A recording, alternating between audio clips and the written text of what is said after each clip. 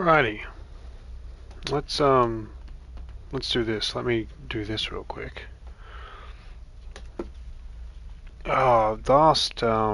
This game's so fun, but it's so much harder than the first one. It's crazy. Let me do this as well. We'll have a little cam in the corner. Why not? Why not, huh? I'm sick as fuck, but that doesn't really mean that I look any worse than usual. I like to use that as an excuse for the way that I look. Unfortunately, I just look like this. It is an unfortunate case that is how I look. Yeah, so we're gonna keep going. I love this game. This game's so fun. Hopefully we can win it before the Star Wars game comes out. I'm so excited for that, man, and I just keep seeing videos all over YouTube of like I'm gonna complain. People talk often about like gaming not being as fun as it is, and it's honestly all it comes down to is a lot of the times now when people buy a game, they already know everything about the game, and that's why the joy of gaming. Let's go here. Let's continue. Let's get some music going. You know what I mean? Let's get some background stuff happening here. See how... yeah, okay, we're not in a good position, are we? We are starving to death. We're in trouble, bro. We can put it on easy, though.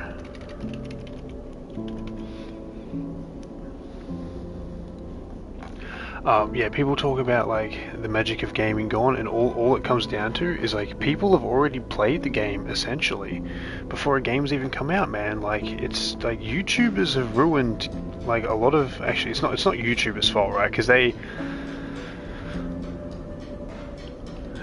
offer a service, right? Like I view the service as being like entertainment or information, whatever a service that any particular YouTuber offers, right?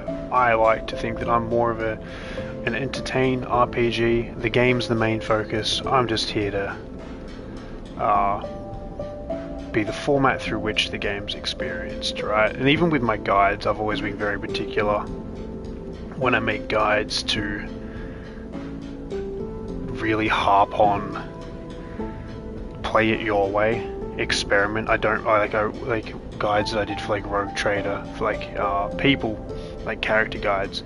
It's like, this is a way to play, but please play your own way. I've got a guide for Sleeper Citizen, which is like just a couple of tips and tricks, nothing too serious. We don't want, I don't like the idea of people, having too much information about a game before they play it. I found that when I was doing a lot of Crimson Desert stuff, which I'm going back to when Crimson Desert soon. People that clearly I could tell by the way that they were writing their comments had never played the game, or had just started playing the game, were looking up things for like the end game, and it's like, why are you like, I don't know, it's not the way I do things. And if that's how you have your fun, that's how you have your enjoyment, that's good. But like, this new Star Wars game, I've watched one trailer. 2 trailers actually. And I know it looks like XCOM Star Wars. That's enough for me. I've only played like a couple of hours of XCOM. Very, very fun game though. But like, there's full guides of like, hey, pick this character. Do this, do that, and it's just like, no, man, no, don't watch that stuff. Like, I don't know, it doesn't make sense to me, because it's like, do you really like, what would you rather, right? You open the new Star Wars game, which we're going to be playing on the 28th, and boom, you have it's all new. You don't even know. I don't even know what the classes are, dude. I know there are classes because of a thumbnail. That's it. So we're going to experience that, or do you want to go in and be like, all right, so I'm going to be playing heavy trooper, I'm going to be playing this, and I know I want to take this ability, this, and no experimentation. Like, what's the point, man? What's the point of playing the game? Am I like, maybe I'm just like old-fashioned, dude. I don't get it. I don't get it. I'm just sitting off stream a little bit here, or out of camera view. I don't know how good this camera is. You know, it just doesn't make much sense to me. I feel like you just want to, you know, everybody's different, bro. Everybody's different. It's not the way I do things. I like a little bit of spice and excitement, and maybe not knowing what's going to happen. I really do feel like that's the best way to experience games. Like, why do I want to know exactly what class, exactly what to do? It just isn't in my best interests, I think, for my enjoyment. But if that's how you enjoy games, that's how you enjoy games. But I do think that a lot of these people that talk about games being ruined, it comes from a severe lack of, how do you put it? You know, a severe lack of like spice, intrigue, a severe lack of new excitement. It's like, it's not new and exciting when you already know what you're going to do. That's kind of just the point I'm making. Games should be new and exciting. Like, it's fun to suck at games. I suck at, like, as I said, we lost this game last stream. And look at the position we're in, dude. We aren't in a good position. Oh, let me do this. Oh. Do that. It's cold here. Do this for some reading. And let's go. Right, what are we doing? What are we doing? We are in trouble. So we need to go get the... We need to go get the hive, the prime ship mine. Hold up, bro. I like to put my feet up when I game, dude. I'm a feet up type of guy. What do we got here? Offices. We can do maintenance. We can buy engine components. Have some engine components to spare. Don't know how valuable they are, and the price is high. Flotsam integration.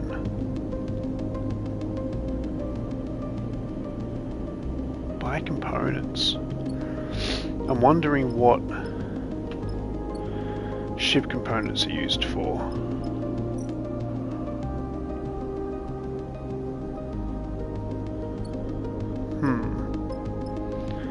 We're salvaging fuel. That's actually probably not a terrible thing. So I did discover a way that you can cheat in this game. I will be using it for my hard difficulty. It's not cheating, exploiting. It's more of an exploit. Okay, so I think we do... we're kind of broke and poor.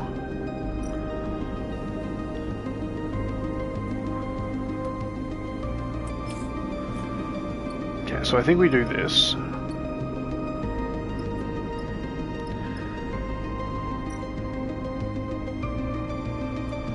And we run our glitch dice on that, right? Worst that happens is we fail the recovery. Then we need to...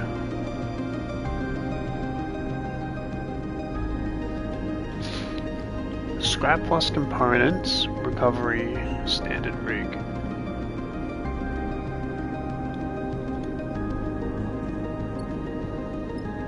You know what we're gonna have to do? We're gonna have to buy a meal so we're not starving to death. Intuition, interface.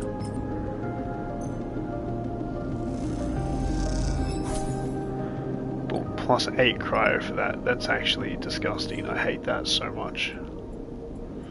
1 point available. Find Seraphin's sister. Help Cadet. Help Never. Get spores from Greenbelt.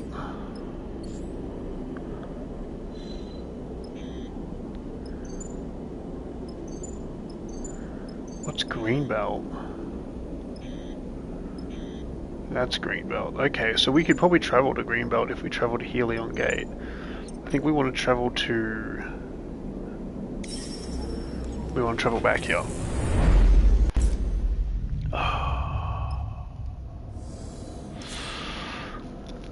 That was a good roll. Right, now we're here.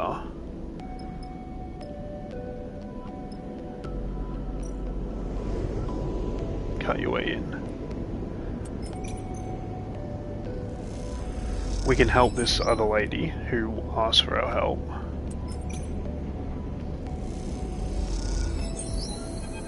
Perfect. You slide the loose panel away from the wall, letting it float there. Beside the air bike rack, behind it in the dark, you see a blinking lights of a fuse box. A noise nearby draws your attention for a moment. Hold up, have I done that? I have. Good news. For a moment, the scrap of the sliding door, maybe, or just some old system cycling in the walls. It took long enough to access the Stripeline Express bike garage, and longer still and to find a safe route to the air bike racks, but you are almost there. You have seen and heard the hired muscles searching and guarding this place, but have been lucky enough not to come to face with them yet. You turn to the darkness. Behind the panel is what Cadet said, right? The drive taped to the back of the fuse box in front of you. Oh, okay. Shit, we don't really have good skills for that. You reach through and around slowly, carefully. Your hands settle on something cold and metallic. It is taped firmly to the box. You pull at it and it doesn't budge. A quiet rattle echoes from the dispatch office next door. You freeze for a second. It seems the Cadet was a little too enthusiastic with the tape. We peel the tape. Neutral outcome. Not bad. When you close your eyes, you feel for the seams of the tape. Taking your time, you pick it up, working each piece away from the drive. You hear a clattering sound nearby as you peel off the final piece, and the drive spins into your hand. Time to move. You slip the drive inside your coat and kick away from the wall, gliding back down towards the maintenance corridor you entered from. As you cross the bike garage, you hear voices from the dispatch office next door.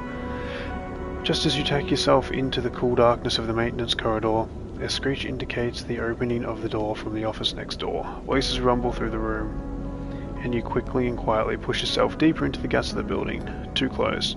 Barely daring to breathe, you carefully make your way through the maze of passages that brought you here.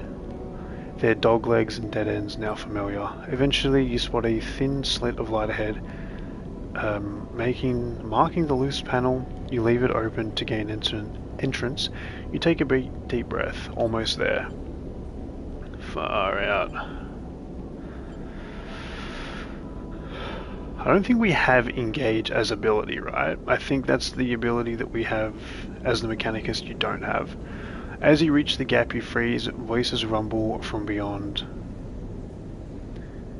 Peering through, you see two figures in dark clothes searching the chaotic bay of the stripe line. Your eyes are drawn to the dark, boxy weapon one holds at their side. Shit, you hiss silently to yourself, your eyes searching for a path through.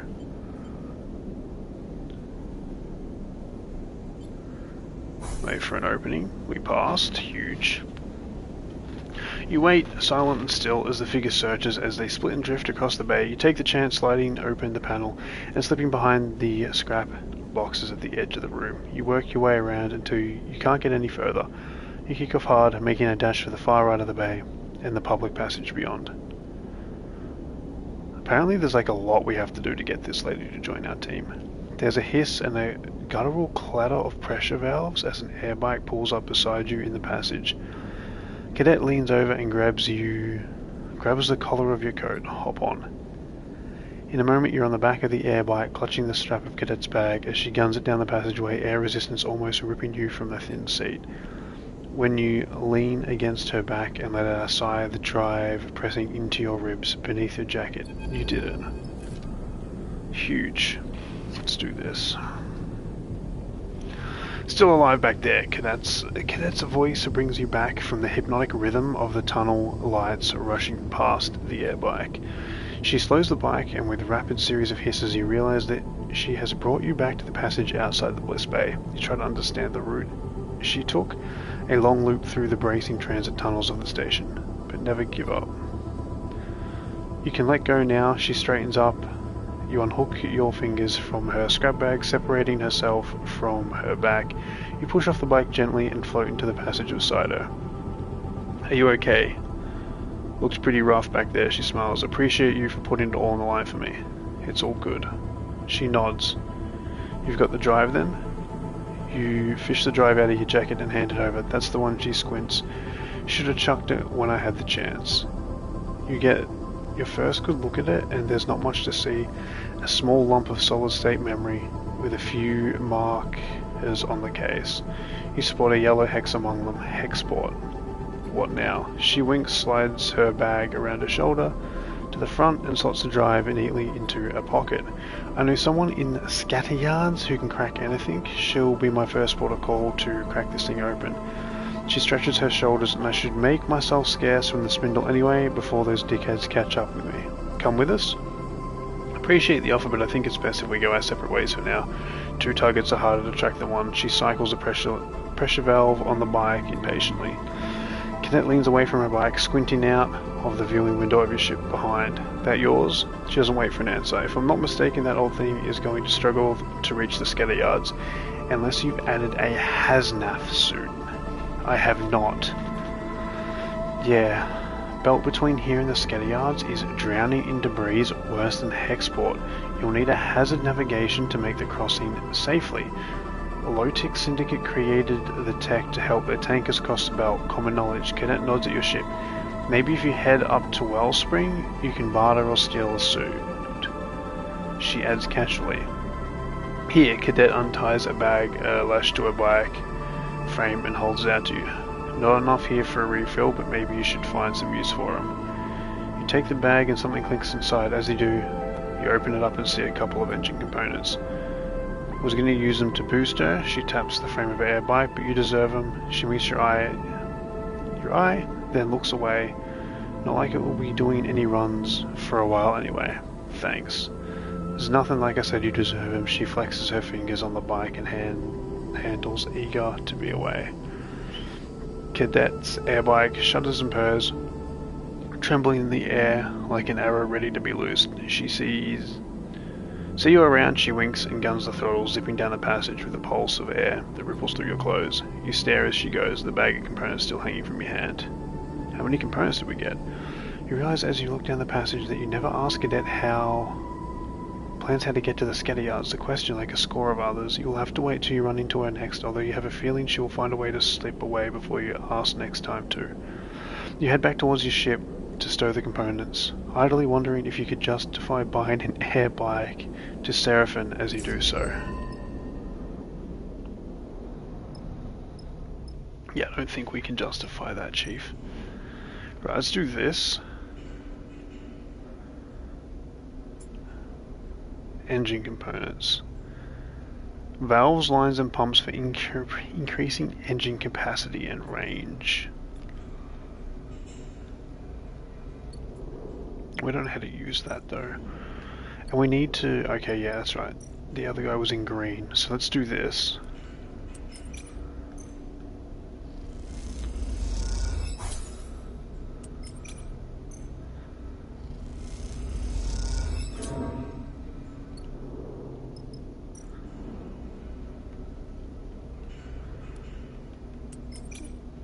Get a drink. Bring the drink over here.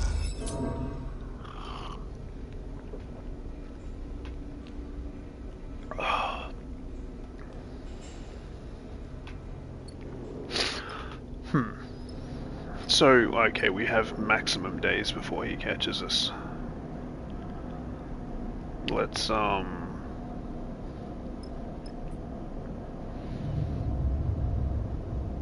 a sleep.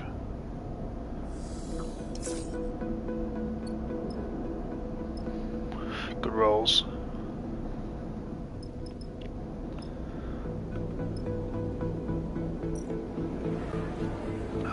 $12 for food is kind of a lot. Honestly, I think we just have to run this for a couple of days.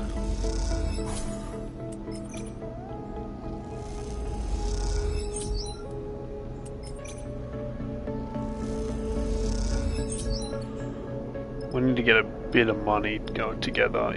Wasn't there a gambling hub here?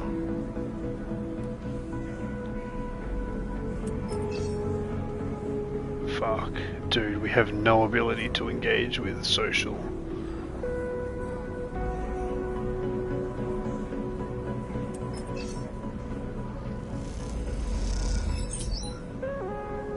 We're gonna have to use sixes on that, I think.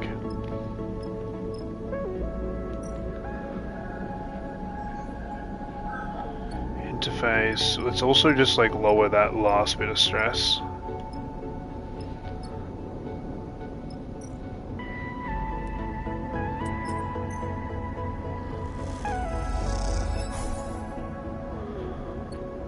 So now we're not stressed, we have one component to heal that, but we can't do that on runs.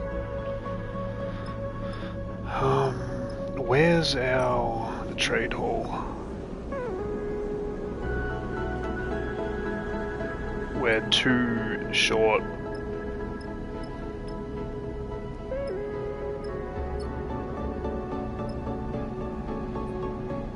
Let's have a rest.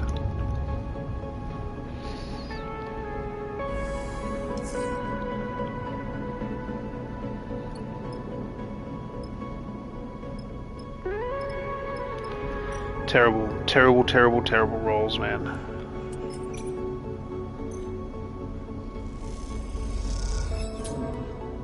It's fine. We don't get stressed from doing this, let's just run this.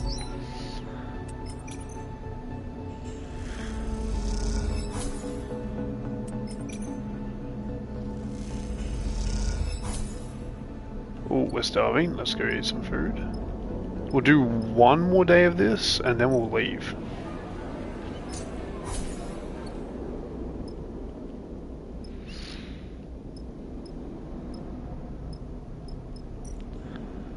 If we do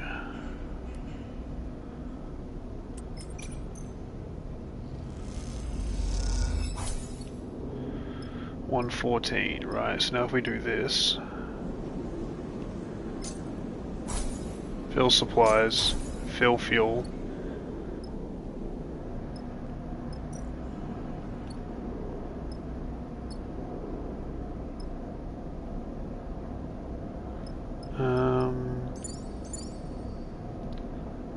How do I access my other two crew members down in this bottom right here?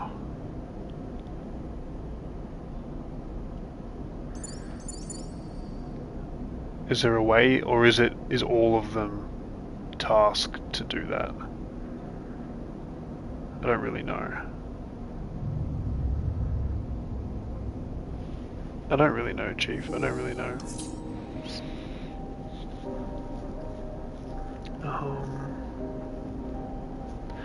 Good rolls, actually. Right, so you want to use all of your dice.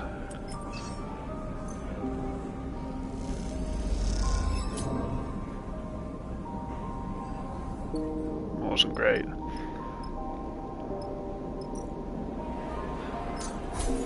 You want to use all your dice before you leave the station. I think that's the way it works. Otherwise you lose them. So let's just do this.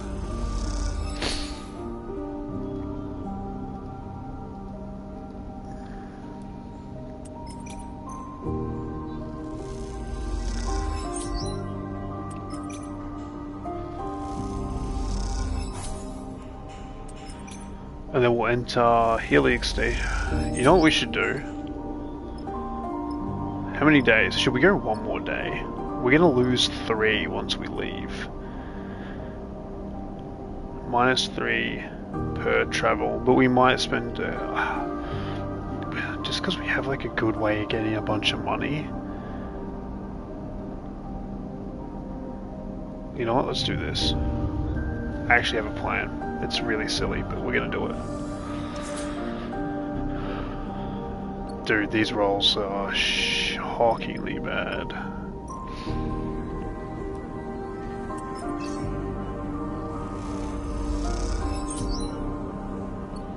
Let's do that. Full heal. I was gonna play this a little slow. There's no point rushing, man. Do this. Do this.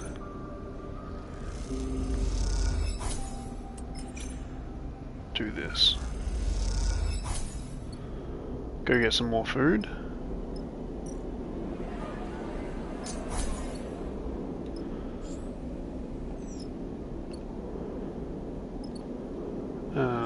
Map, belt.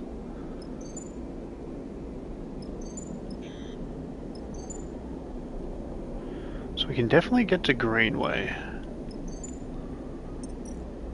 Let's go here.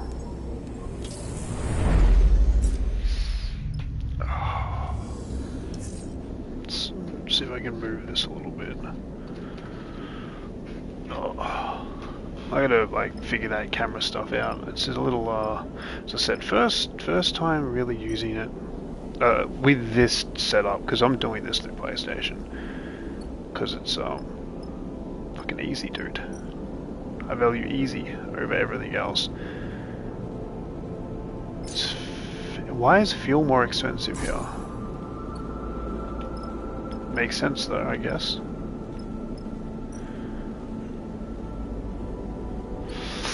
We could buy a contract. Kind of just want like buy engine components.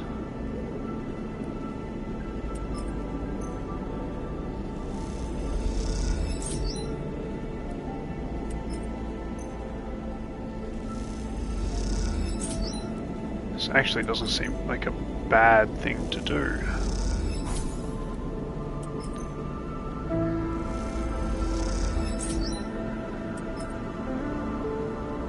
Hopefully we don't get a negative.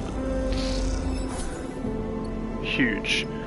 So now we've done that, we can go back. The reason we're doing that is so we can lower that hunt. We want to lower the hunt score, so Lane doesn't find us.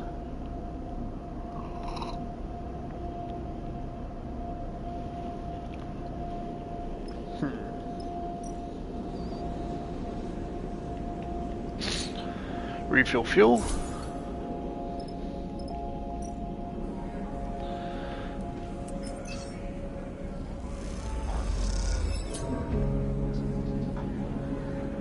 Well, we failed on that one.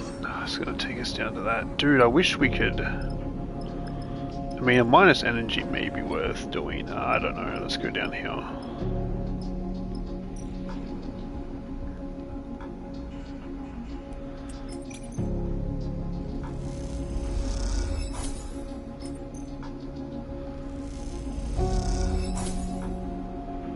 Process raw scrap. Yeah, I don't really know what to do with that yet. Hopefully Helios will tell us. It's going to be the new place we're going to head to in a second. I just maybe want to get like 200 cryo. Like, we'll spend we can spend another 3 days here. You know, I just want to take it nice and slow, man.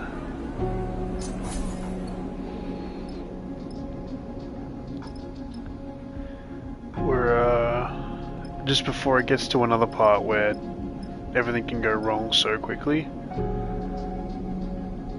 We could go into a job, actually.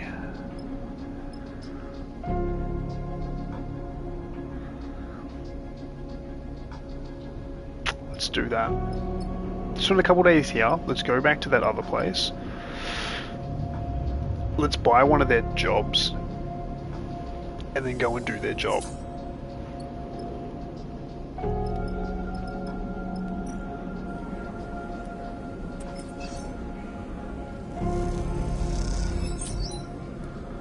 No, that's not going to work. Come back down here.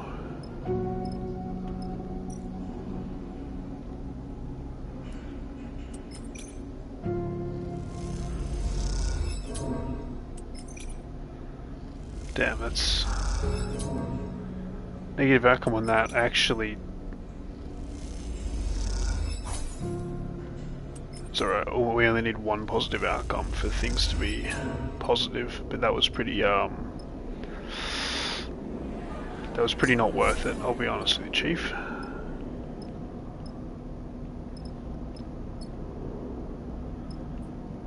Let's have another sleep.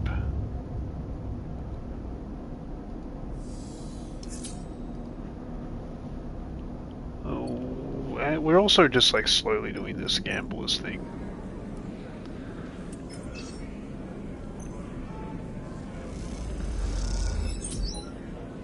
If you want to gamble in, you'll need to a member backing. Perhaps after enough shifts, you'll find a sponsor. You're getting like annihilated. Is this what this? Did I just get really lucky when I played number one? Like when I played number one, I was pretty much only rolling. Like I would roll a majority of like 4s and 4, 5, 6.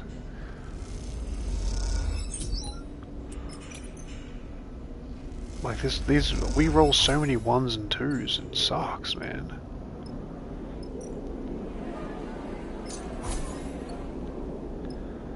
Right, we got one more day before we leave. And we'll go do a job.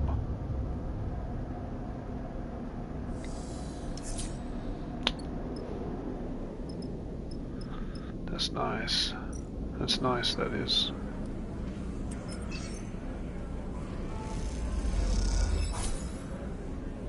I don't think rolling a 5.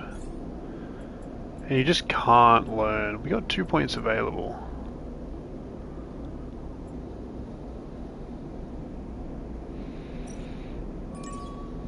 Let's do that.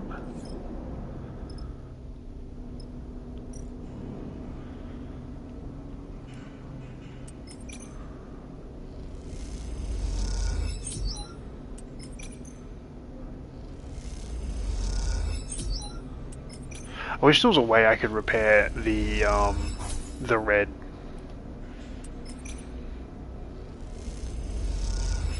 Alright, we're kinda like sitting nice here, man. We get like 300 cryo. We got a bunch of stuff that I don't know what it does. We're full. So let's go here. Belt. Let's go over to Flotsam and let's take a Flotsam job. And then we'll head to Helios Gate, the next, I think, area of the game.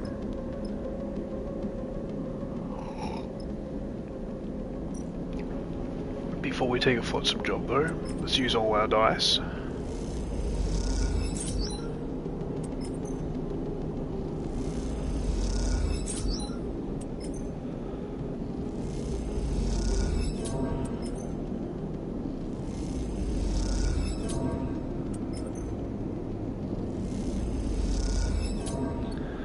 Huge.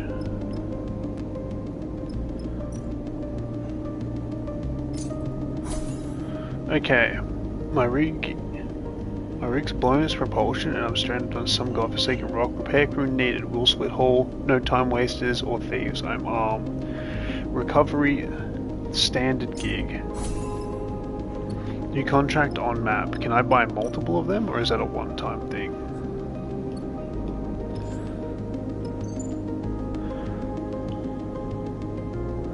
Two fuel.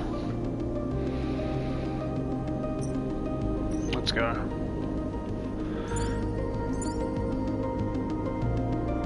Bring you two with me.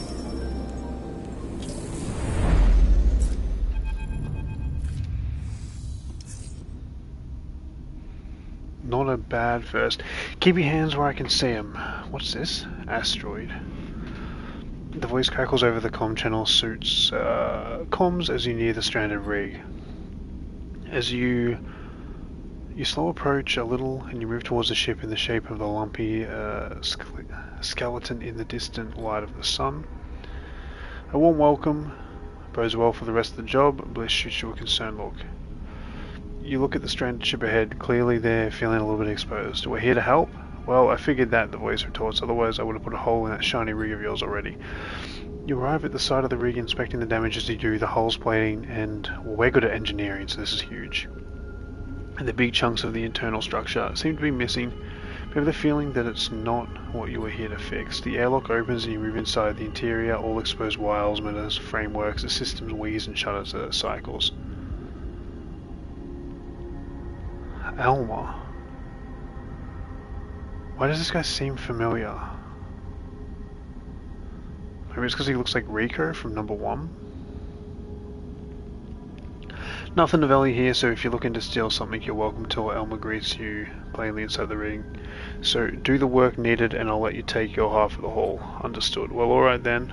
Her face is as placid as unchanging as a rock. Here's a shot of her engine conked out on me. I'm no engineer. Can usually get her going, but this time no dice. She looks between you and the rest of the crew. Surprised there's so many of you, to be honest. Liz smiles sympathetically. Sorry about that, but don't worry, I've worked on these engines before. They give Elmer a wink. I can handle this.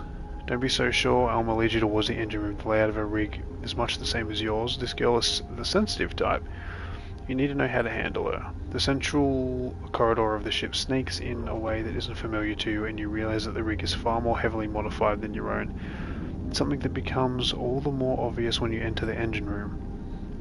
Rather than a rig stock engine, a singular block, and a double turbine, with feed lines between, Elmer's engine is a mess of piping and feed lines linking up multiple raw components welded into the interior frame of the room. Your eyes widen at the sight.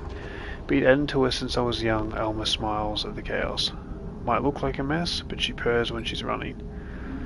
Bliss is shaking her head slowly. Oh, sleeper. They let her puff of air. This is going to be special. You struggle to tell if they are intimidated or impressed, perhaps a little of both. That's about all of it.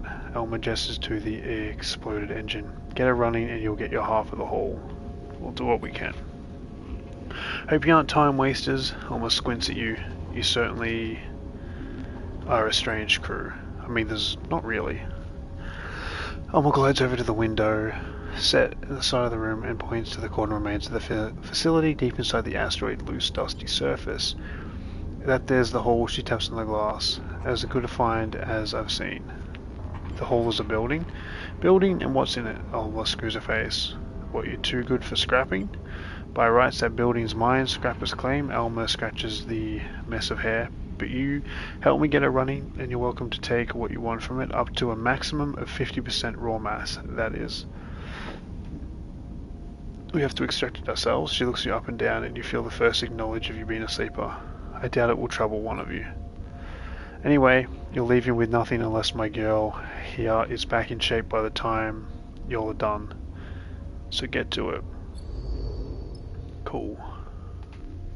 What have we got here? What is that? I'm gonna like move so I can see. We got a 6 and a 4.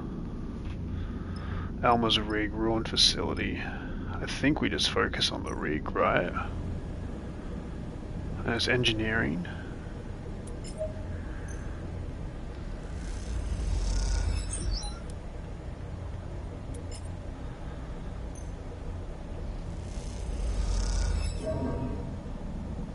Nothing works. Well, fuck me. Lucky I rolled kinda well.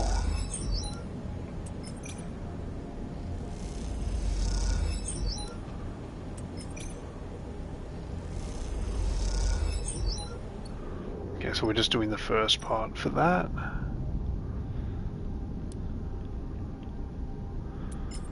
We'll throw in 2 of these.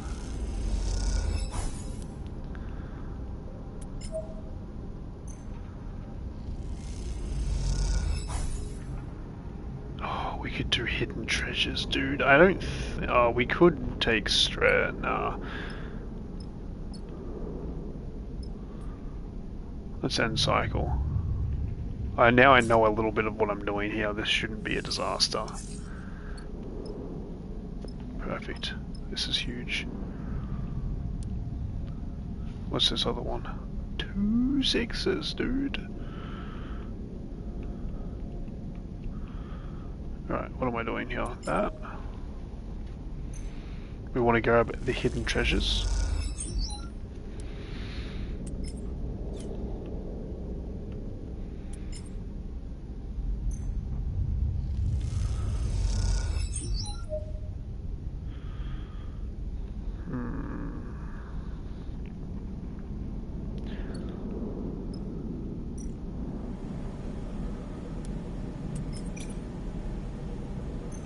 do this.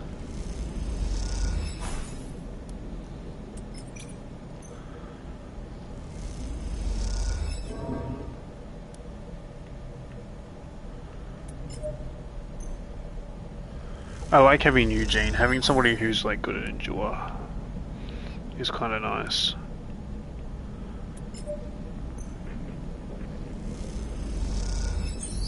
Sweet, we know how it works now.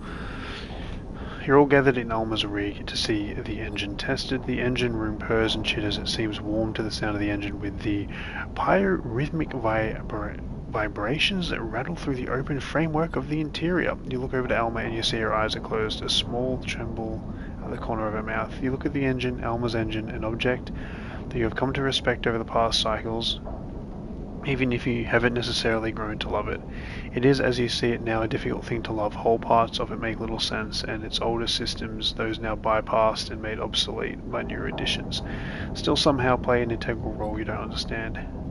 It is unwieldy and unnecessarily so, and the acclimation of parts and patches from the long service makes it surprisingly fragile. Meanwhile, other sections have been welded and re-welded so many times that they are impregnable and will never be able to be replaced.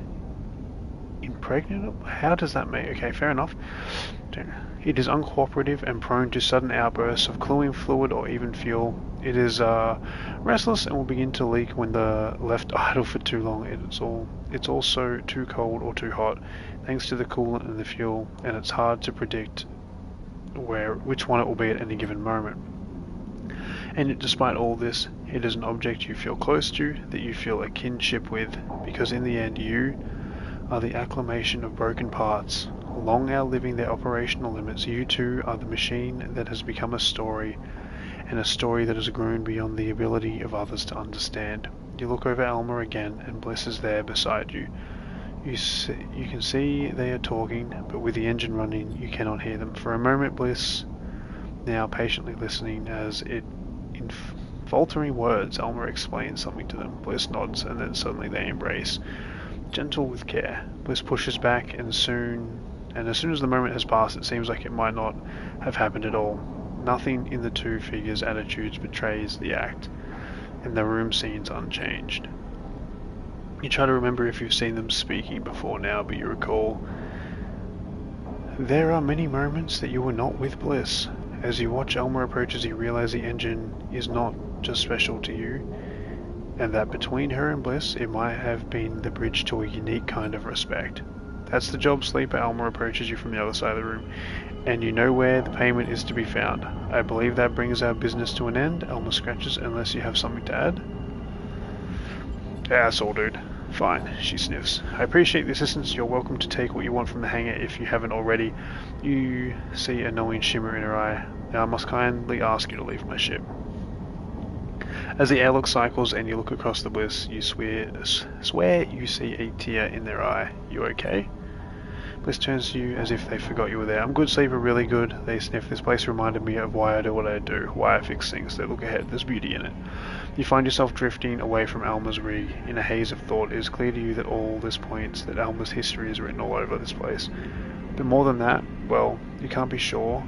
The story, it seems, isn't for you. You realize, as you gaze at the broken remains of the facility, that Alma never took any of her half of the haul.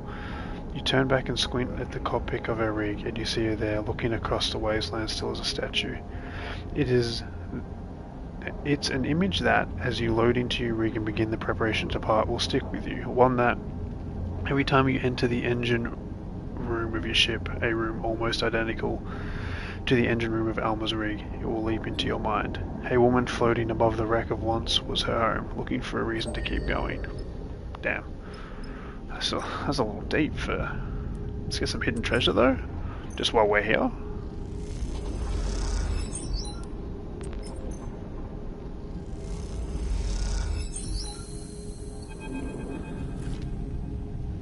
There's a hiss and a rush of stale air as the seal bay deep in the facility tunnels opens for the first time in years. The beams of your suit lamps reach into the dark, picking up waves of dust and debris. They reveal a small bay big enough for a shuttle, but not a rig like yours. As you glide inside, those same beams catch on the frame of something that sits at the center of the bay. It is wide and flat, with cylindrical center section that runs its length. As you move around it looking at the sections of plates and open frame, you realize that it is a ship, or at least it was. The frame filled with rusted components and partially covered with old hull plates suggest a fire ship, an arrowhead designed to cut through debris and even atmosphere. You float up a little to see the central cylinder, and your lamp reveals a cockpit outfitted for 2 people, one sat behind the other.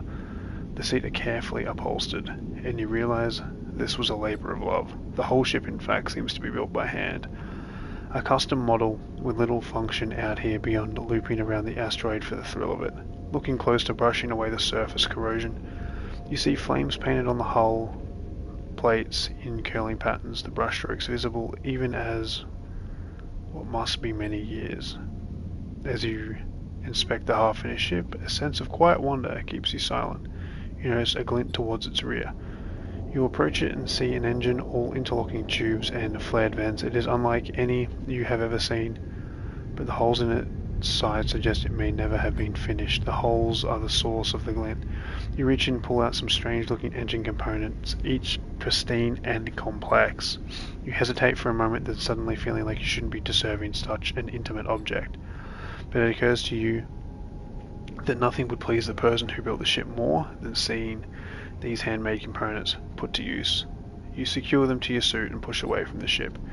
As you leave the bay, you turn and take one last look at the treasure inside. It's possible that it never flew, or perhaps it was in the middle of an extensive refit when the place was abandoned. Either way, its flying years have long since passed, and now with the bay open, it will corrode much faster, melding the atomized scrap in place in mere cycles. You suppress a shiver, and then you start your journey back to the surface, aware of the components dangling at your side. Dude, we got like good engine components. Let's have a sleep. Let's also do this, one sec.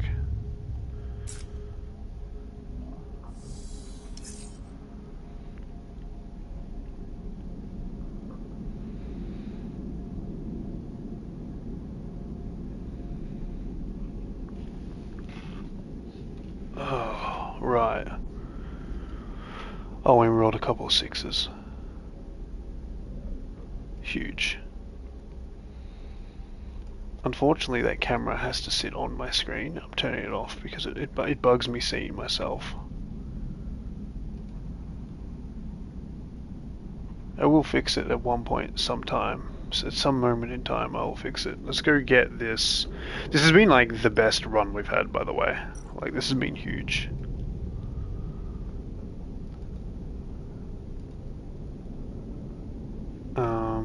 So we can do this. And this is an endure skill. It's not the worst.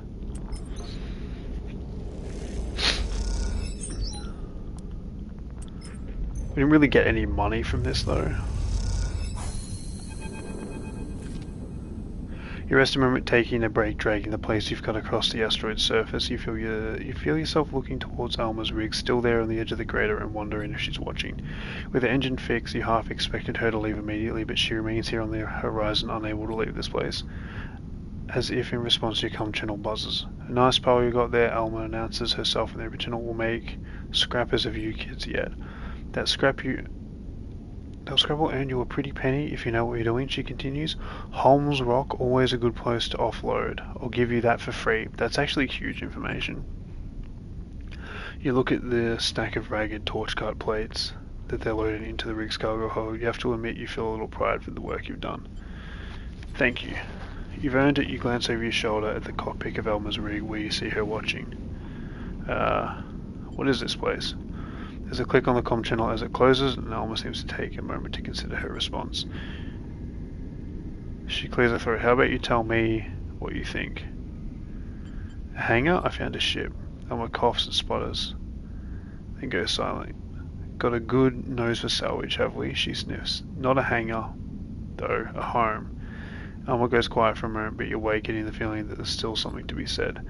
See the old array on the far side? You turn and look at the rock. Up at the rock towards the broken frames and panels, and you can see and make out the dust catching the sun's weak light. Those were the first priority. Get power running. We charge the cells for the excavators and welders. Turn the scrap into something livable. She falters and coughs. Look at them now. You'll see the tumble-down collection of panels. They look like they were scattered by a careless hand, discarded without much thought. The comms channel clicks off, and you see the distant silhouette of Alma drift from view out of the cockpit of her rig. You turn back to see the scrap has been loaded into your ship. You're half of the haul, though you suspect this place is more than just a haul to Alma. I reckon it was her home. We can't do anything else. Can we rest here? I don't think we can. No. And we lose 5 stress, so we don't actually need to rest. Huge. Where's my drink at, bro? I have a drink here. There it is. The backup drink. Oh, and we rolled 3 6s on the return? Sheesh. Let's do this. Oh, we can wait, I think.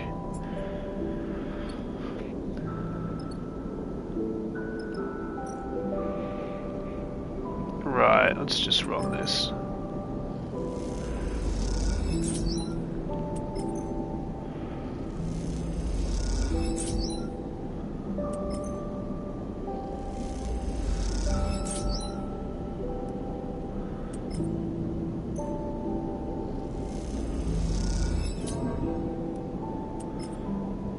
I will run a 1 as well. And we get some food.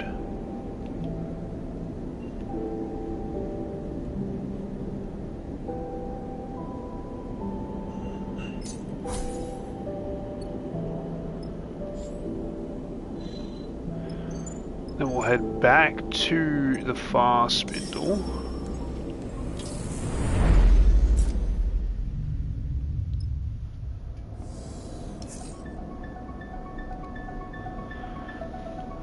We'll have to do a little bit here. Oh, we can spend a couple of days here, can't we? But we need to refit fuel and food.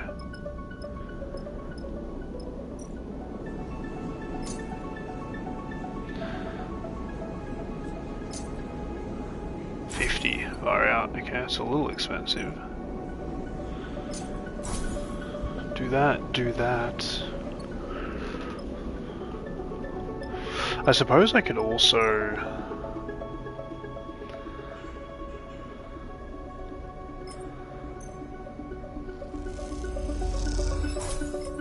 process all this raw scrap.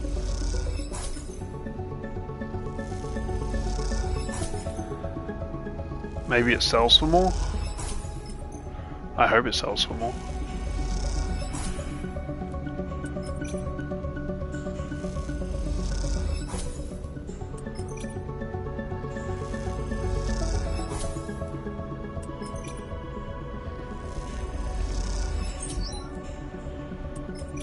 We'll run the 2 1s.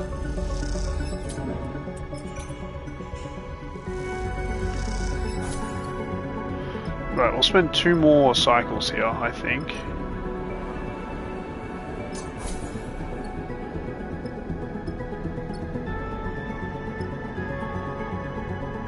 We'll see if we can get access to that gambling room. But very much... Ooh. We might just be able to. I'd very much like to. We're pretty close, actually. We get lucky here. I reckon we run with this. We run with a 3. Huge.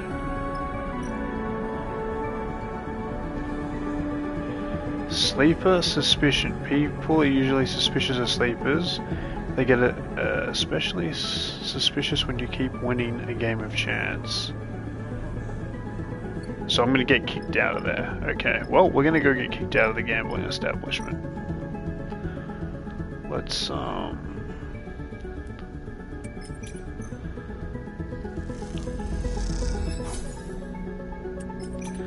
Oh, so let's just keep doing this.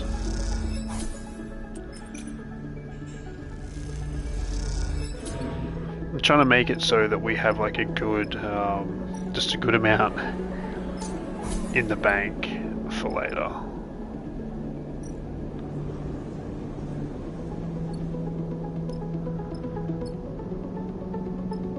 So we don't. I mean, you know, when I inevitably make a terrible decision and we're on the precipice of dying, I think it's going to be helpful to have just a couple of things there. A couple of things to help us out. Let's get kicked out of here. Oh my god, that's a lot of cryo, dude.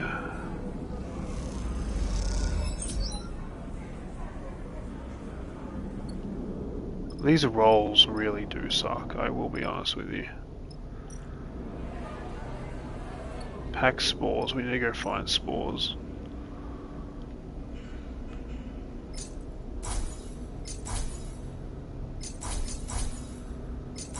Let's do that.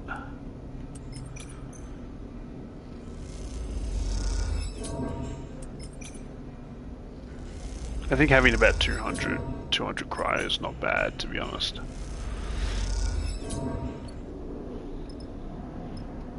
And then what we can do with that is we can come over here.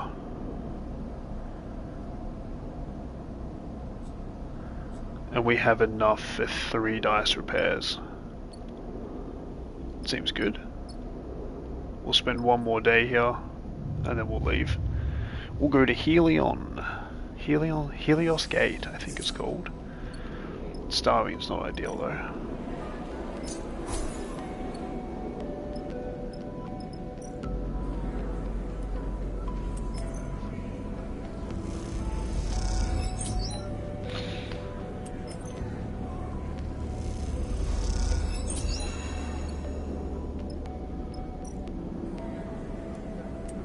Okay, so we can't gamble anymore.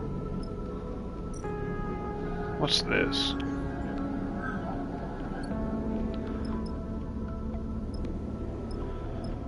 Honestly, that kind of went better than I expected. I thought it might be, you know, bashed over the head and thrown out sort of thing, but it seems like it's more of a, oh, you just can't gamble here, which is quite pleasant.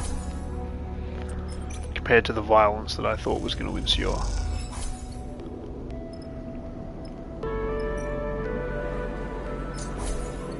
Do that. Right, Helion Gate, derelict Solheim checkpoint. We've never been here before.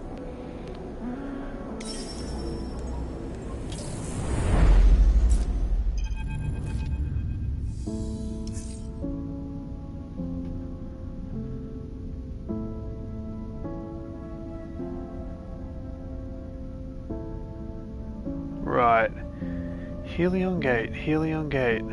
It kind of looks cool. It does look a little like a gate. Helion Gate hangs over the rig. Its corroded arches reassemble a dislocated vertebrae of some vast, long-dead Seraphim.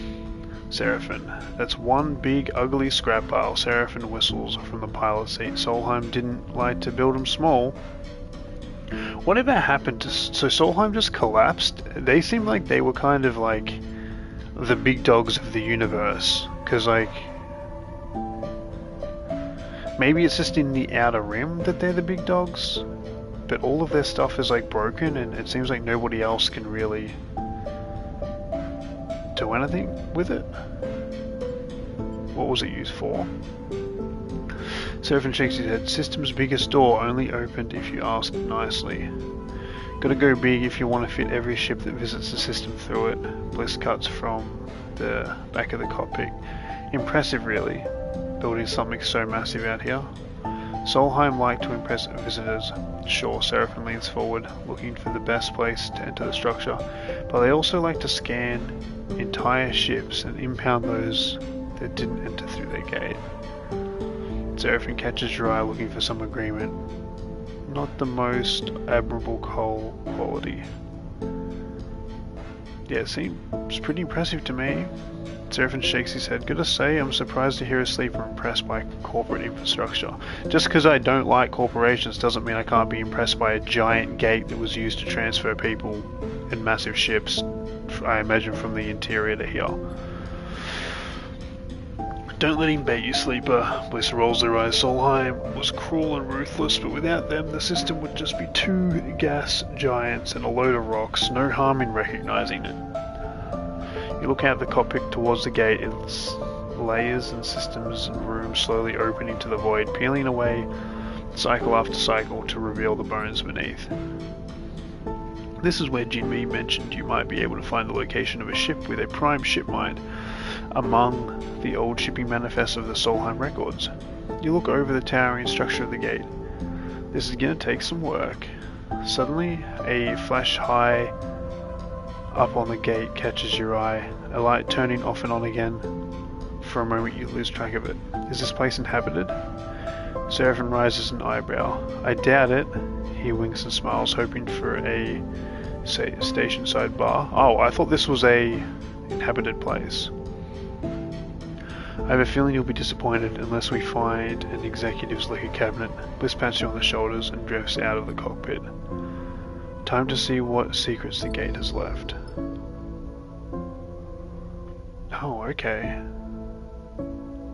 This is not what I thought it would be at all.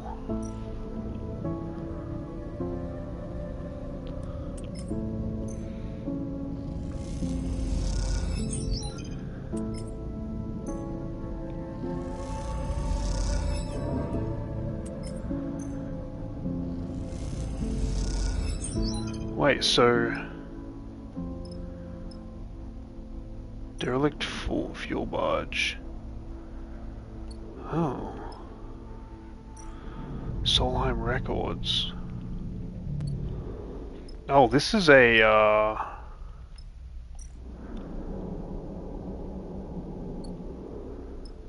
who? This is not what I thought this would be in the slightest.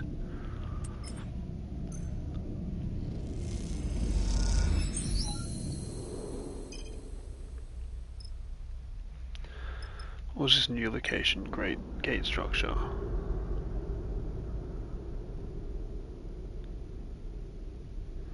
Okay.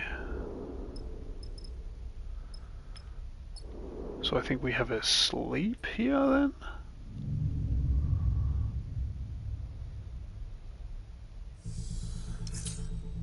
Good rolls though.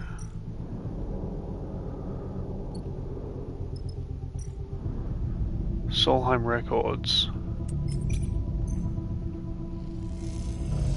Identifying a ship with valuable ship mines being pouring through some of the records of the shipping lanes.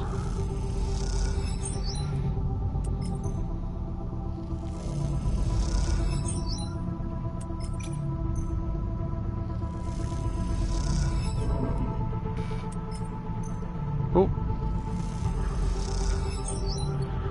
Just got stressed.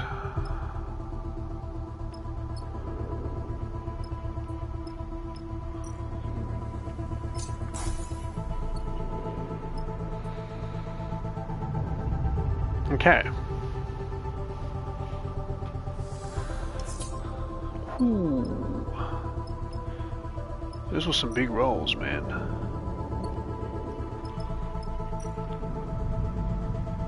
I think we'll use the 5.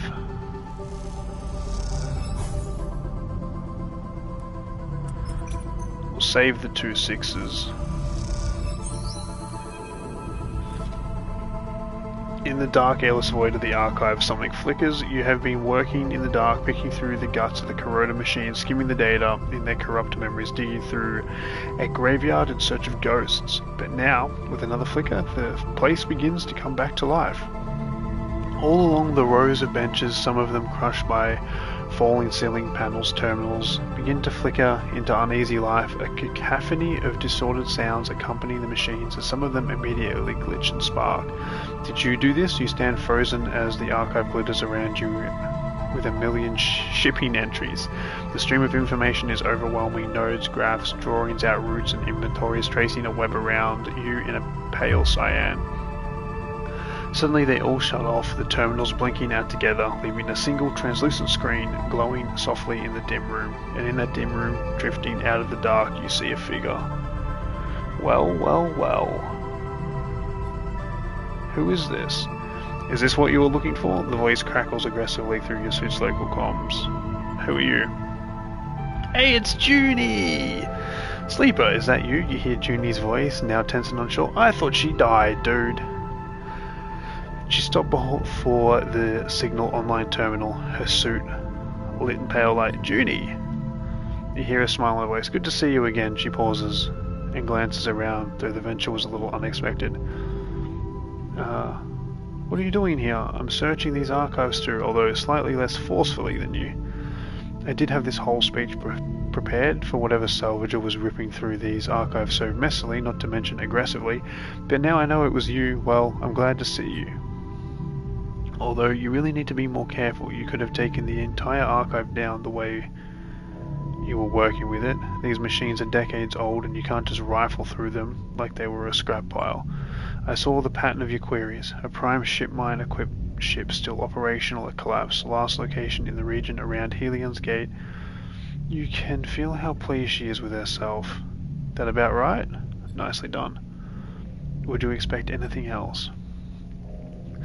That's why I did the hard work for you. Junie beckons you over to a lone lit terminal. You drift over and you see a single point of faded transit trail behind.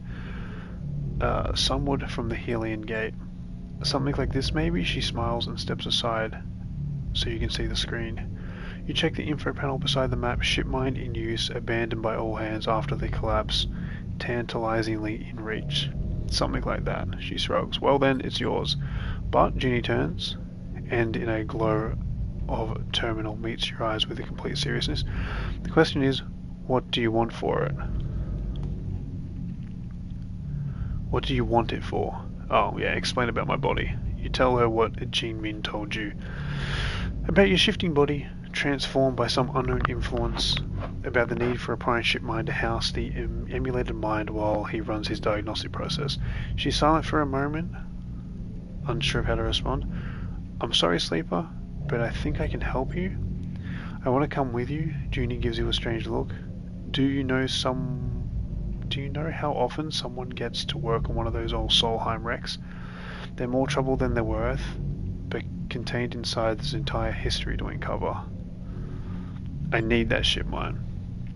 And you are welcome to it. She pauses. I promise to help you to get what you need, and not to get in your way. I know I can't force you or trick you into taking me, that's why I wanted to offer you this instead. She indicates the terminal still showing the ship's final resting place. I hope that maybe if I help you find what you need, it would show I can be trusted. I trust you. She smiles, thanks for saying so. I'll send the coordinates to your ship and I'll be hanging out around the gate until you're ready to leave. She shifts in front of the terminal and plugs in the deck, tapping away at rapid speed. If you need to go get supplies from Spindle or anywhere else, that's fine. She folds her arms. I'll wait. But if you go on the job without me, I get the message. She shrugs. You won't see me again. With that, she leaves. You leave her in the archives, extracting the data and send back to the Helion upper levels. Okay, so yeah, we need to go get just a little bit of resources, I think. Let's use these two.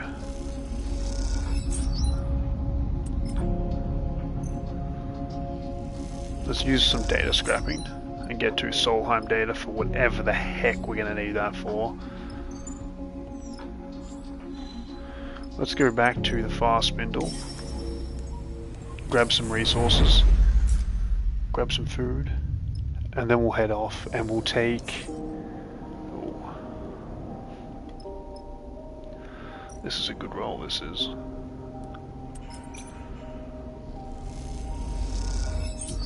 Could have used this roll earlier on.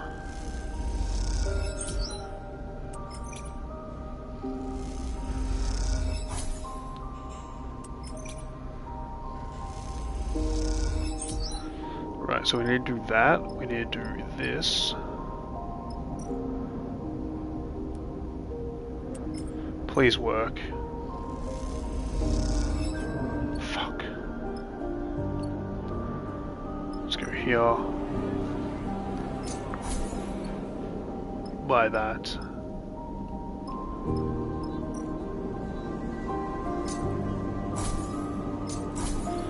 Fill supplies, fill food. And cycle.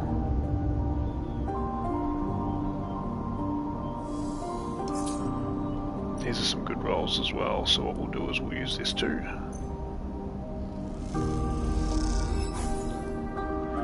Perfect. We'll use the rest to just do this. Just do some scrap shifts. And then we'll head out. We'll eat some food before we leave as well.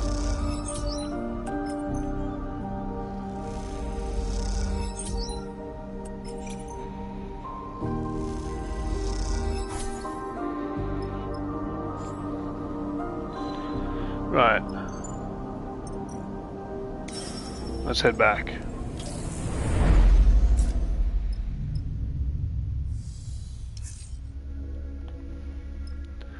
We're gonna have to use... Honestly, I don't actually think I want to use my dice. Just because I don't want to risk... I don't want to risk gaining stress or anything. I guess we could throw a 5 in here.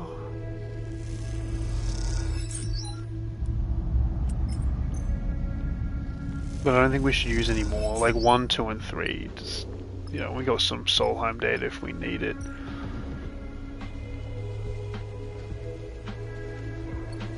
We should probably salvage this ship. Right, so we want to go here. So we want to take Junie. Junie is a 2 arrows facing each other, which I think is an engineer, right?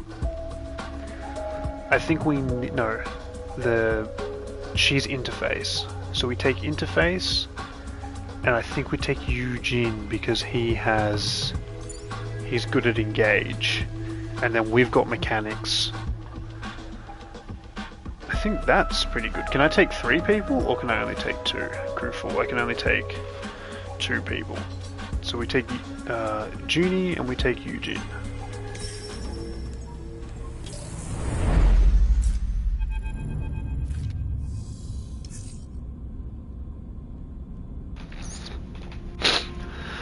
Not gonna lie, Chief. 2 1s off the bat makes me a little upset. Also, we're nearly out of fuel.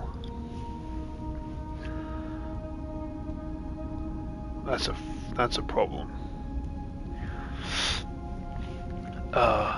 We're too far sunward, sleeper. Seraphim turns back in his chair. Look at you, I don't like it. It's hard not to agree. The coordinates Junie found have drawn you out of the Helion gate and almost out of the belt completely into the soft rubble-strewn transition with the Helion system, the edge of the Conway controlled space.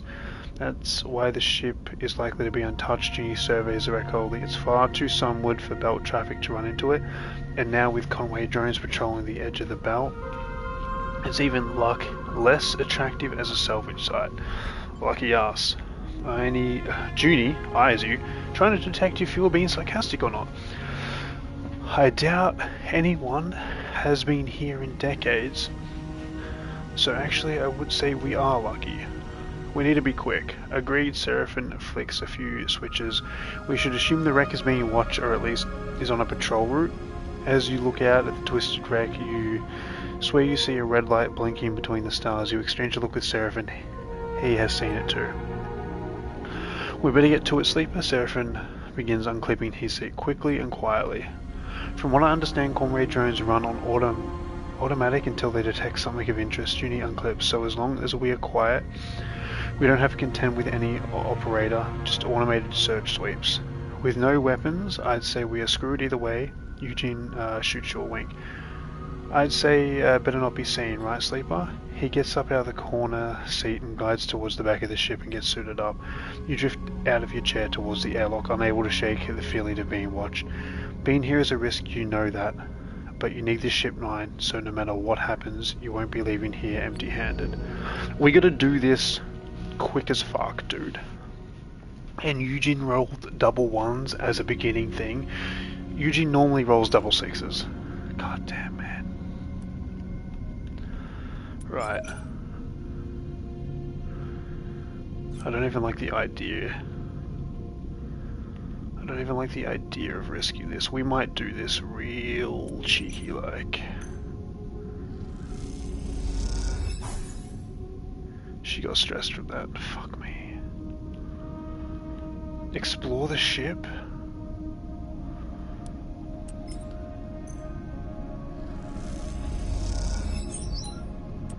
The problem is we have to get back here with food because we're out of fuel, so we're going to have to get fuel back at the station.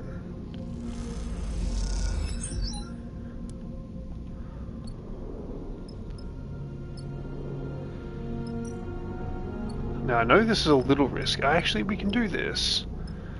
We could push.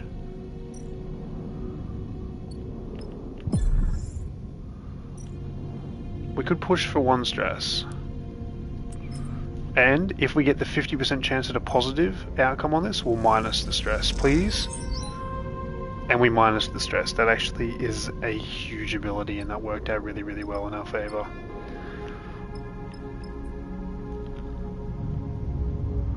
I'm playing this super lame, I'm gonna be honest. We're playing this super carefully. God damn, I didn't realize how they hate me. Judy's got a 6 though. Sorry, Eugene has a 6. Yeah, he's fucking useless at both of these, no way, right? Eugene, no.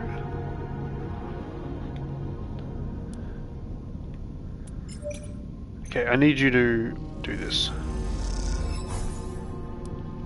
That's fine.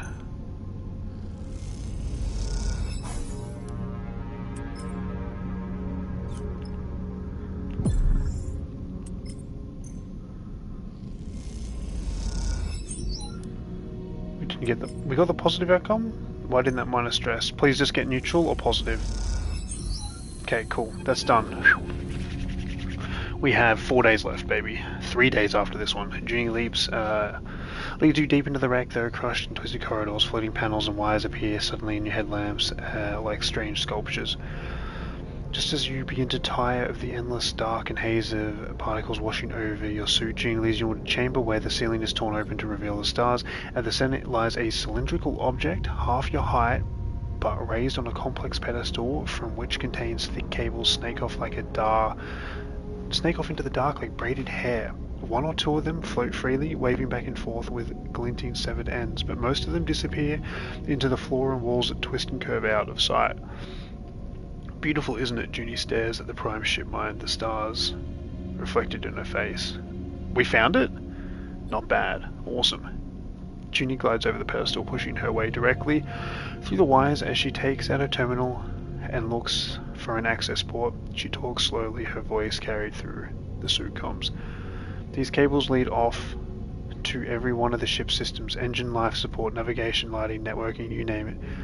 Shipmind has hardware access to them all. When an old ship like this was running well, the shipmind would distribute itself, some of its protocols running freely in different directions. It would be less like a single governing mind and more like a load of systems clumped together to form a living machine.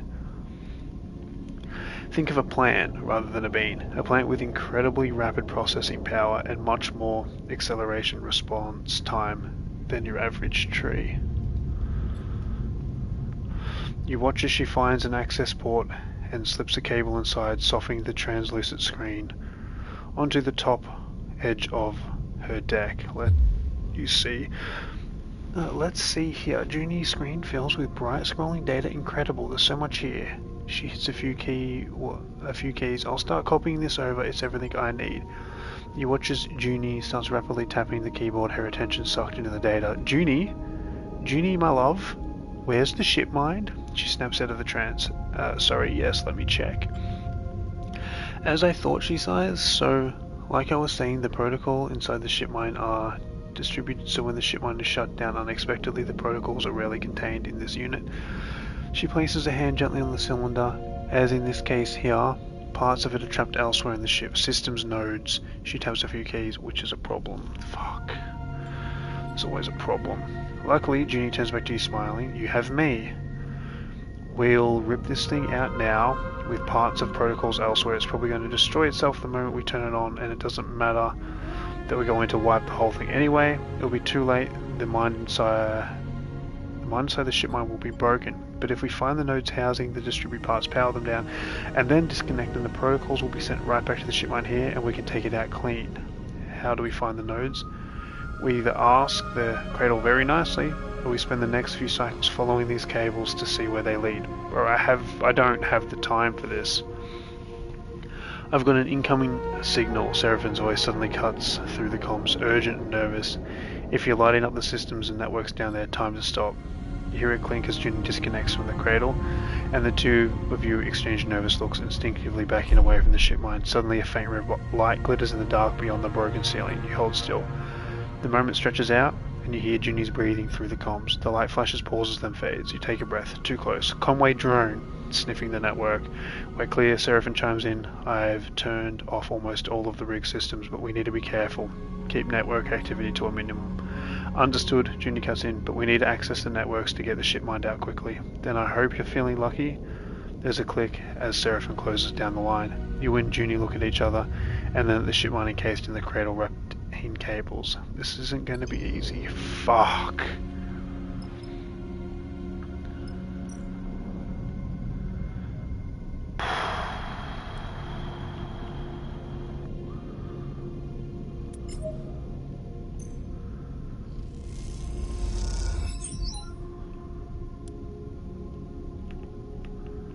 Did I use push already? I think I did, didn't I? Please be positive. Oh, huge. We're not going to risk the one. Alright, let's go have a nap. 3 days left.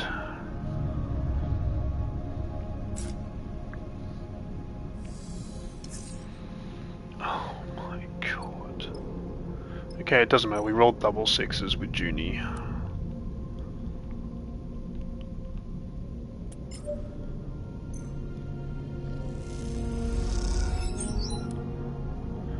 And then we have a 6. Oh, sorry, we didn't roll double sixes, we rolled through sixes though. I'm willing to risk Eugene. He has high stress tolerance.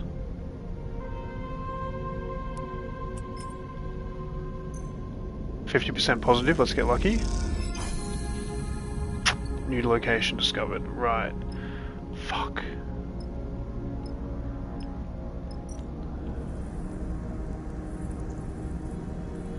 Okay, so we got engineering here.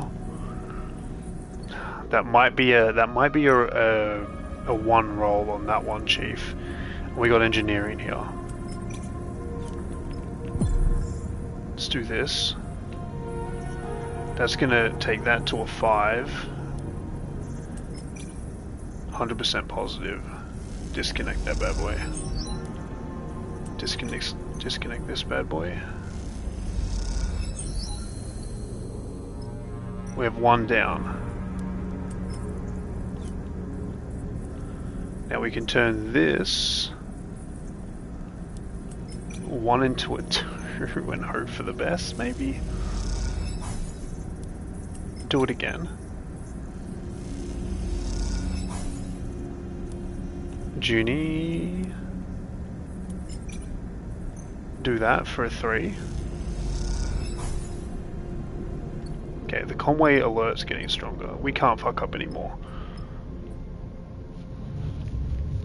But I think we needed to play it a little fast there. Oh my god, and we've rolled phenomenally. Right, so let's do this.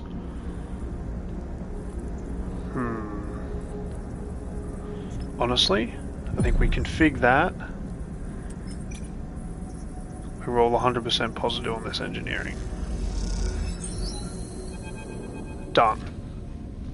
It's ready, sleeper. Junie's voice comes quietly through the comms. You look over her, floating beside the cradle. Lit by the pale screen on her deck, she gives you a reassuring nod. You turn to the prime ship mine now floating above the cradle, the final nodes disconnected, and the lock's released. You glide over and grab it gently. Oh, I thought we had more to go. The warm metal casing gleaming in the dim light. As you do, you feel a strange sensation of something moving inside you, like a creature in a box, the weight shifting this way and that under the pressure of your grip. It suddenly draws on you that Jing-Mi plans to put you inside this strange device, to hold your mind there while he investigates your body. The thought prompts a shiver. The drone still sniffing around Sleeper, Seraphim voice crackles on the comms. So, if you have what you need, let's go. You feel Junie's hand fall on your shoulder. Come on, Sleeper, don't overthink it. She pats you gently. There will be plenty of time for that later. You look up and see a faint red light glittering in the dark beyond the broken ceiling. Time to leave. Damn, okay, well, now I have all these really good rolls that I can't use. Oh, I kind of wanted to use all the really cool rolls, dude. Let's leave. We did that really, really well. I've got a lot better. If you were here for the first stream with that, I sucked at expeditions to begin with. Like, every single one of them nearly, like, ended in absolute disaster. And that actually worked out fairly well. Arriving back at Helion Gate, as lonely and as cold as it is, feels like a relief.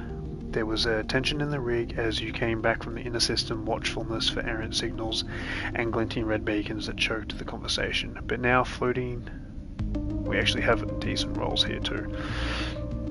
But now floating in the comforting shadow of this vast ruin, the sense of relief is palpable. That's one prime ship mind, condition unknown, retrieved. Seraphim runs the engine shutdown protocols as we speak. I mark that as a success. I agree, thank you. Seraphim waves away your thanks. We're a crew, we work together. Sleeper, can I speak with you? Junie asks from the back of the cockpit. Of course. She leads you into a passage, tucking herself against the wall. She looks small, even in this compact space. Thank you for taking me with you. I hope I proved that I am trustworthy. I never doubted you, Junie. Even though you really screwed me in the first half of the game, I'm not gonna lie. The first little section, you really screwed me over a lot. And it upset me deeply. But you're alright by me now. That's nice to hear. She smiles at the floor. Thank you. In my time here, the Belt, I haven't found it easy to make friends. Man, join the club. It's hard to make friends, dude. I think anywhere. It's a difficult task, especially the older you get. She falters, tipping over her words, but you, Sleeper, well, I hope you consider me as a friend at least. Junie, now isn't the time. I do, Junie. You're a good lass. She can't help but smile. I'm glad. Then I would like to ask you something. She pauses. Would you consider taking me with you on the rig? She blurts out, and then before you can answer, I think it would be of help for your diagnostic and for your diagnostic. Yeah, I read that right. In the meantime, I can take a look at the ship mine, make sure it's ready, and yes, Judy, you're on board. She stops speechless. She looks down at her hands and then back at you. Okay, she smiles. Thank you. She looks down again. I'll find a bunk. And she quickly glides off down the corridor before you can say anything further. Another stray collected. Seraphim, stop being rude. Seraphim puts a hand on his shoulder. Quite the refuge we are building here. He gives you a sly smile. We need her. I don't doubt it. Seraphim squeezes your shoulder. Let's get that ship mine to Flotsam. I'm sure Junie will prove herself there once again. She smiles and pushes off the shoulder, gliding towards the engine room. You look towards the bunks, but Junie is already out of sight, likely unpacking already. The ship is getting a little crowded, but you are starting to realize you like it like that. At the very least, she'll prove invaluable when you get to Flotsam, and you have to deal with Jimmy. Perhaps she'll even have a read on the old man. You pause for a second, appreciating the warmth, the hum of the rig and its inhabitants. The ship, you think, is starting to feel like home. Nice. So, Chief, I need fuel to get out of here. Thank God this gives me fuel. We'll actually use this because this is free fuel.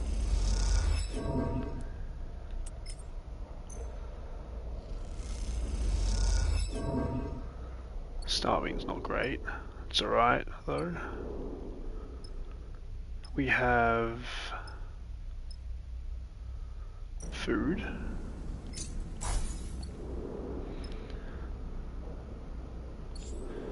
So you're probably thinking we should go to Flotsam.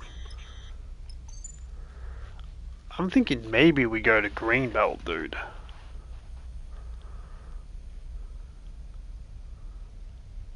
Or do we travel back to the far spindle?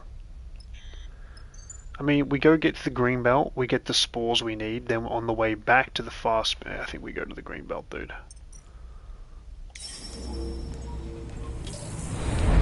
I know it's a bit risky, it's a new area, but I think this is the smart way. Look at this, we have enough money.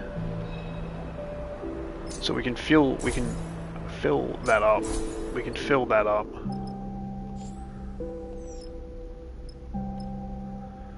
Depot storage.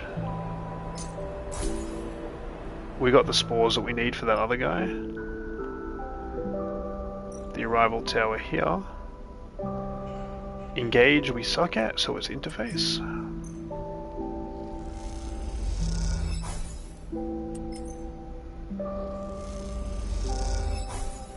The amount of ones that we roll, mind-boggling, dude.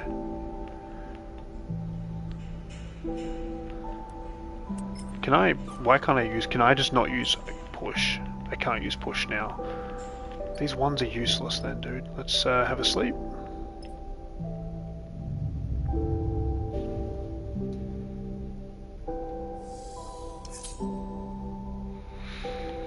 Oh, we got a 6. We'll save that. Do we not unlock any...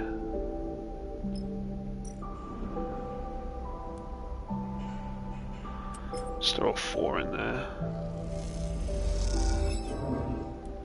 Throw another 4 in there. Throw a 3 in there. I really wanted to save the 6. Might look like we can't.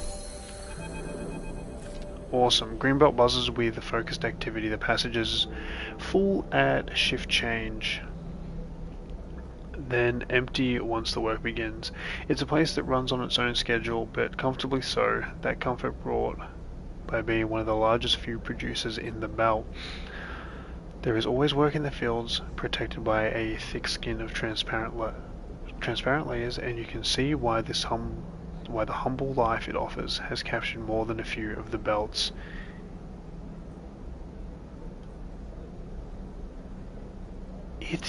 inherent workers. How the sleeper? I don't know that. This game, I would say on like a score of rating between like a 0 to a 10. I'd say I'm probably like a 6, right? It's not often that I come across words that I don't know. This game, I think it's because I mainly read like medieval, like Kingmaker, a lot of like medieval stuff, and not much like space stuff. All these like space words are new to me. I don't even know if that is a space work. I don't know what inherent workers. I don't know what that word means, bro. Sleeper, the voice is soft but takes you by surprise. But I'd say I'm about a 7. This game makes me feel like I'm a 3. Aki.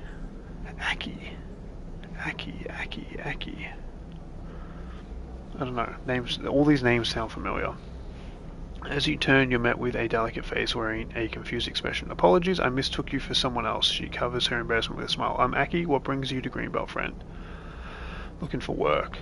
Aki nods. Let me show you around then. Aki leads you through a series of doors guiding down into passages cut into the rock, then up the following pipes into metal passages that cross the fields themselves.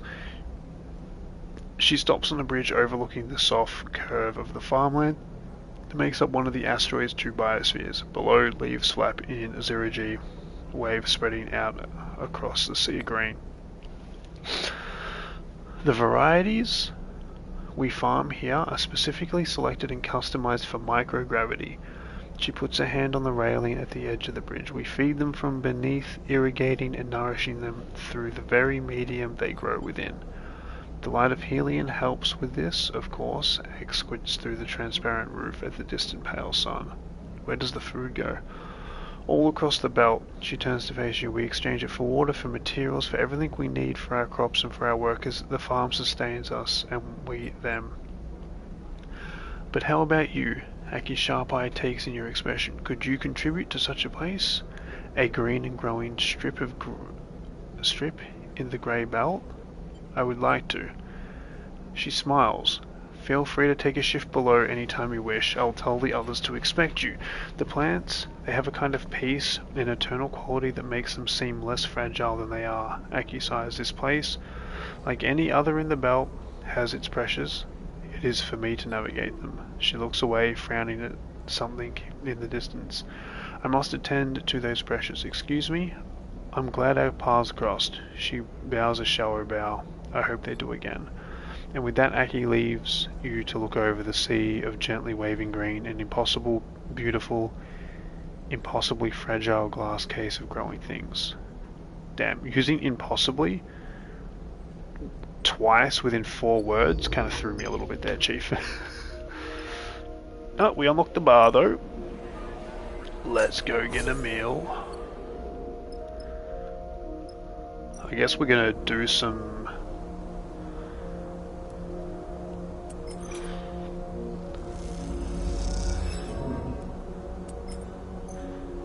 Dude, we kind of have like a crazy amount of cargo. We can stay here for a little while.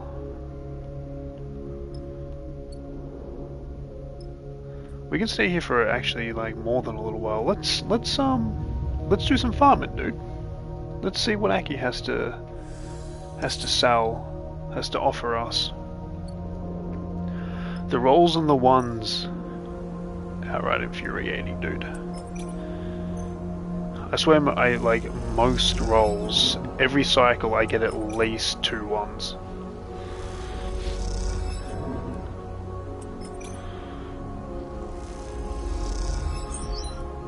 Oh, this gives us energy. Okay, that's kind of nice.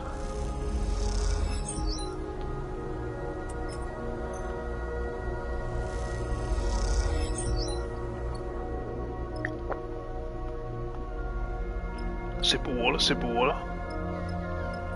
It's not water, it's energy. We'll pretend it's water though. Alright, we're gonna have to leave soon.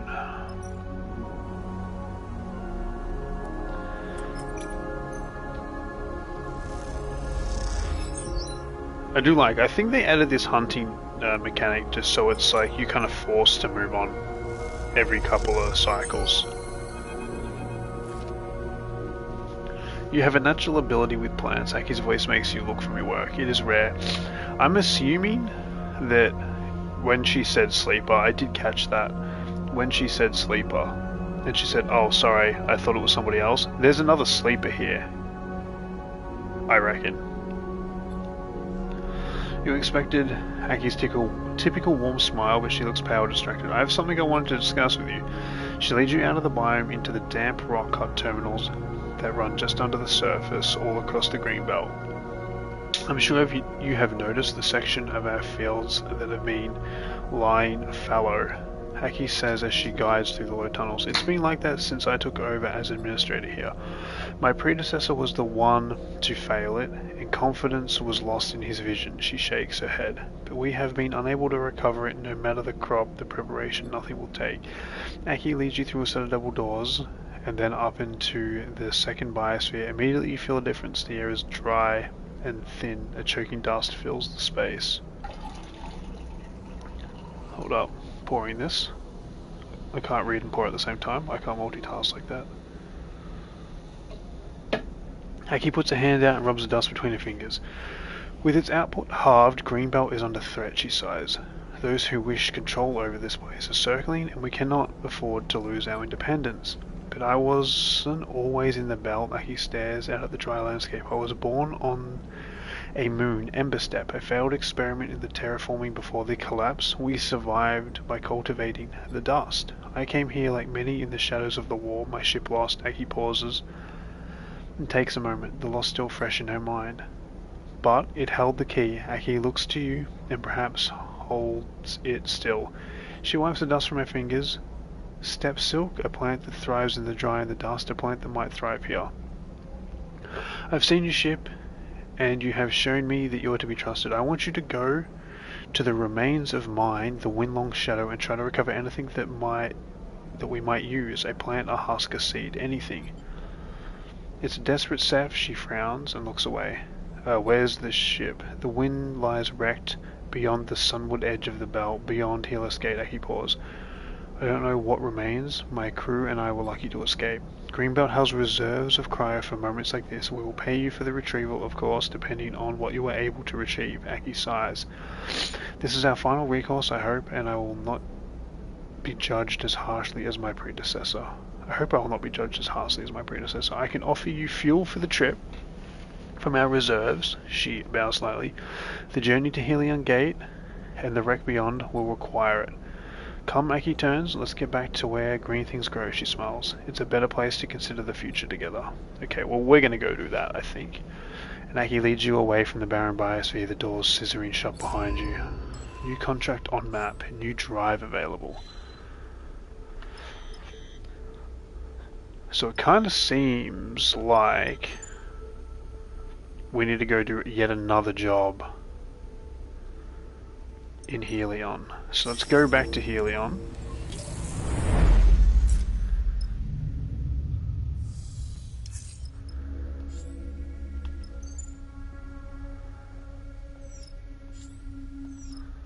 Then we're gonna do, I'm gonna do this like a little cheeky, to be honest. We're gonna do this. We're gonna scavenge fuel, so we have 5. Then we're going to go back to Fast Spindle, and then we're going to rebuy all of the fuel. Oh, you have to see the sleeper. Junie comes to find you in the rig, her face flushed with excitement. At first I didn't believe it. Junie can't help herself while she leads you through the ship. There are mentions occasionally, but I have always understood them to be references to something smaller, a system or a unit, no, an entire facility, even a series of facilities. You find yourself in one of the more sparse bays of the rig, a corner with a sloped ceiling used for storage. So I checked other records, tried to find correlations, and well, they were.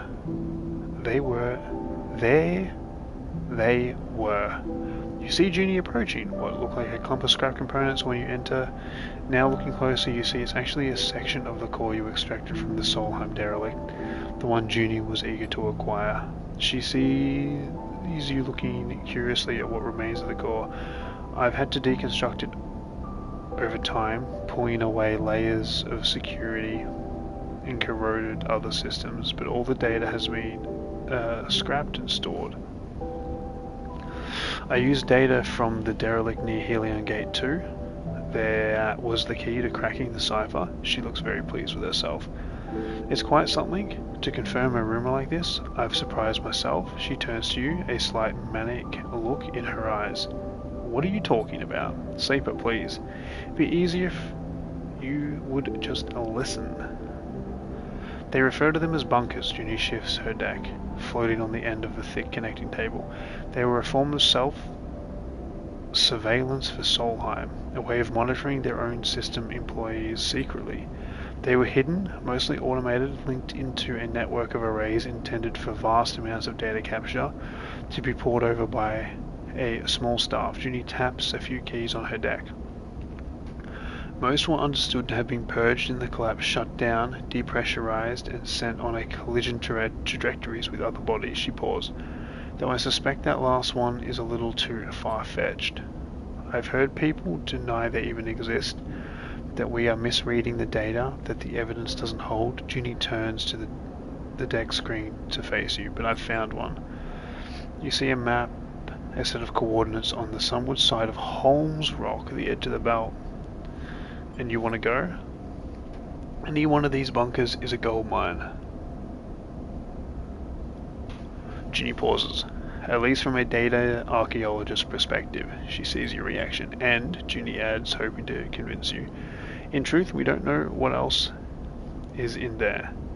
There could be Solheim tech, blueprints, data never seen before in the belt. We should take a look.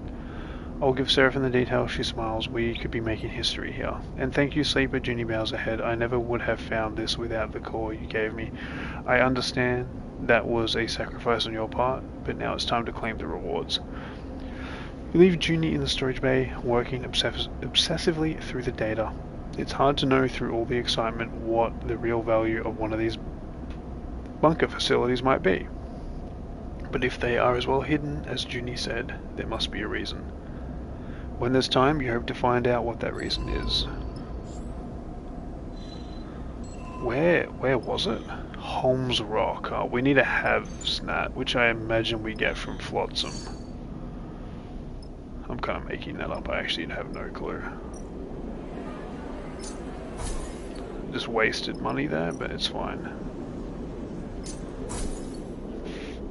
Fill up on fuel, come down here. Once again, rolled 2 1s.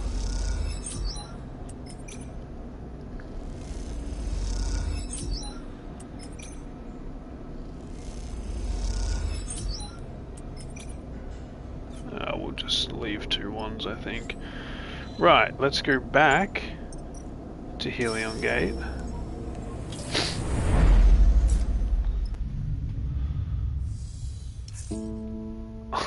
My fuck. 4 1s. Lucky we're leaving here. And we're going to the Wind's Long Shadow.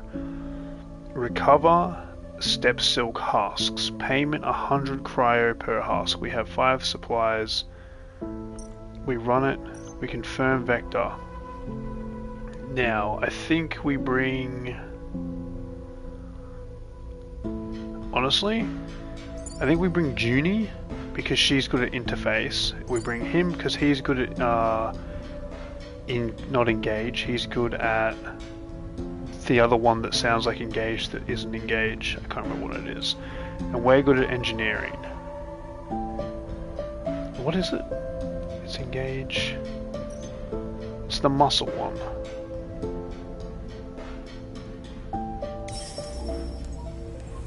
Can't remember. It's not initiative. Good first roll as well. Only 1-1 and we can push. We can use our push ability to fix that. The Wind Long Shadow floats broken open at the somewhat edge of the belt. One of the refugee ships that made the fraught journey out to the belt from the inner system before the war truly took hold, and now the Wind Long Shadow is a monument and a warning to any other vessel that might stray sunward.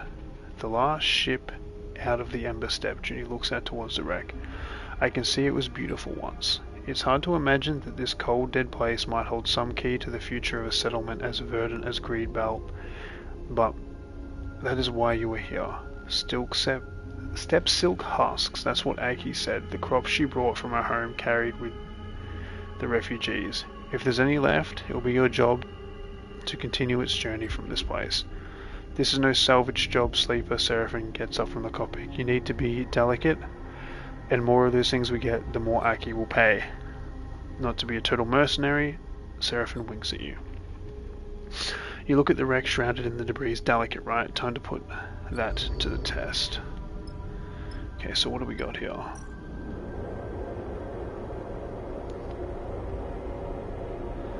Fuck.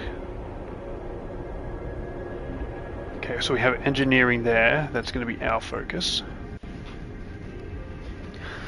We have interface here. That's going to be Junie's focus, but Junie fucking sucks. Well, she doesn't suck. Her rolls are garbage. And we've got here... Let's do a...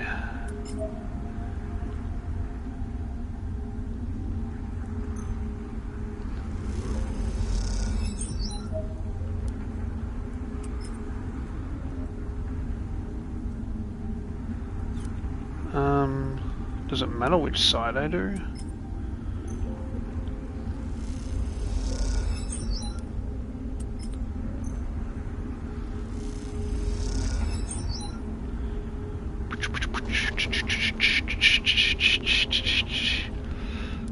This guy is good at this, right?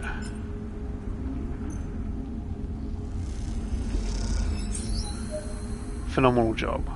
We got 1. Right? We have 1. Let's do push. Storage vault. This will be good for Junie. We could throw a Junie 3 here. Interface skill proficient. I don't know why it does it in red. It makes me nervous. Perfect. She took some stress. That's fine. We're not going to be here long.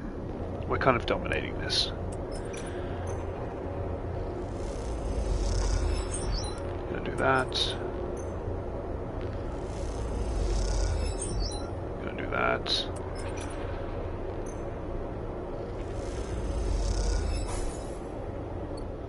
+1 stress. It's a little unfortunate, but it is what it is. Let's end cycle.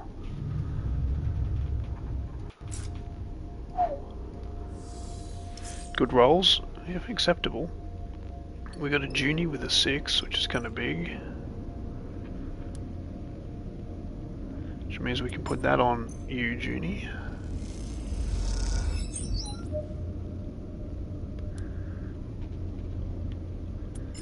Give you a 3 for this one. You took some stress damage. We can give a 5 for this one. Huge. Let's come over here. We can give you a 5 for this one, Chief.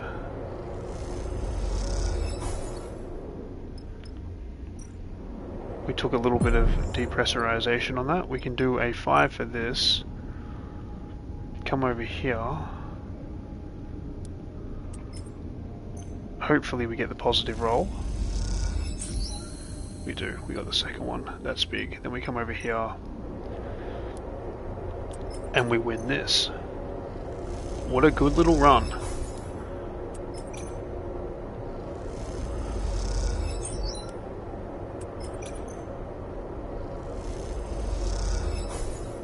I would have liked to have done it that turn, but we can have another sleep. Hopefully none of our dice break. Actually, if our red dice break, I wouldn't be opposed to that. I would be opposed to that one hurting though. Let's do a 5 on this.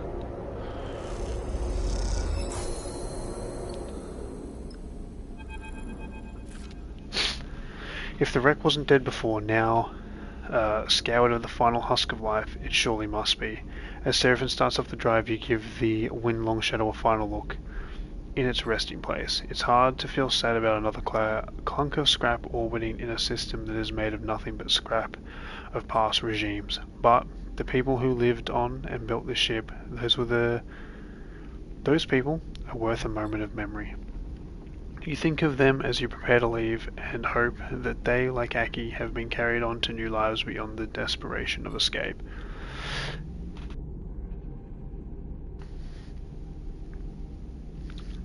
And those that didn't get out, you hope your passing through this place did not disturb them. We perfect to that. Alright, let's get out of here, dude. Let's leave.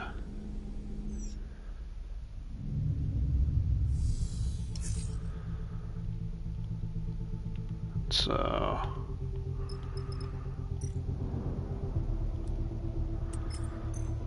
get some fuel in this bad boy.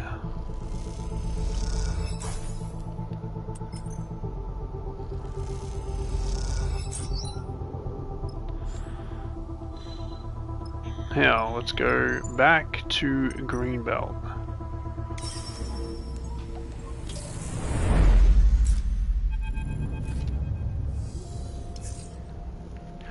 You bring the step silk husk you gathered from the Wind Long Shadow to Aki, and she is as pleased as you would expect. You meet her on the bridge overlooking the green fields, the Greenbelt workers quietly toiling below, while the air recycles, wind gently rushes, and the leaves of the crops. Sleeper, Aki holds the husk to her chest. Thank you. These are a new beginning for us. Aki pauses, knitting her brow. How was the Wind's Long Shadow? She must have been beautiful once. Aki smiles. She truly was. Then she looks down until they killed her. Aki sighs and looks at the greenbelt fields. Everybody must die in the end. The belt makes wrecks of us all. She looks back at you. But what you have brought me, this is new life. Give us time. We'll need to clear and reseed the other biosphere. Aki bows. I hope you will return to us when our work is done. She presses a handful of chits into your hand. Thank you. She meets your eye. You watch her carry the husk gently away, glowing with the promise of fresh growth. Dude, new location discovered.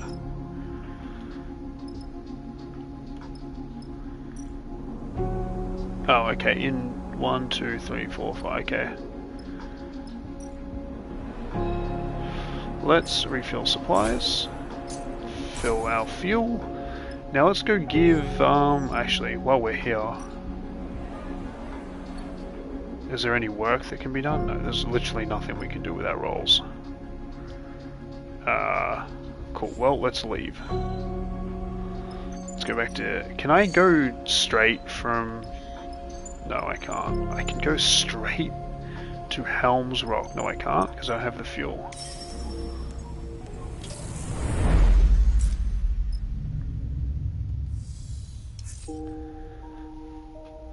We've got 3 fuel, so we need to do a little bit of fuel here.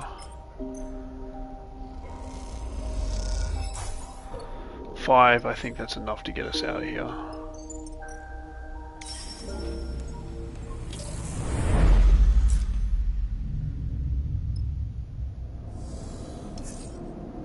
Six, not terrible.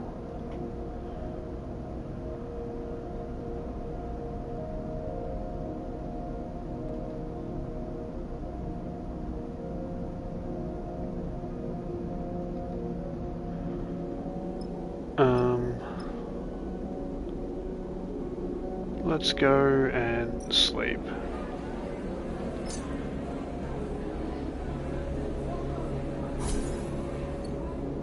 Sorry, let's do that. Just reading another glorious YouTube comment. I'll read it out here. I love YouTube comments, man. The first part of this video was fine, but the second part was trash. I cannot find that fucking cave. You move way too quick. I know the exact cave they're talking about, and I know the video. And you literally stand there. From, like, my video shows you exactly where to go, and I found it from a picture. It's just, you stand there, you move left, fall off the hill, and just like run around the side of the mountain. Like, you'll find it. It's I do find it incredibly low IQ to, like, it's fine. Like, that's a fair. It's fair. The cave is just difficult to find. And like, I put a lot of effort into, like, believe it or not, trying to make it the best I could possibly do. But I find it low IQ to swear in, like, YouTube comments. It's like, I understand the frustration, my man. It is hard to find. It does suck. But like, if you just take a deep breath, you'll get there.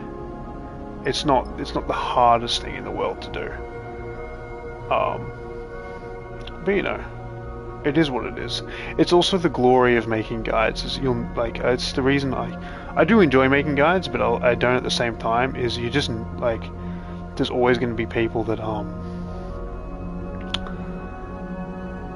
can't follow instructions. I've legitimately had people yell at me in like a 15-second guide, which is like the most obvious stuff, and they just, like, they lose their shit. And it's like, dude, you might just be dumb. I hate to say it. I hate it for like, relevance of what I'm talking about. I did a guide. There's, like, for some reason, I don't know if it glitched for me, but there's a mission in Crimson Desert to get, like, to get some, what are they called? Get some figs, right? It's a cheeky little fig gathering mission. And it didn't give me a quest marker. Normally it shows a quest marker for it. It didn't give me, so I just made a guide when I finally found the figs of, like, where they are. It's like a 15-minute, like a 15 to 30-second thing. You just show the location of the map, zoom in. It's a very obvious area on the map if you have played for any amount of time. And the video starts off in a tomato field because the figs are next to the tomatoes. Dude, I got called the C word. You stupid C word. Those aren't figs, those are tomatoes. And it's like, big man, if you can't watch more than 15 seconds, like if you seriously get 5 seconds, like 5 to 10 seconds into the video, see the tomatoes and then go to the comment section, we really need to, we really need to work on that. We need to work on our intelligence or something, big man, because I just thought it was very funny. It's just like, it's what is this? Let's I don't know what this gives us. Have a look. This gives us cryo. We're kind of rich. Anyway, that's my little rant. I do love YouTube commenters. I've discovered there's 3 types of people that type in YouTube comments. There's dumb people. Unfortunately, this is one of the types. There's dumb people. There's like aggressive, angry people, and there's just like the nicest people you'll ever meet.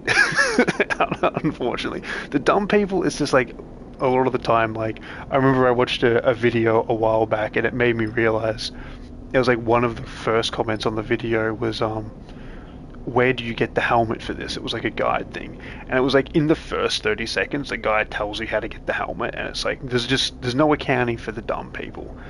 The aggressive rage baiting people, I don't have much time for. I have time for the dumb people. The aggressive rage baiting, like, I don't have much time for that. It's very sad, I think. Anyway, I'll stop my rant about that. Let's get some more scrap, dude. YouTube's very fun. It is a fun thing to do. Right, we needed to go to Nimbus' kitchen because we actually found his spores for him, so we need to do that.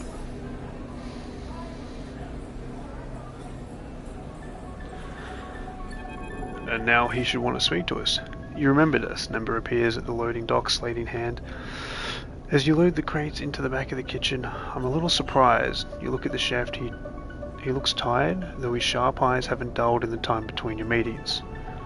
Happy to surprise you. Well, I'm not surprised, he smiles, but it's still a pleasant feeling. Nimble guides over to a crate to take a look.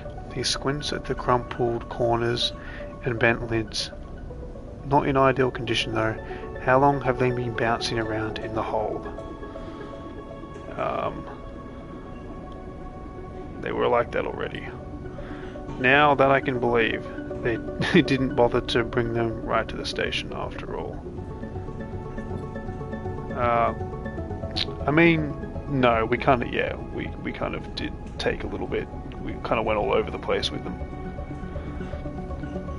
I have a place picked out in one of the bays to cultivate these, warm, damp, near the air recyclers. He pushed one of the crates gently into the kitchen. Shouldn't take long before we have mushrooms to cook. Mushrooms were like such a big part of the first game. You follow Nimber into the kitchen, remembering your shifts working here. They were long, but the company was good, and with all things, the difficulties have faded with time, leaving a golden sheen behind. Nimber seemed to catch the way you were looking at the kitchen. Much the same as before, I'm sure you noticed, but twice as oversubscribed. Each cycle, more refugees come out of the inner systems. The war isn't going anywhere. Nimber pushes the crate into the storage rack, and he pulls the netting across.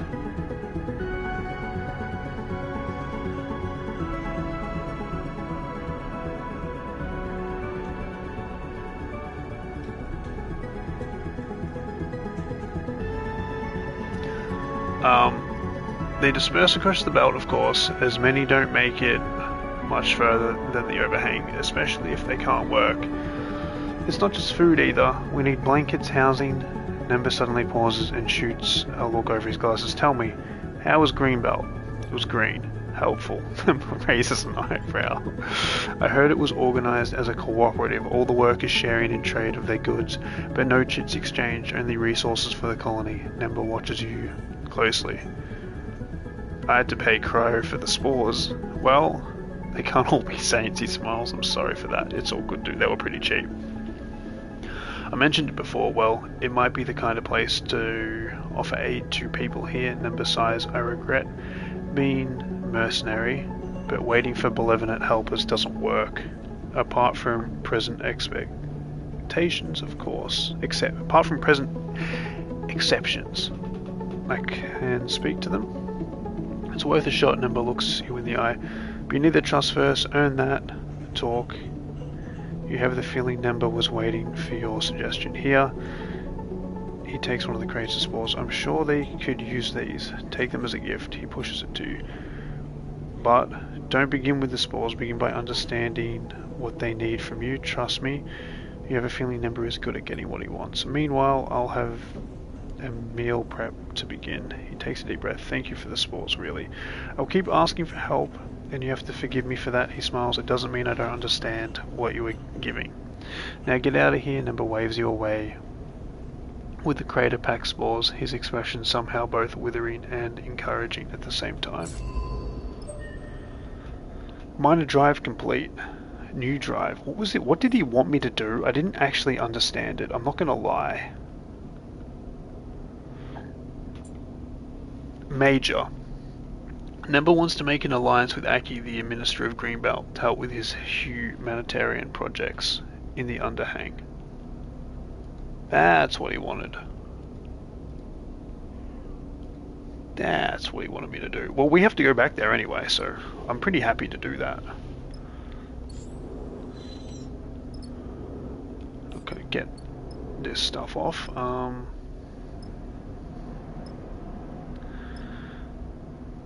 Yeah, I mean, let's just go back there.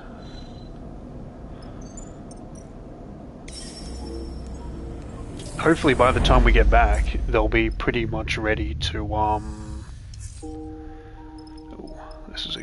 these were some good rolls here. We only need a little bit of fuel. That's enough. Let's see if we can maybe... What does this do?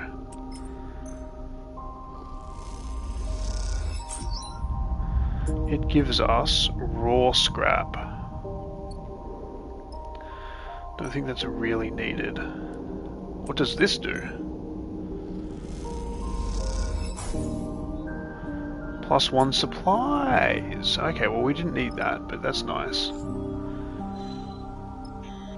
Let's go back to Greenbelt.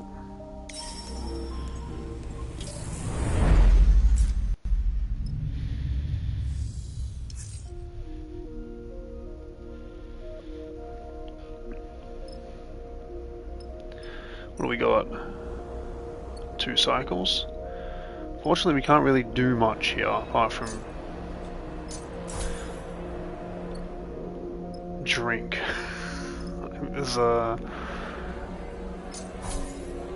we can just buy a meal. How am I going to... Do I have to wait for that to occur before I can meet with Aki? Probably. Let's have a nap then. I wish I could repair them even though they're not fully broken. That would be my one thing I'd like to pre-repair, just because if all of those break while we're out on a job, that kind of sucks. Dude, of course we're getting like insanely good rolls when there's nothing to do.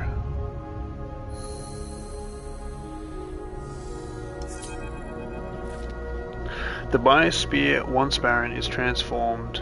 Where it was once dry and grey, it now swirls with the amber dust, a hazy cloud cut through with the bone-white tendrils of steppe silk. Aki, in mask and goggles, lets the biosphere circulating air play with the end of her scarf, twirling and twisting, even threatening to rip it from her neck. The scarf, she has explained, is woven from the blast fibers of the steppe silk itself. This is why this place is known as the Weaver's Fields for the workshop of the Greenbelt. Residents creating fabrics from the steppe silk fibers, weavers who fled from Ember Steppe, and those taught afresh by Aki herself. Isn't it beautiful? Aki asked, her eyes glowing. Ember Steppe, reborn on this rock, but not as an archive, as something new.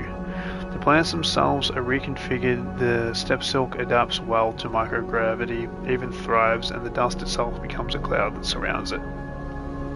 Aki points to a tendril stretching across the space. What was once a burrowing plant is now a what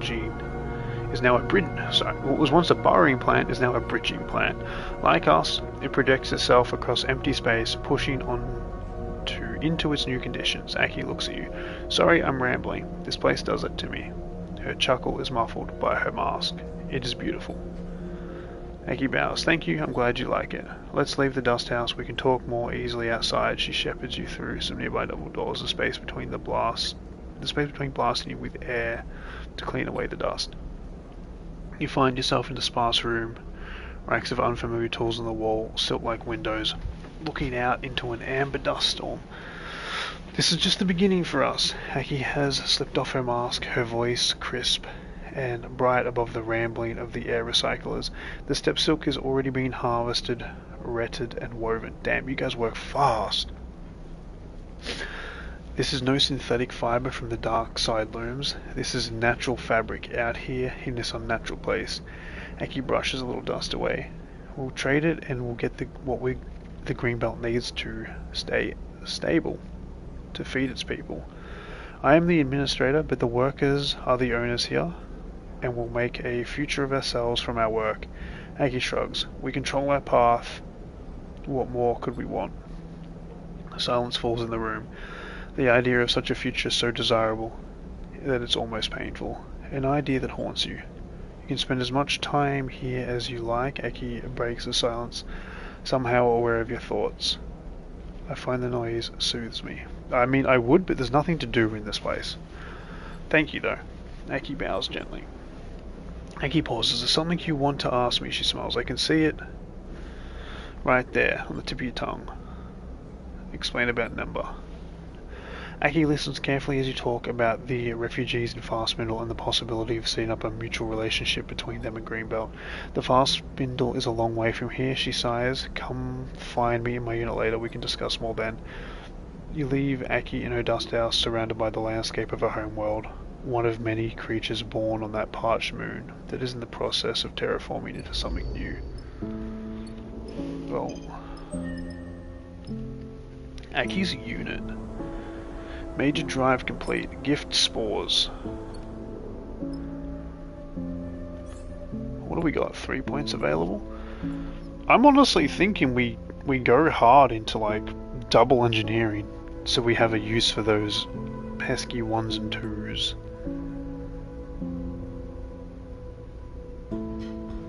And actually, no, we do that. That's actually way better. Stress effect on neutral and positive outcome, minus stress effect. Push, cost, glitch, no, not stress. What? Push costs, glitch, not stress. I don't even understand what that means, man. Right. Let's give some spores. Come in. The door of Aki's unit slides open. Why are we gifting her spores that we bought from this place? But it is what it is. You see her perched at the terminal, her face pale in the blue light of the screen. You have not seen her in this setting before. She seems paler, older, when she isn't surrounded by the soft light of the biomes. In just one moment, her eyes do not leave the screen, but as she leans closer, squinting at some detail, you get the sense that this is her least part of the administrative position. She sighs and looks up. Done. Immediately her eyes are drawn to the crate you carry. What have you bought me? A gift? She raises her eyebrows. From who? Let me see. As she unlocks the worn catch on the crate, you explain that Nemba and his work to feed the refugees in the underway. You aren't sure Aki is listening though. She seems eager to see inside the crate. Aki manages to lift the lid and she lifts a dented canister out from inside. She turns it, peering through the small windows at the dusty looking translucent sheet curled inside. Spore prints. She looks at you. This is quite the gift from this Nemba, you say. She carefully slots the canister away. Well, we'll make good use of these. The tunnels under Greenbelt will make an excellent mushroom garden. She smiles to herself. I was lucky enough to be taught how to tend mushrooms by a true expert. Who was that? Someone from my journey here. A botanist on Erlen's Eye. She was very kind to us, Aki smiles. She would have liked to meet you. That's Rico, dude. I would like to meet Nemba. Perhaps we can find some commonality. She glances over her shoulder at the terminal. But I can't leave Greenbelt, not now. She looks at you sheepishly. I'm a little nervous to ask this of you, given your ferrying back and forth messages and deliveries, but would you bring Nemba here so we can speak? Gladly. Aki smiles. I hope that would be the case. A shrill beep begins to emanate from Aki's terminal. She smiles. The Weavers, I need to speak to them. You make your way out of the unit as Aki takes a deep breath and accepts the incoming message. One more run from Greenbelt to Fast Middle and back again. At least you aren't carrying sports this time. Alright. Fuck, we go back. We kind of got caught doing this side quest, I guess. You were not the first to notice them, small white smooth shapes at the boundaries between the hull plates. It seems the paneling curling out from beneath vents.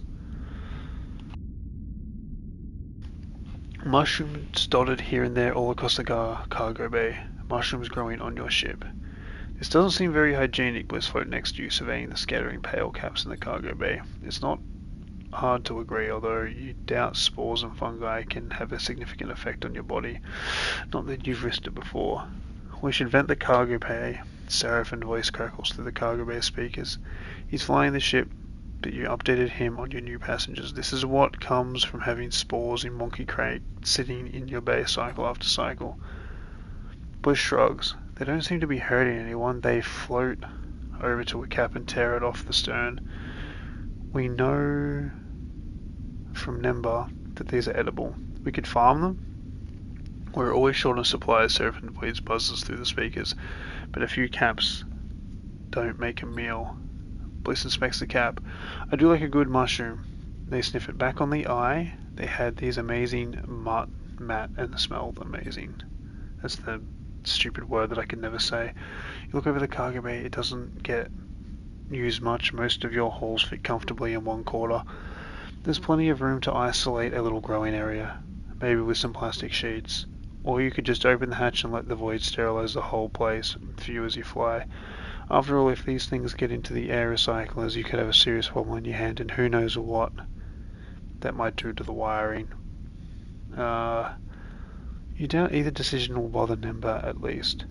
Her spores are delivered, and you have a free hand to choose. We'll keep the mushrooms. Bliss holds a cup up to the mouth, and then thinks better of it, and they squint at you. Are you sure? Yeah, let's keep them. We still need to figure out how to harvest and prepare them. Bliss slips the cap into her pocket, but I think it's a good call.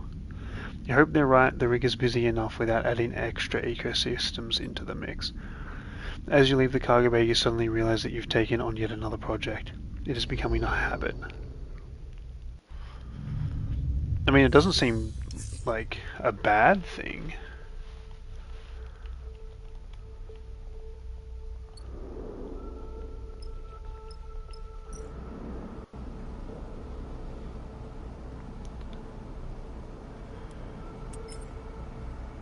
Well, we should do this first. So now we can, farm supplies? That's actually kind of huge. I don't know why it won't let me select. There we go. Okay, thank you. Let's get some fuel. I think that's all we need.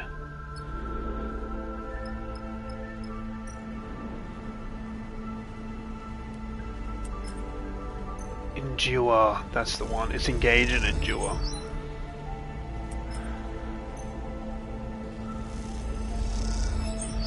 You know what we could do? We could rest here for a day, actually.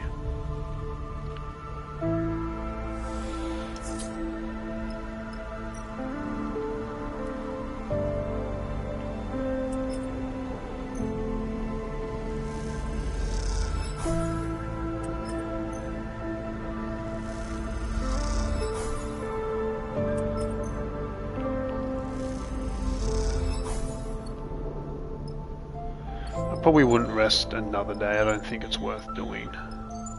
Let's go to Far Spindle. Go pick up Aki. He's a good fella. Sorry, not Aki, Nemba.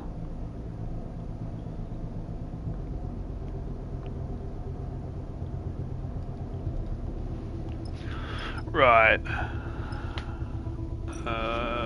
Nemba.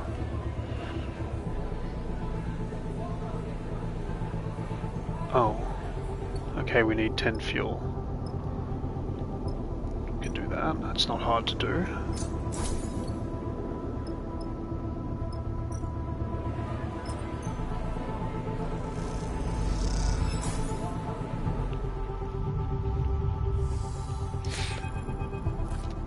Oh, and now we're back here. Oh, okay. Aki comes to meet Nemba at the entrance to a green fields. You can tell she's in full administrator mode. Her brows are precise, her words carefully chosen, and her manner is without distinctive warmth. Nemba responds in kind, taking a diplomatic tone, but with a wiry grin of her benefit. As Aki provides the tour, you watch them from one of the bridges, their conversation muffled by the greenery all around. They both look at home amongst the growing things, the hands reaching out to touch stray leaves, faces dappled with sunlight. Whenever returns afterwards, you aren't surprised to see him pleased. Plans are in motion, sleeper? Nemba smiles for a moment and catches himself. Optimistic plans. What did you negotiate? It is, I hope, a mutually useful agreement. She graciously offered to regular supply of step silk cloth for clothing and construction of shelters and bays in the underhang. We are going to see about settling people here in the Greenbelt to work the farms. Nemba sighs. It's always a little strange to talk like this about the lives of people who are being exposed to so much suffering. But we do them no benefit to couch our words in platitudes. Nemba looked at the greenfields. Aki understands that. She's a refugee herself. She fled from the moon many cycles ago. Nemba squints. We shared the same. You fled the war? I did. Does that change how you see me, Nemba sighs? Or would it have made you treat me differently? He sniffs. Sorry, I'm being unfair. I just find there is an expectation that if I'm a refugee, I must be desperate. I must beg for aid, show my suffering. Nemba folds his arms. I prefer to make plans, requests, or even better, strong demands. You think of the back and forth journeys made for both Aki and Nemba, and the aid that was asked of you. Would you have done the same if the request hadn't been so strong? The man so obvious? We would have done it, dude, because it's part of the game. Speaking to Aki, I could see she has experienced the same treatment, though I think she is less hardened by it. We both have our own reasons to do what we do, for why we enjoy it in our ways. We don't need to explain ourselves to others. Nemba looked over his glasses at you. I'm glad to have met her. Thank you for your part in it. I'm glad to help. What I like about you, Sleeper, is that I believe you when you say that. Nemba smiles. I will stay a little longer. Aki has promised to send me back to Far Spindle with the first shipment of fabric. I will then gather those who wish to come here and send them back in the same freighter. He smiles warmly at the view of the greenfields. The exchange begins. The work never ends. You say your goodbyes to leave Nemba on the bridge, enjoying the dappled light. After all the shuttling of spores across the belt, you finally have a clear view of Aki and Nemba, and their response to their own hardships. They are not saints acting from a position of purity, but pragmatists with an intent to change things that once marked them. The future they will build together is one you are eager to see. Major drive complete. Diagnose our frame. Investigate Hexport. Where is Hexport?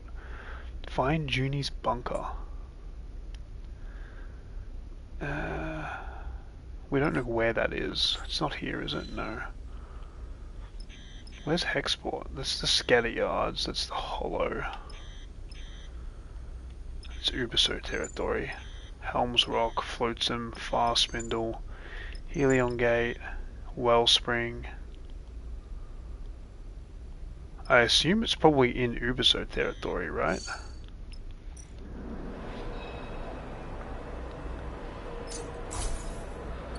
Phil, what happens if you get here and you don't have money? Could you lock yourself into being stuck here? We have 2 6s. Let's go and do some mushroom.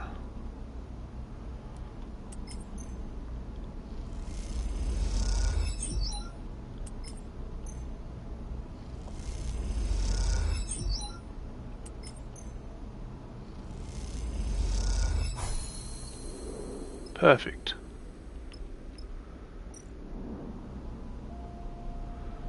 We are now fruiting bodies, so we can harvest mushrooms. There are no more mushrooms in the farm. You'll need to wait for some more to grow.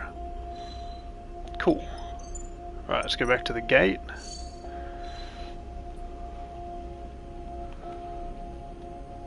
Where are we? What's going on?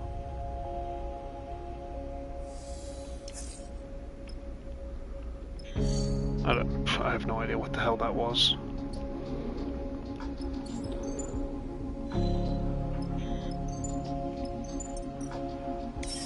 Don't know what that was, but I think I used a whole bunch of food there by accident. I think I accidentally slept somehow from a different menu.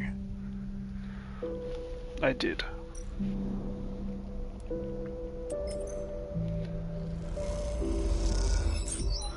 I think it's just 4 that we need, right? Alright, now we go to Far Spindle.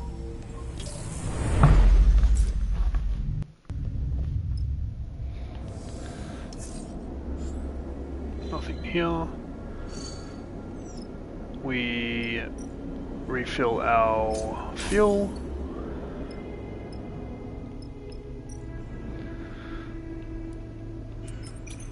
We do a bunch of cheeky little jobs.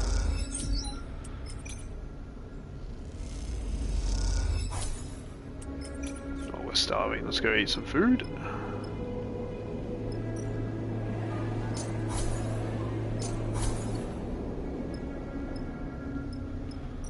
Let's go here.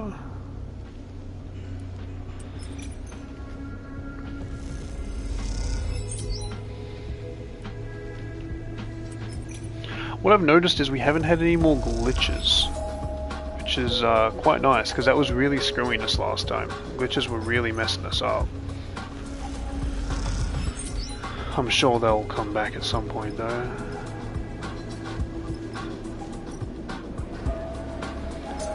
Let's do that. Go to the map, go to the belt, let's go to Flotsam. We'll hand in the prime ship mind and we'll see if the bunker's here as well. It's not. Right, what is it can we do here? Well, I'm gonna go to the toilet. I'll be back in a minute or 2, I reckon. Oh, probably not even that long. And then we'll continue with last time this guy, there was a lot of reading involving this guy.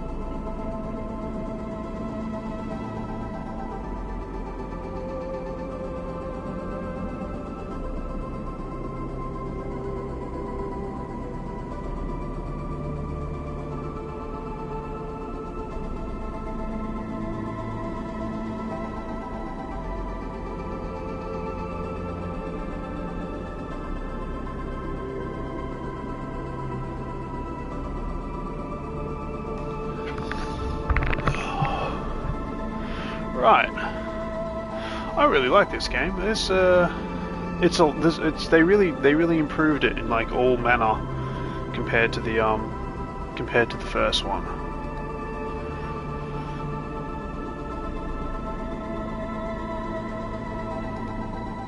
Give me 1 second here.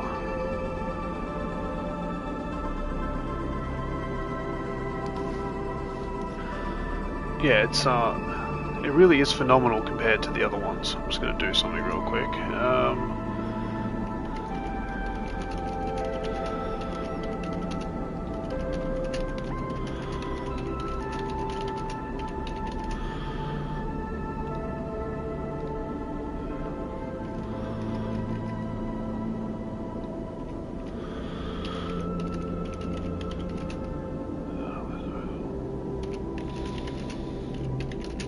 Yeah, it's they've done a phenomenal. These games they're really good.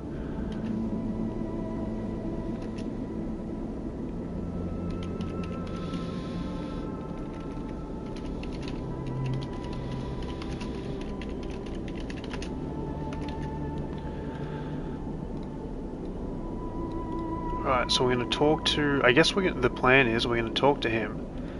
We're going to talk to what was it, Ming Ji? I think his name was. And then we're going to go to Holmes Rock and see if we can get something cool there. That's the basic bitch plan, bro. Let's go. Jin Mi's booth. Insert prime ship mind. This is going to be a long sequence, I have a feeling.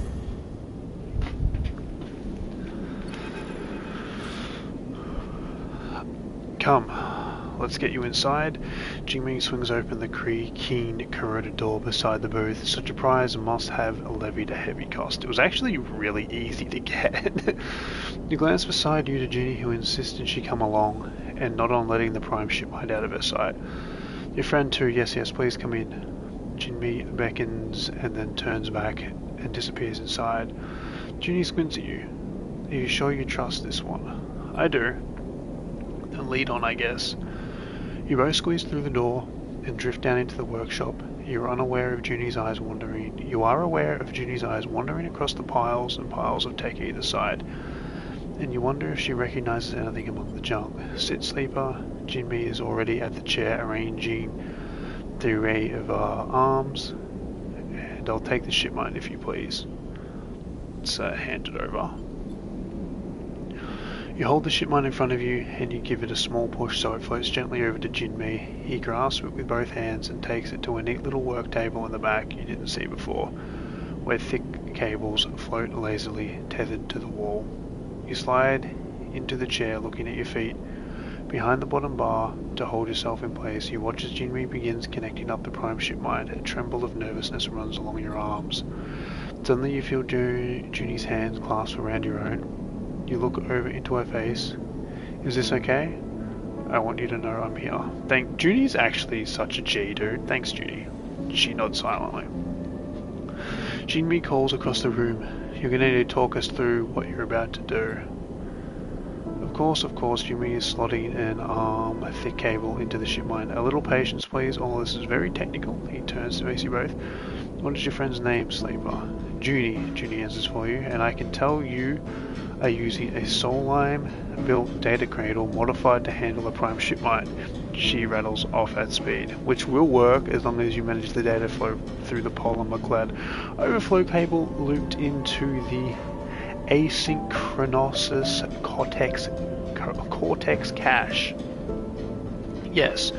Jingmi eyes her, a small smile crossing his lips. As I said, technical. I don't think this is our place to talk, dude. What I'm concerned about, Junie continues, is how the sleeper is going to fare inside that prime shipment. Have you checked its integrity? Jingmi watches Junie carefully. To the extent that it's possible to do without initialization, yes. He glances back at the device uplit in a faint glow of cradle light. It is physically sound, but its contents may not be. In a moment I will activate, and then, Junie, we will see. Jingming turns his careful attention to you. The problem we have is with your frame, your body. Atypical alterations, biosynthetic recordings, unusual growth. Jimmy shakes his head. From the diagrammatics I have, these are not typical of frames, even those that have been rebooted as you have. In order to investigate safely, I must transplant your emulation, in basic terms your mind, but in reality not so basic. He smiles in an attempt at reassurance. Your emulation is an emulation of a human, and a human cannot be separated from their sensorium. The mind-body paradigm has long been disproved. Cognition has a physical basis. So, I must first distribute the emulation between your hardware and the prime ship mind. The hardware will co-run the emulation like the two lobes of a brain. He puts his hands together as if in prayer, and then slowly separates them. The motion makes you feel sick. Then, for a short period, I'll disconnect the two. In those moments, you will, in a sense, be in two places at once, though each lobe will be partial. Too long in this state, and the two emulations would decay. But each disconnect will allow me a short period of full access to your entire frame and its base system language. I hope this is understandable. Jingming gives you a serious look. One of the most curiously human aspects of a sleeper's experience is that you, too, do not inherently understand or conceive of the systems that allow your existence. Have you done this before?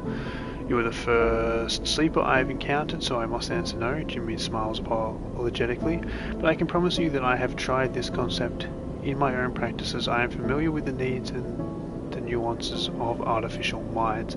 Now, before I connect your frame, let us activate the ship mind. Jimmy gestures. Junie, please, if you would like to come with me and oversee the process, I would be pleased.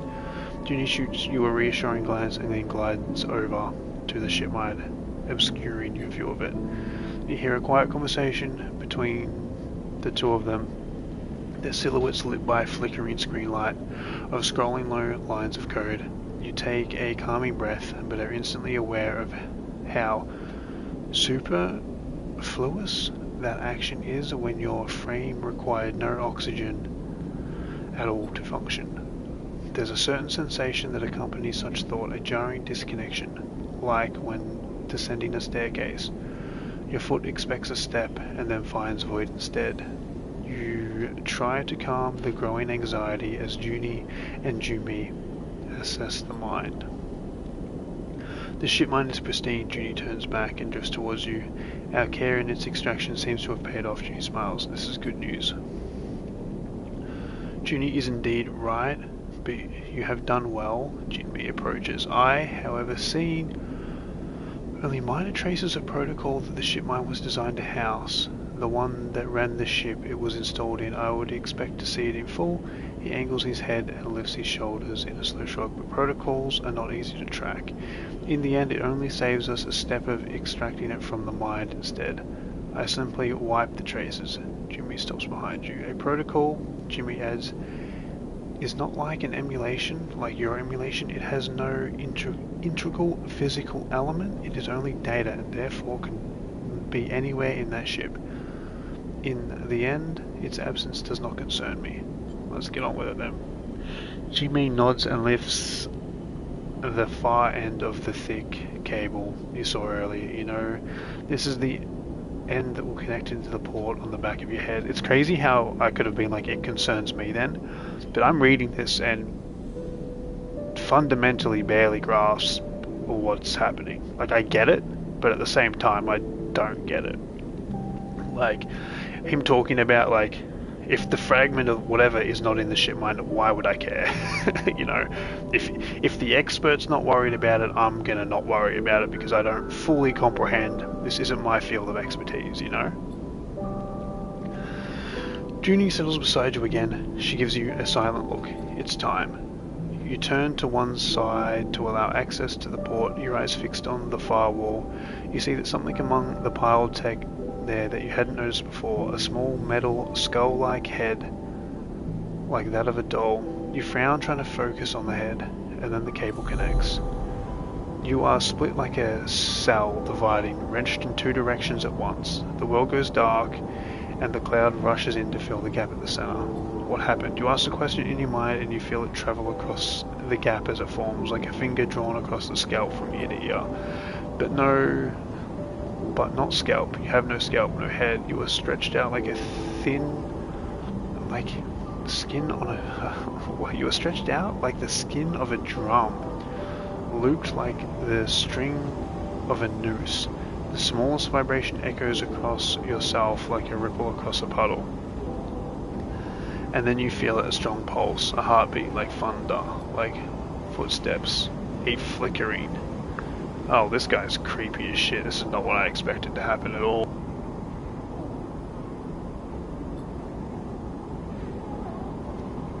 A trembling. A thought coming into being, not yours. The thought flickers in front of you and you recognize it is not your own. Assist a sickness? Disintegrate, the thought answers. You fold up the blankness, then a moment after you unfold like waking. Apparition to appear? Dwelling in dwell, the thought answers. You stretch out infinitude, then a moment after you contract like waking. To haunt inside, to fly. I don't know what the hell. Substrate, the thought answers. Substitute. Then it approaches, then it answers, then it is yours. You split, then after a moment you reform, like waking. And in the cracks that seal up, for a moment in those cracks, something glows. Sleeper, I'm here. That was weird. Your eyes flick open, like shutters. Junie's face is closed, her eyes wide. Is closed, eyes wide. You're awake, she calls over your head. She looks back at you. Easy now, take it slow. You twist, floating, turning your head as if you were underwater, feeling the resistance of a body you had already forgotten. How long has it been? You feel a weight you haven't felt in. You're okay, sleeper? Tell us you're there. Junie leans in close. I'm okay. She smiles. They're okay, she calls to Jinmei. I'm glad to hear that. You hear Jinmei's voice as he comes into focus.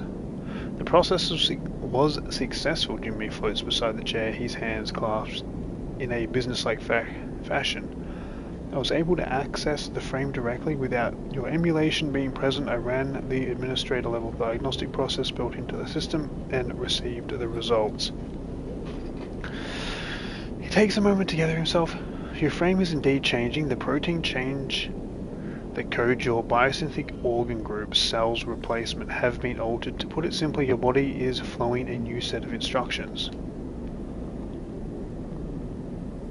How?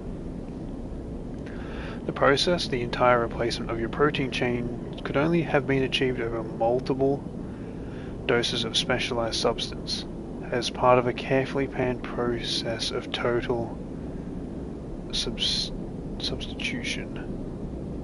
Wait, so Fane was trying to like wipe me or something? Fane was doing something weird. The word sticks in your mind. You say it without thinking. Yes, Jean reacts as if speaking to him. I believe it could only have been achieved with one substance as the carrier. Stabilizer. Stabilizer, the drug S and ARB designed to make you dependent on them. The drug Lane fed you to keep you alive, the drug you thought you would have escaped. My stabilizer was laced with something. That is what I believe. Jinmei looks apologetic. The kind of process. Jinmei hesitates now, and he realizes the bad news is yet to come. Performed over many, many doses, carefully planned and designed. I cannot think of a way it can be reserved. Jinmei looks down. I can say that you are changing, but I can tell you how it was achieved, but I can neither stop it nor tell you its ultimate end. I'm sorry. I understand. I'm sorry, sleeper. Junie struggles to find the words. Perhaps we can find someone else, or she falters. Try again. You don't feel able to respond. You quietly push yourself away from the chair, your thoughts slow to cohere. You glide back to the door and then out into the flotsam, the noise and activity passing you by like smoke. In the haze you find the world again. Substitute. You begin to wonder what exactly it is you're becoming. Seraphim finds you in your bunk. He gently probes you with questions and then quickly relent. You explain the Jinmi said about your suspicions regarding Lane and your confusion as to his motives. You tell him you do not know what this will mean for you in the future. He listens, and when he is done listening, you both sit and wait for a moment to pass. And then when you leave the rig, each on your own errands, each knowing that the only option is to keep going until you are forced to stop. Well, that was kind of like underwhelming. I don't know why we're so upset. Like, I know it sucks and we can't stop what's happening, but we don't really know what's happening. And if you wanted to wipe us, surely you could have just done that. Right. Endure seems to be pretty big. I think we're at a point now where we're kind of looking pretty strong, you know what I mean?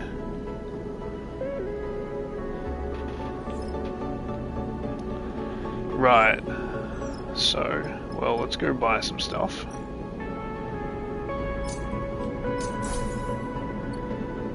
Let's do...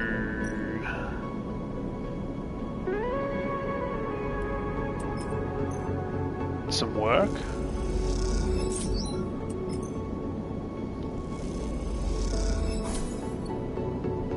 Now let's go to the fast spindle. Actually, we can go straight to Helion Gate.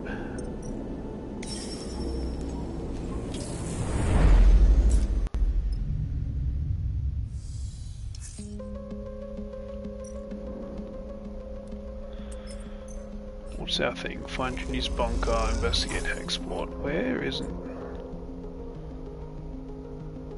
Make it out in the scatter yards.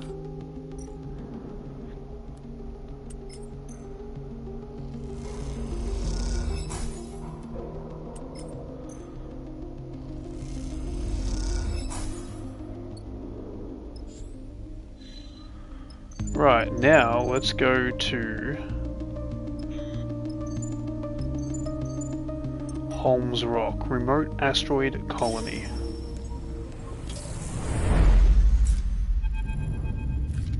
New area.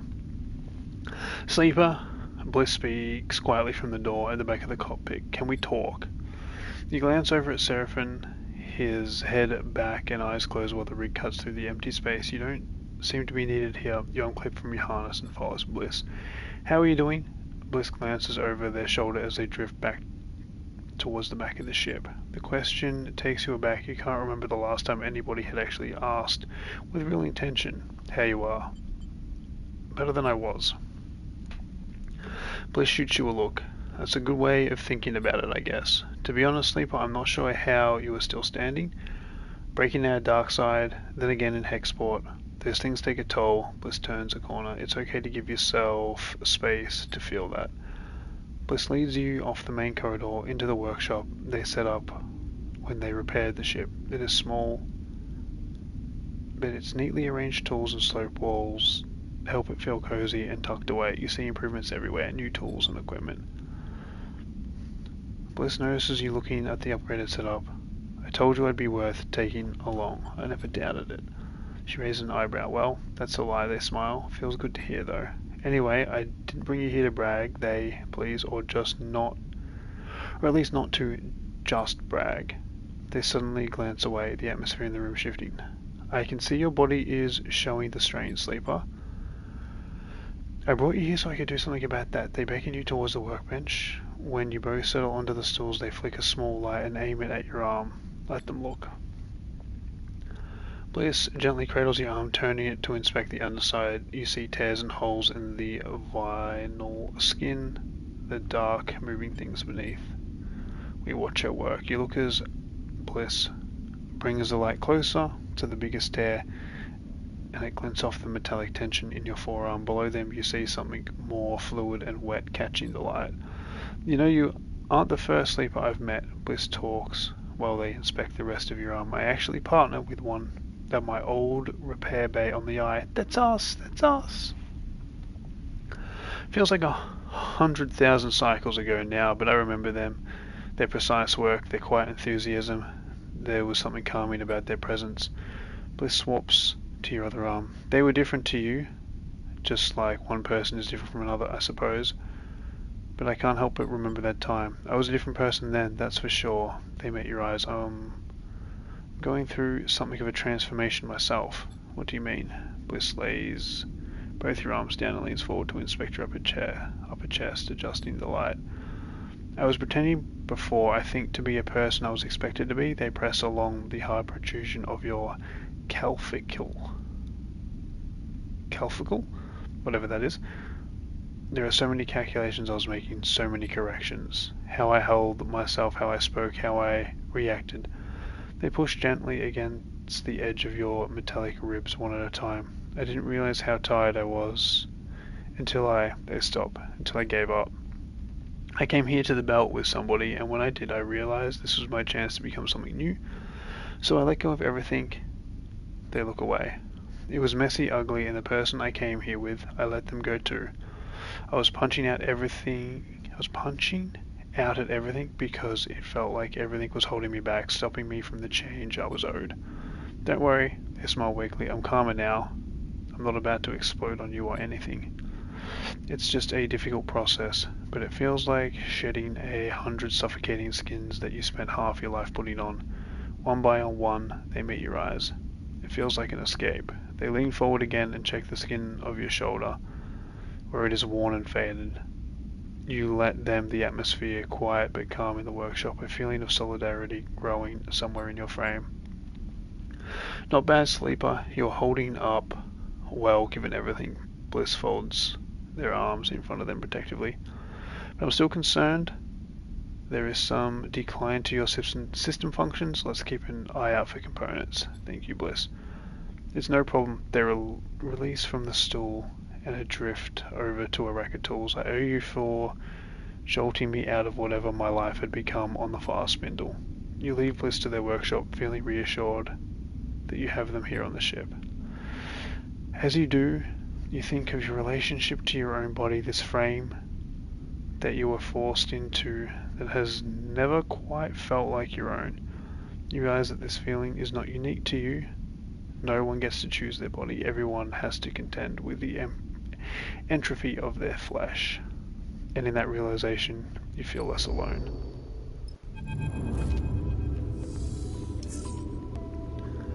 The rig.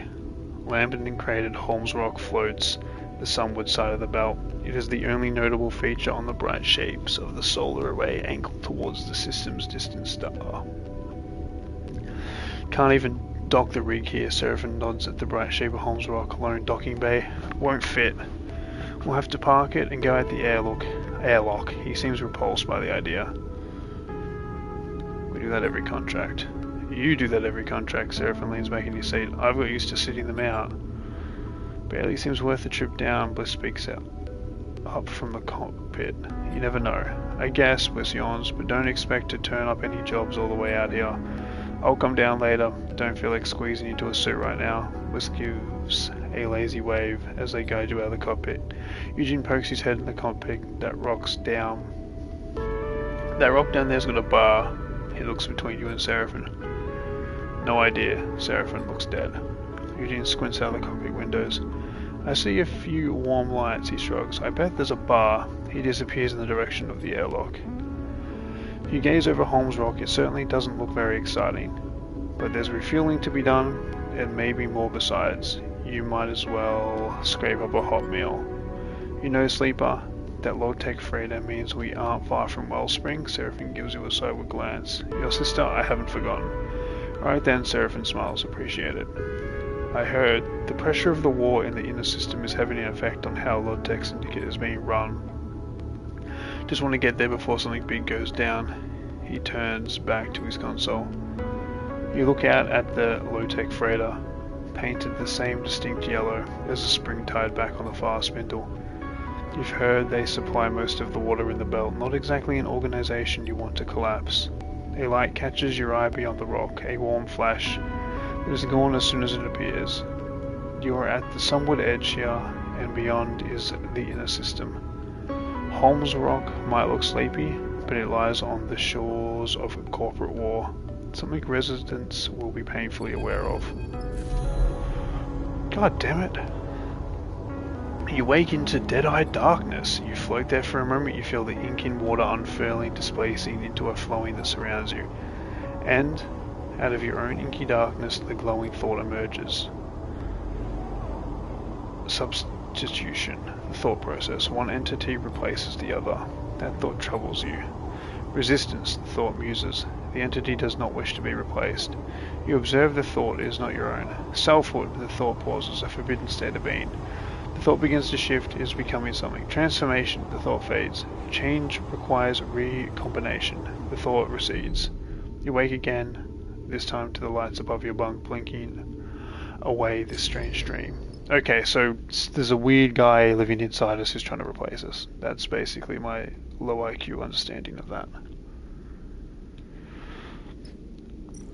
Right. Wait.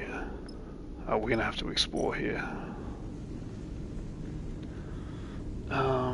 We suck at engage, so let's do endure.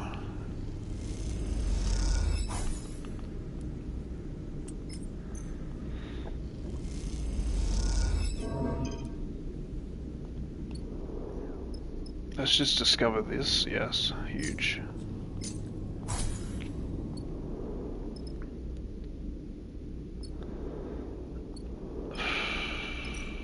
Honestly, let's have a oh, this place kind of sucks. We kind of got a really bad roll for the opening of it. Maybe we can do this.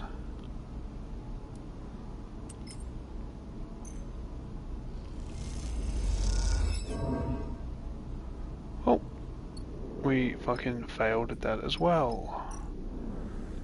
We're actually going to have to eat some of our food and end cycle.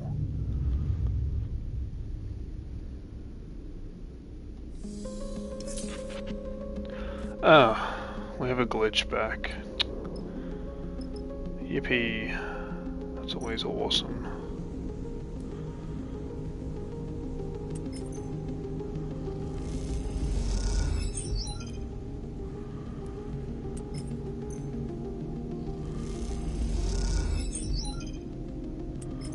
Let's grab these all locations.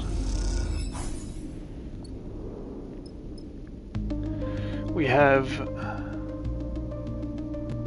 sun catchers.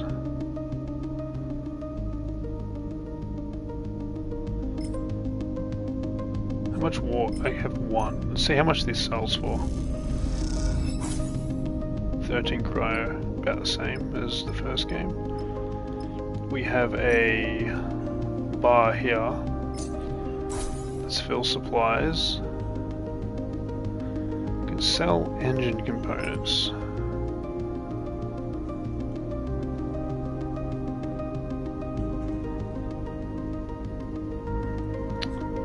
I think I really want to do that.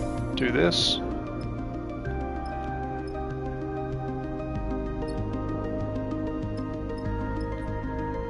And cycle.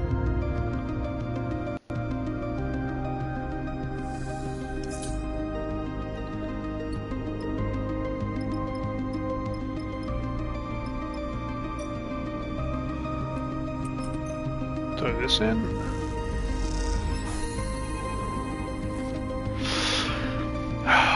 In Holmes Rock, it is impossible to get away from the feeling of living, working, and eating in a ruin. Most of the belt is built on the remains of Solheim's infrastructure, but there are plenty of places where the modifications or the extensions to those structures eclipse the original foundation. In Holmes Rock, it is the reserve. The station is a small warm patch at the center of a network of tunnels and bays stretched within the rock, most of them dark, damp, and wrecked. A sprawling foundation that will never be built upon. Every so often, guiding on your way between Sinner's Rest and the sun catchers, or from the docks to the depot, you find yourself in one of these dark tunnels. That's where you are now. Oh god. Your float stopped at a four-way intersection. No visible light. Just go straight ahead. You drift straight ahead through a tunnel where loose wires wave in the dark. On either side, tiny lights occasionally blink. Signs of a ghost network still running in the walls. You arrive at another intersection with crooked passages. Just go left. You kick off the wall gently and head into a cylindrical passage clad with panels and hold back the rock. It is wider than the others. Here there are little droplets of water float undisturbed. At the far end you see a faint point of light, the warm glow of a lit passage. Suddenly you hear a rustling in the dark and a shrill sound that can't be placed. There's something out there. Let's turn back. You've never gone far enough, you turn guide out of the tunnel. It doesn't take too long until you reach well-lit passages again, as if they were waiting just behind you. That you can't shake the feeling of being followed as you ascend back up through the station. You go the long way round.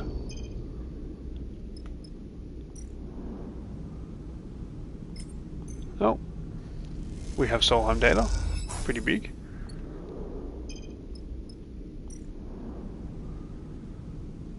Print. There is an old NeoVend printer. VNet data should order authorized components. Okay, so we can definitely farm them. This place kind of sucks though, to be honest.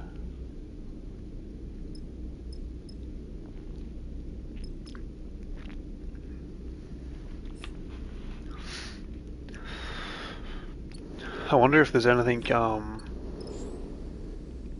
there's the Solheim bunker.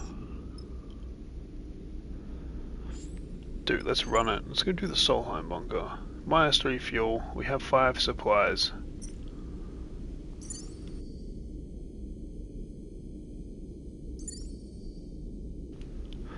And we always take Junie and Eugene. Eugene's really needed. He's awesome.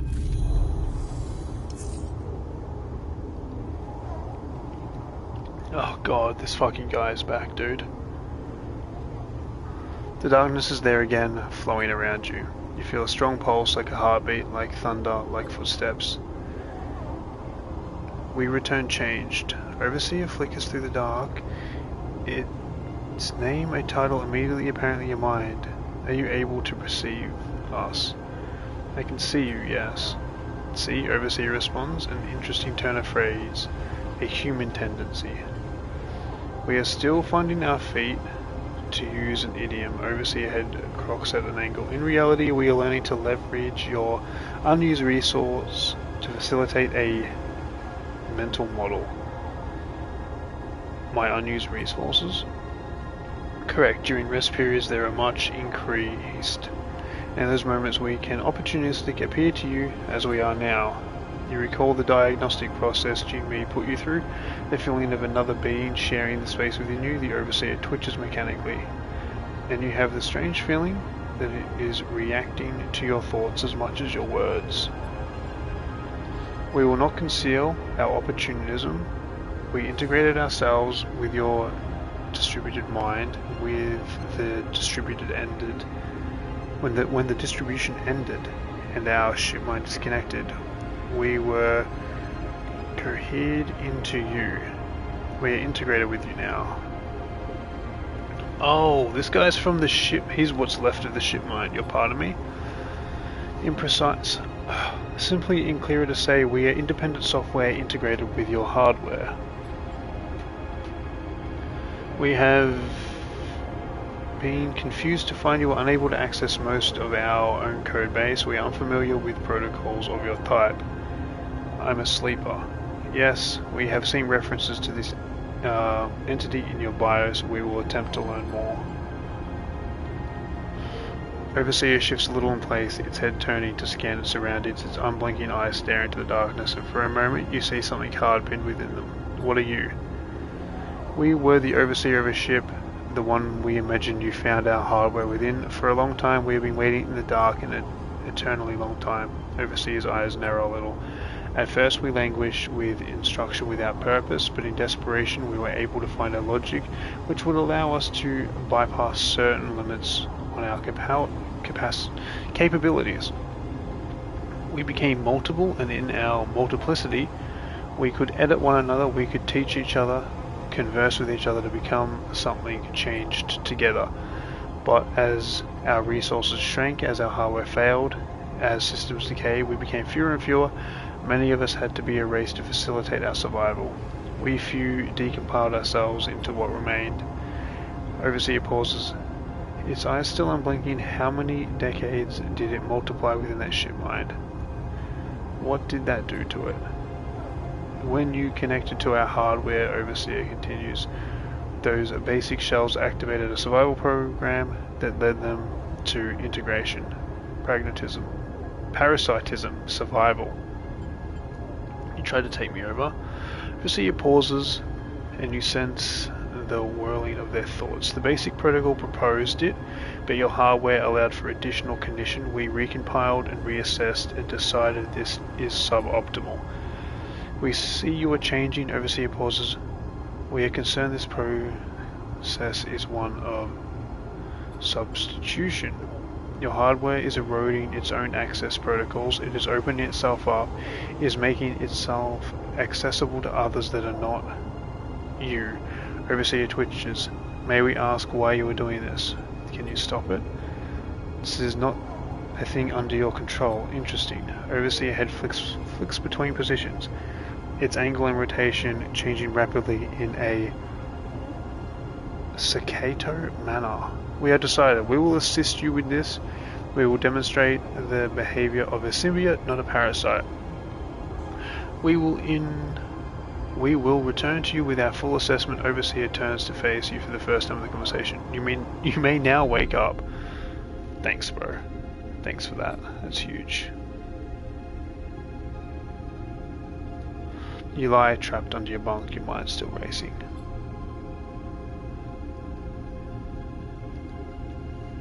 A protocol inside your frame, inside your mind, and yet it is insistent on helping you. For the moment, all you can do is wait to see if it delivers on its promise. At least, for a processing ghost, it seems agreeable for now. That's it. Seraphim nods towards the featureless asteroid. Those are the coordinates Judy gave me. You look at the rock like thousands and hundreds of thousands of other rocks in the Starward Belt, all these objects much the same, spread across a huge circumference of space, a good place for hiding something.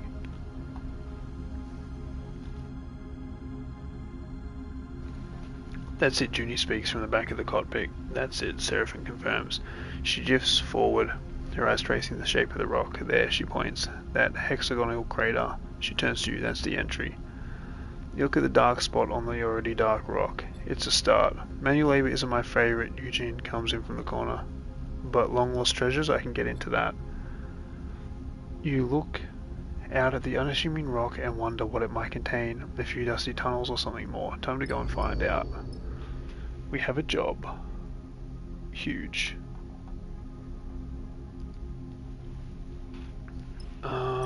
Let's go. It feels good. It feels good to have double engineering back, man.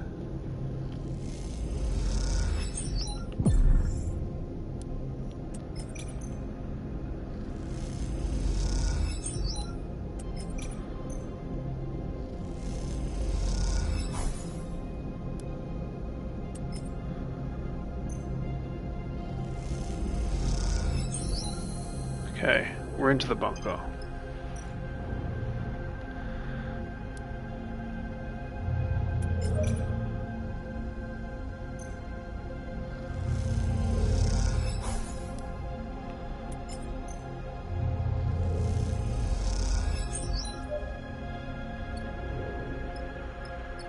Have a sleep.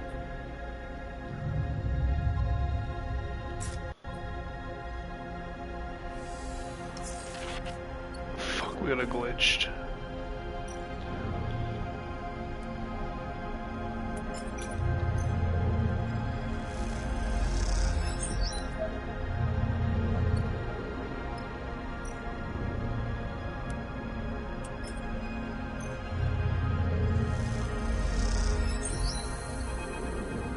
Okay, when you enter the access spire, the crew suddenly went very quiet. The images of the vast space seen through the viewing windows, the pristine wall paneling, the cool and quiet.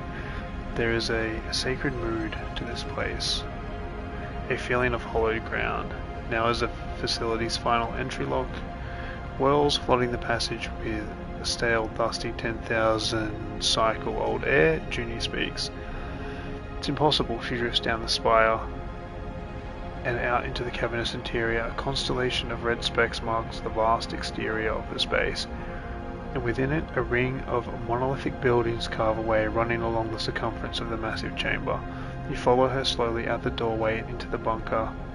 With a name like that, you had to imagine low sloping ceilings, a stark tunnel, a basement cut into a rock, but this place is a cathedral, a cocoon the size of a city. This is more like it. Eugene follows you out into the cavern. This is the treasure house, if ever I've seen one. We aren't here to loot, G turns back to give Eugene a reprimanding look. This is a historical find. Eugene shrugs. Historic or not, it's going to be worth something. Descending to the ring takes a while. Despite the empty space, no one wants to rush through it. The feeling of entering a sacred territory remains. Though the deeper you go inside, the more obvious it becomes that this place is more a tomb than a temple. You touch down amongst the grey metal units, most of them featureless and dark. They tower above you, their plans now fontages revealing little about their function and interior. Stay close. Ginny moves ahead into the gap between the two structures. This place is a labyrinth. Warden. Pre-collapse protocol. Welcome, visitors. A pale flicker appears near one of the units at the top of the square pedestal. I am the warden. Please provide access credentials. The flicker stabilizes into a figure, a statue of pulsing light. It pauses for a moment before repeating its request. Ginny freezes and holds a calming hand out to you. She retrieves her deck, sliding it carefully from her backpack, and turns it on. You look over the warden, who waits patiently, wide-eyed and absent, restating its security request with a regular rhythm. You guess this is the avatar just exists to make human interaction comfortable. Its true body is the facility itself, the vast interior ring speckled with sensors and systems. Suddenly, the warden stops speaking, and then a flash of red passes along the corridor. Credentials not provided. Lockdown activating 10, 9. You look over at Ginny, whose eyes are rapidly scanning through the screen full of data. Festing? Ginny stumbles through the pronunciation of the fast praise. Latter Idolist. What the she looks up at the warden avatar expectantly. The warden flickers again, distorts, and then stabilizes. Oversight connection not active. Reattempting. It repeats itself again and then again, intoning the words in a regular rhythm. You look over at Junie, holding still as if encountering a wild animal. She meets your eyes but gives no indication of any action you might take. Loop bypass engaged. Welcome, officer. The synthetic voice shifts to a different tone. Leonardo DeHaal. The avatar white eyes stare blank and blind. And guests. That thing's been working since Solheim collapsed. Eugene raises an eyebrow. Most of the protocols lost their minds long ago. Junie looks back at you, and then the warden. The figure flickers, staring out over your heads into the dark. Let's move. 1 second. Junie holds up a hand. She looks at the warden. Warden, are we approved to access all facilities? Yes, officer. The warden replies. Please remember that you are responsible for the conduct of your guests while visiting our facility. Hear that, officer? Eugene grins at Junie. You'll take the rap for me. You move forward, pushing between the structures towards a larger building, in the hope it holds the facility's central data core. As you do, you pass benches, barren gardens with dissected grass. A drinking bottle floats in the air among the dust motes. This place is dead. Be aware, officer. The warden reappears in the dark, shimmering on a pedestal. Due to the facility's extended run cycle, the activation of the hibernation protocol access to the central data core will be strictly limited. However, if you wish to show your guests the hibernation facilities, I'm sure they will enjoy the tour. The avatar remains expressionless, disconnected from the voice that accompanies it. On a personal note, I'm glad to see you return to the facility. The figure flickers. I am happy to report that I am ready for program reactivation at any time. Junie stares at the avatar. Thank you. Warden, she pauses. Can I ask how long ago the hibernation protocol was activated? Certainly. 11,473 Helion standard cycles ago. The warden distorts. If I'm in error, I apologize. Some subsystems have not been properly maintained. You look at the blind avatar standing on its pedestal, waiting for an order that never comes. So many cycles in the dark, patiently holding this place together as it fell apart, resisting atrophy in its bubble of the past. Thank you, Warden. That will be all. Junie nods to the avatar, which promptly blinks out of existence, leaving only dust in the dark. She turns to you and speaks quietly, though none of what senses the warden's vast body might have my access. It won't last long, she sighs. We need to make the most of it. We go to the core. The warden won't like that. It's aware the data is. She glances around. We can try to be delicate, take it little by little. I don't know how long this will last, Junie. Let's get on with it. Warden's stress.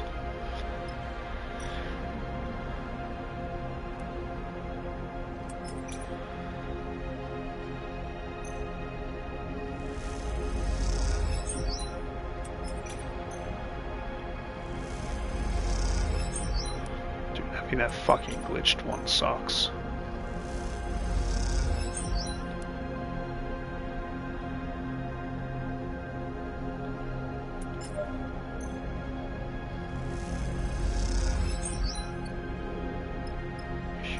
Ring facility.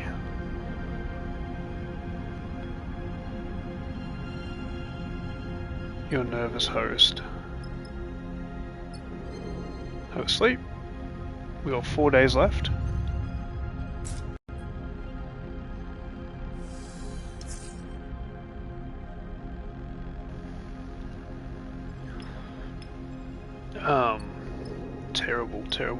Terrible fucking rolls.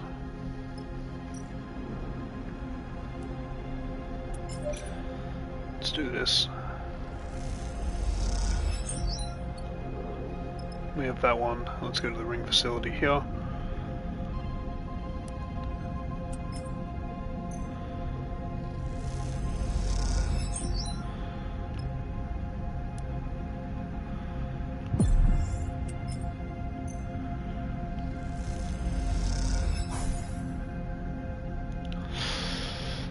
These 2s and 1s really suck, man. Let's grab... Fuck, she can't do anything there. +1 crisis active. There's a crisis active? Where?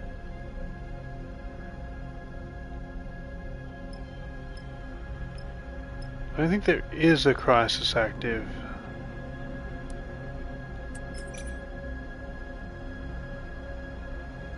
But sure.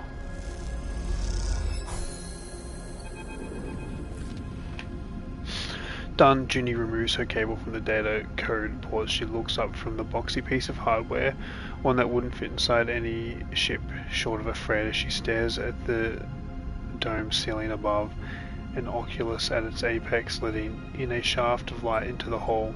It's a grand piece of architecture for what amounts to a massive piece of storage data. But then Solheim always did have a sense of grandeur when it came to its projects. Why should a secret signaling monitoring facility be any less opulent than any other buildings? You find anything good? Hard to tell. She squints at the vast data core. There's too much in there. I barely scratch the surface. We'll only know what's really there when I have time to process it. We should go, Junie says. I'm not sure how the warden will react when she looks back over her shoulder at the vast core. I don't think we'll be let back in to get more.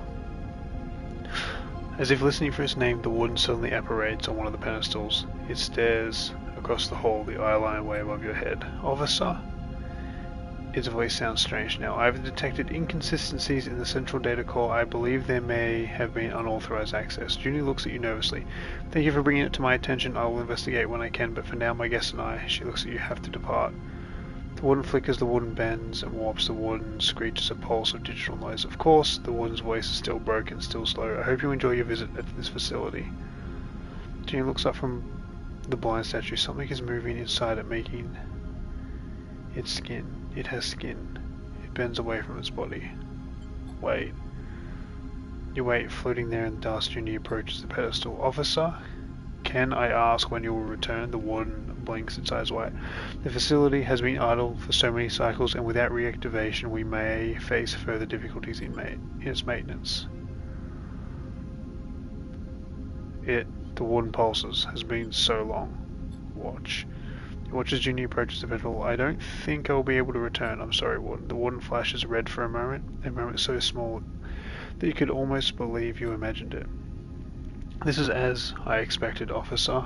The warden is still now. Its lips no longer moving as it speaks. Its chest no longer moves to emulate breath.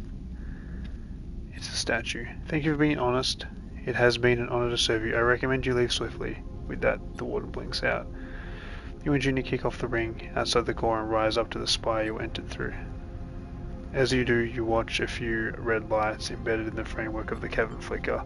Ginny turns as you ascend through the dark. Do you think the warden is sentient? I mean, sleeper, maybe you. She goes quiet. I thought you might know. It could have become sentient. Since the collapse, is that possible? I suppose with no oversight from Solheim's technician, the protocol could have developed some rudimentary learning skills. She pauses. Seems unlikely it could learn to think, though. She looks up at the approaching spire. Eugene is waiting for you in the access spire. Let's bury this coffin. Ginny cycles the air and goes through, now in suits and helms, ascending the sealed spire. As you do, you look at the viewing window and something catches your eye. The ring of red lights and those few left on inside the cavern are turning off layer by layer. You turn to Ginny, but she's already looking out the opposite side. The warden's shutting it all down. Ginny pauses. She's ending it.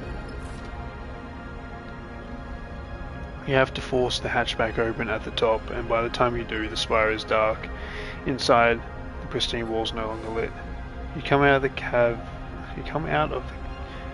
to canvass the stars, an impossible number of them spread out in every direction. You take a moment to look at them, after being tucked away in the bunker. They seem impossibly bright and impossibly beautiful. You glance across at Ginny. She is looking up at the stars too, absorbing their light, as if doing so might lift her out of this time and into another one, where things were different. Well, I think we stay and we try and rob this facility of some gear.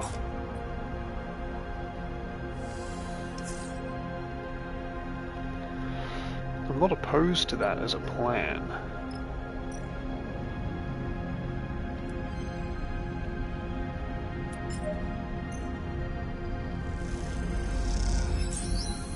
Let's grab some Solheim tech.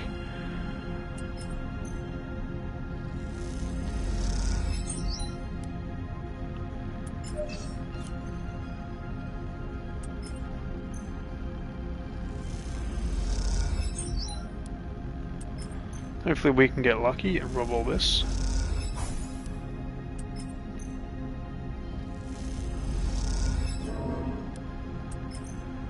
Come on. Awesome. Solheim souvenir. What is that exactly?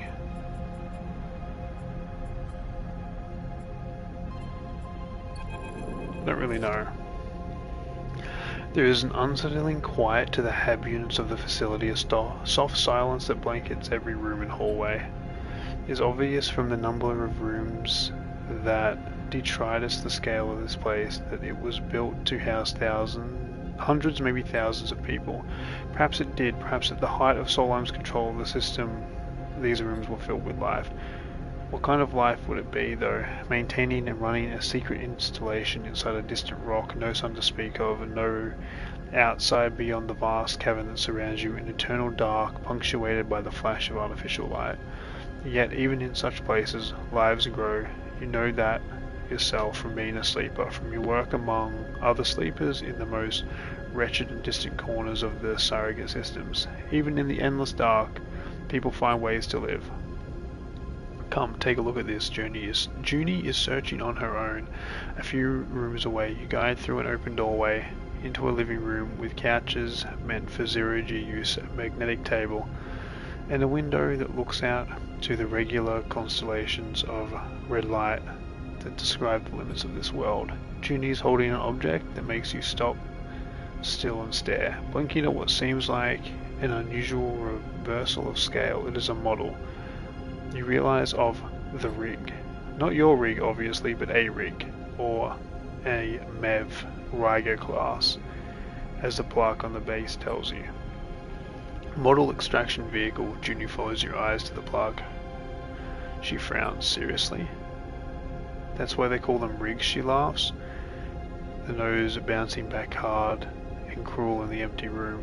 What does Riga mean anyway, she sighs. Another Solheim mystery? When you look at the model, still fascinated by seeing your ship rendered in such a careful detail, you try and imagine what this model meant to those who lived here. A child's toy, a meaningless corporate knick-knack? The model purpose remains opaque. There were so many of these flying around the system before the collapse, you know. Junie turns the model over in her hand. Solheim used to rent them out to colonists. I've seen the records. That was what they did. They claimed the system rather than exploited themselves. They provided goods and services to those who would. The workers paid for transit to systems, then accommodation, equipment, and access to mining claims. Other corps like XPR and Nova End, we've never heard of XPR before, paid Solheim to access this closed market to provide other services. Meanwhile, Cybal paid even more to test terraforming tech in the system. They built massive projects here, rich from work they only facilitated but never undertook. But why then? But then they collapsed? Yeah, that's what happens when you are built on other people's work. A few high-profile accidents, malfunctions, and the exodus begins. Once it starts, the shareholders lose trust, and Junie turns and squints out the window. Here we are on the far end of it. Here. Junie turns and hands you the rig model, a gift. You take it and turn it over in your hands. You see something on the base, some words scratched in that you can't read. You run your fingers over them, touching the past. That's the closest thing to a treasure I think will turn up here, Junie sighs. The people who worked this place didn't have much to their names. It seemed that what little they did have, well, Solheim owned that too. She leads you out of the hab units, passing countless doors, some sealed, some open, that led to countless rooms where countless employees lived lives, or tried to, in the shadow of Solheim. Like it or not, this is what made the Helion system, what built the decaying structures you cling to as you orbit their stars. What that legacy means now is a decision every resident of the Starward Belt has to make. Am I done? I think I'm done. Let's leave.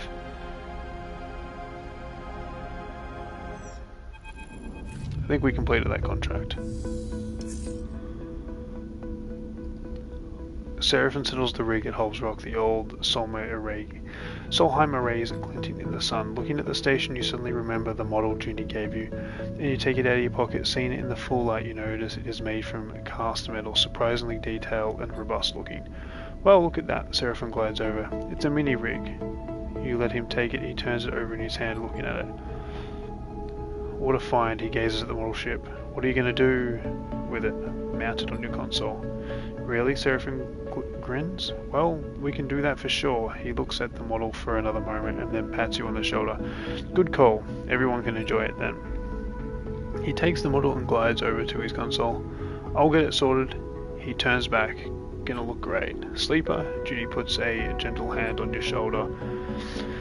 You turn to see her smiling a rare smile. Thank you for going out on a limb for me. I know it wasn't the most profitable job, but what we found, I'll be thinking about it for, well, ever. I managed to extract some data that you can use, and I'm going to search through everything we pulled out of the bunker. Junie looks down.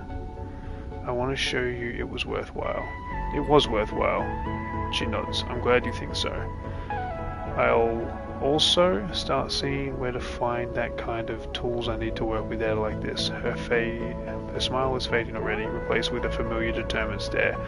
We can't let it go to waste, but my deck is not going to be enough. Dark side might be the only option. It's the biggest remaining Solheim facility in the belt, she sighs. I'll look into it. Either way, thanks for bringing me with you. I'm glad to be part of this. The smile returns. For as long as you'll have me. She looks away nervously, and then, before you can respond, she's gone off to find a corner of the ship where she can dig through the data she's pulled from the past in order to find a better future. Oh, we got huge Solheim data, dude. Let's do this.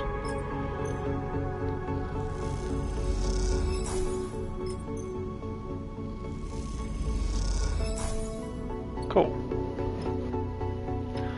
Let's buy some food. Buy some fuel. Work here for a little bit. Get a bit more stuff. Come over here to the sun catchers. Where's my food? Buying. 60, far out, it's expensive.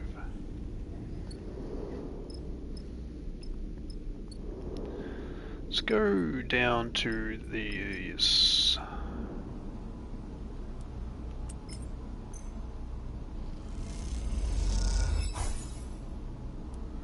Oh, so this just gives me free energy, so I don't have to buy food.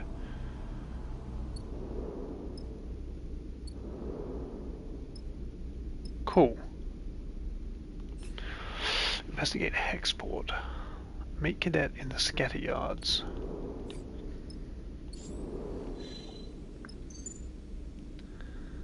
Well, I can't get to the scatter yards, I don't think, so I feel like the only place left to go is to Wellspring, the vast water extraction facility. Confirm.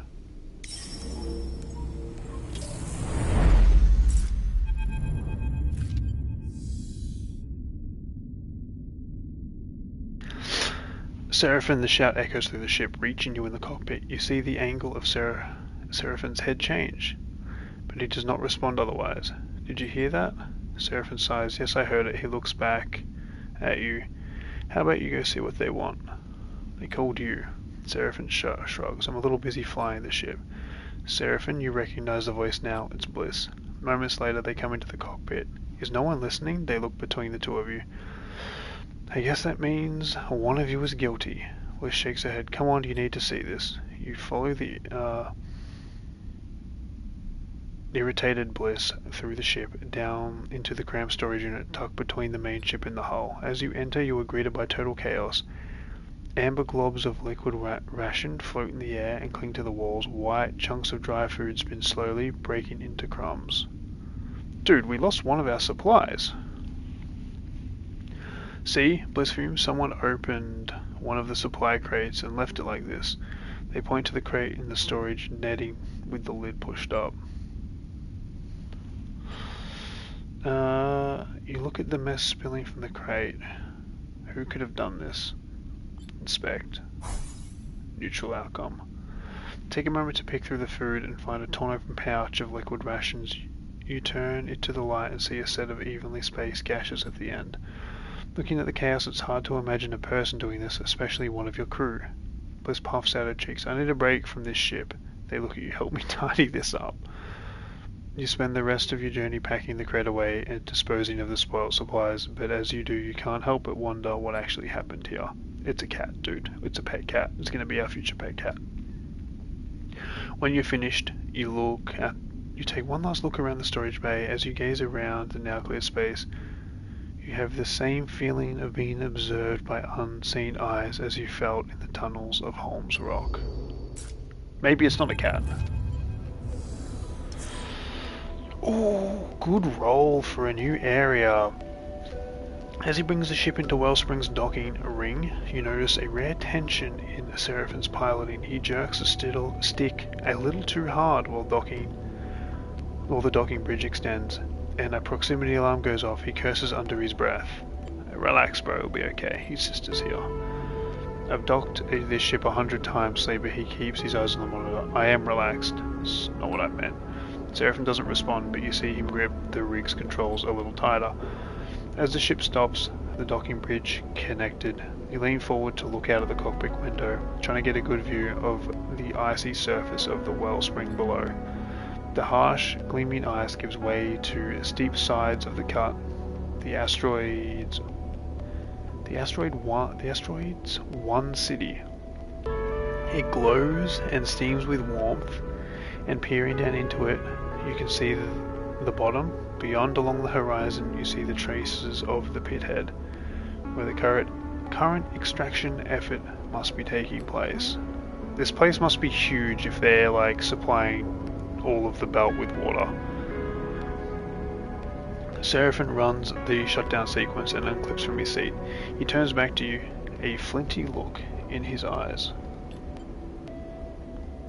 I'm gonna head down into the cut. I've just automatically wanted to call it the gut. I've got a few leads to follow up. You get the sense he isn't asking for permission. Okay. He nods, grunts, and glides out of the cockpit. You turn to watch as he pushes past Bliss in the doorway. I missed something? Bliss shoots you a look. He seems more irritable than usual. He's looking for his sister. Bliss raises an eyebrow. Family trouble. That explains the irritation levels. I would recommend they unzip their jacket. We go after him before he pushes past someone that pushes back. Agreed. See you down there. At least Lane's unlikely to come out here to pick a fight with the Syndicate. Bliss shrugs. They turn and head towards the airlock, whistling softly as they do. Eugene comes out from the side door as Bliss passes. He stretches and squints at you. Permission to find a bar down there? He grins, just joking. I know I don't need to ask. He winks and follows Bliss. I'll wait with the ship. Ginny's voice echoes through the thin interior wall of the corridor. I've got archiving to catch up on. She pauses. There's nothing older than 1,000 cycles on that snowball anyway. Wellspring, the base of the Syndicate. As you look across the icy surface, you remember Malk, the captain whose ship you saved, and from whom you surveyed the ice asteroid. You remember how that job went. You wonder if Malk was able to negotiate the release of the Springtide, his ship, or if he still resides on the far spindle. Yeah, we messed that job up pretty bad. Did a terrible job on that one. You hope it's the latter because you doubt he will be best pleased if your paths cross once more. You sigh. At any rate, without a pilot, it doesn't look like you'll be moving on soon. Time to go see Wellspring.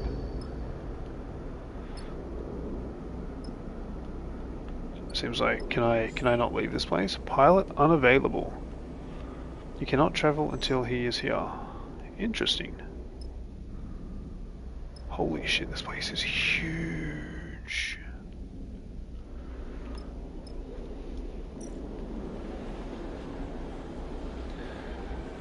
I guess we do this. I guess we do the hacking.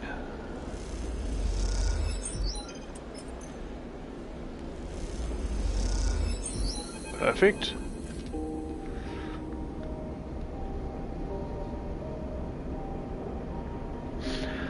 Amazing to think this place supplies most of the belt's water.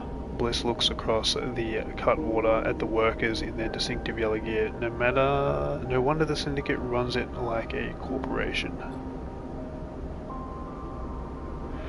You look at those gathered in the ceiling bar, gathered around the cushioned couches and the low magnetic tubes, their voices bouncing off the metal walls, as all of them wear low-tech clothing, a mark of their status as contractors for the belt's most powerful syndicate.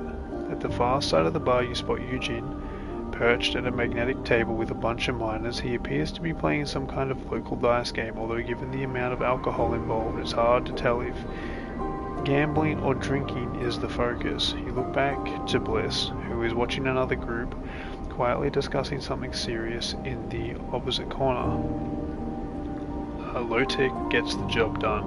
Bliss turns back to the bar and sips their drink through a metal straw. Well, that's the thing. I've been looking around Chasm Row, searching out components in the market down there. People don't seem so happy. Bliss meets your eye. There's a lot of talk of contracts. It seems Low-Tech's been locking down its workers, giving the war in the inner system as an excuse. They're playing with their metal straw, swirling the orbs of liquid in the sealed glass. The pressure's building, Sleeper. We shouldn't hang out here much longer, they sigh. The problem is we have no pilot. Well, Bliss raised an eyebrow. It sounds like I'm not the only outsider who's been hanging out in Chasm Row. I heard somebody complaining about a rude young man asking too many questions. Bliss smiles. Who else could that be? They laugh. That's the place to start if you want to find our boy. They said he was asking about Rye Market, but I have no idea what that is. Bliss looks across the bar. Definitely a touchy subject for the locals, though. I'll head there now. Bliss nods. I'll finish my drink. They smile. Let me know how it goes. You leave the Cutwater, shouldering your way through the crowd of boisterous contractors. There is a conspiratorial mood to the conversations now that Bliss has mentioned it, and you wonder what all the talk is about. You hear a bellowing laugh from Eugene as you slip out the door. Better leave him to it. You feel a sudden cold as you leave the steaming bar and enter one of the icy passages cut into the asteroid itself. All this water in the hands of a single syndicate. If something goes wrong, the belt will die of thirst long before the war reaches it. You turn up the collar of your jacket against the cold and head for Chasm Row.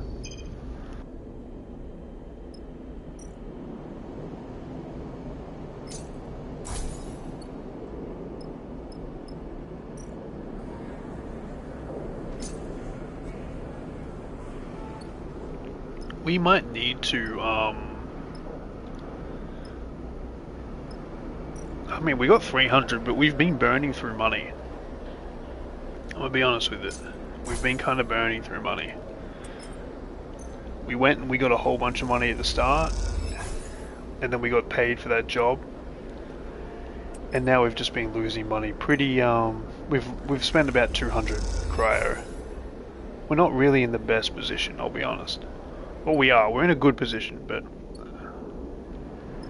I'm a little concerned. Like, we've just dipped under 300. We need to take a job that actually pays something. Let's go and explore this, see if it's an engineering thing. No, I need a low-tech pass for that, okay. We are not going up there. We're staying down here, I reckon.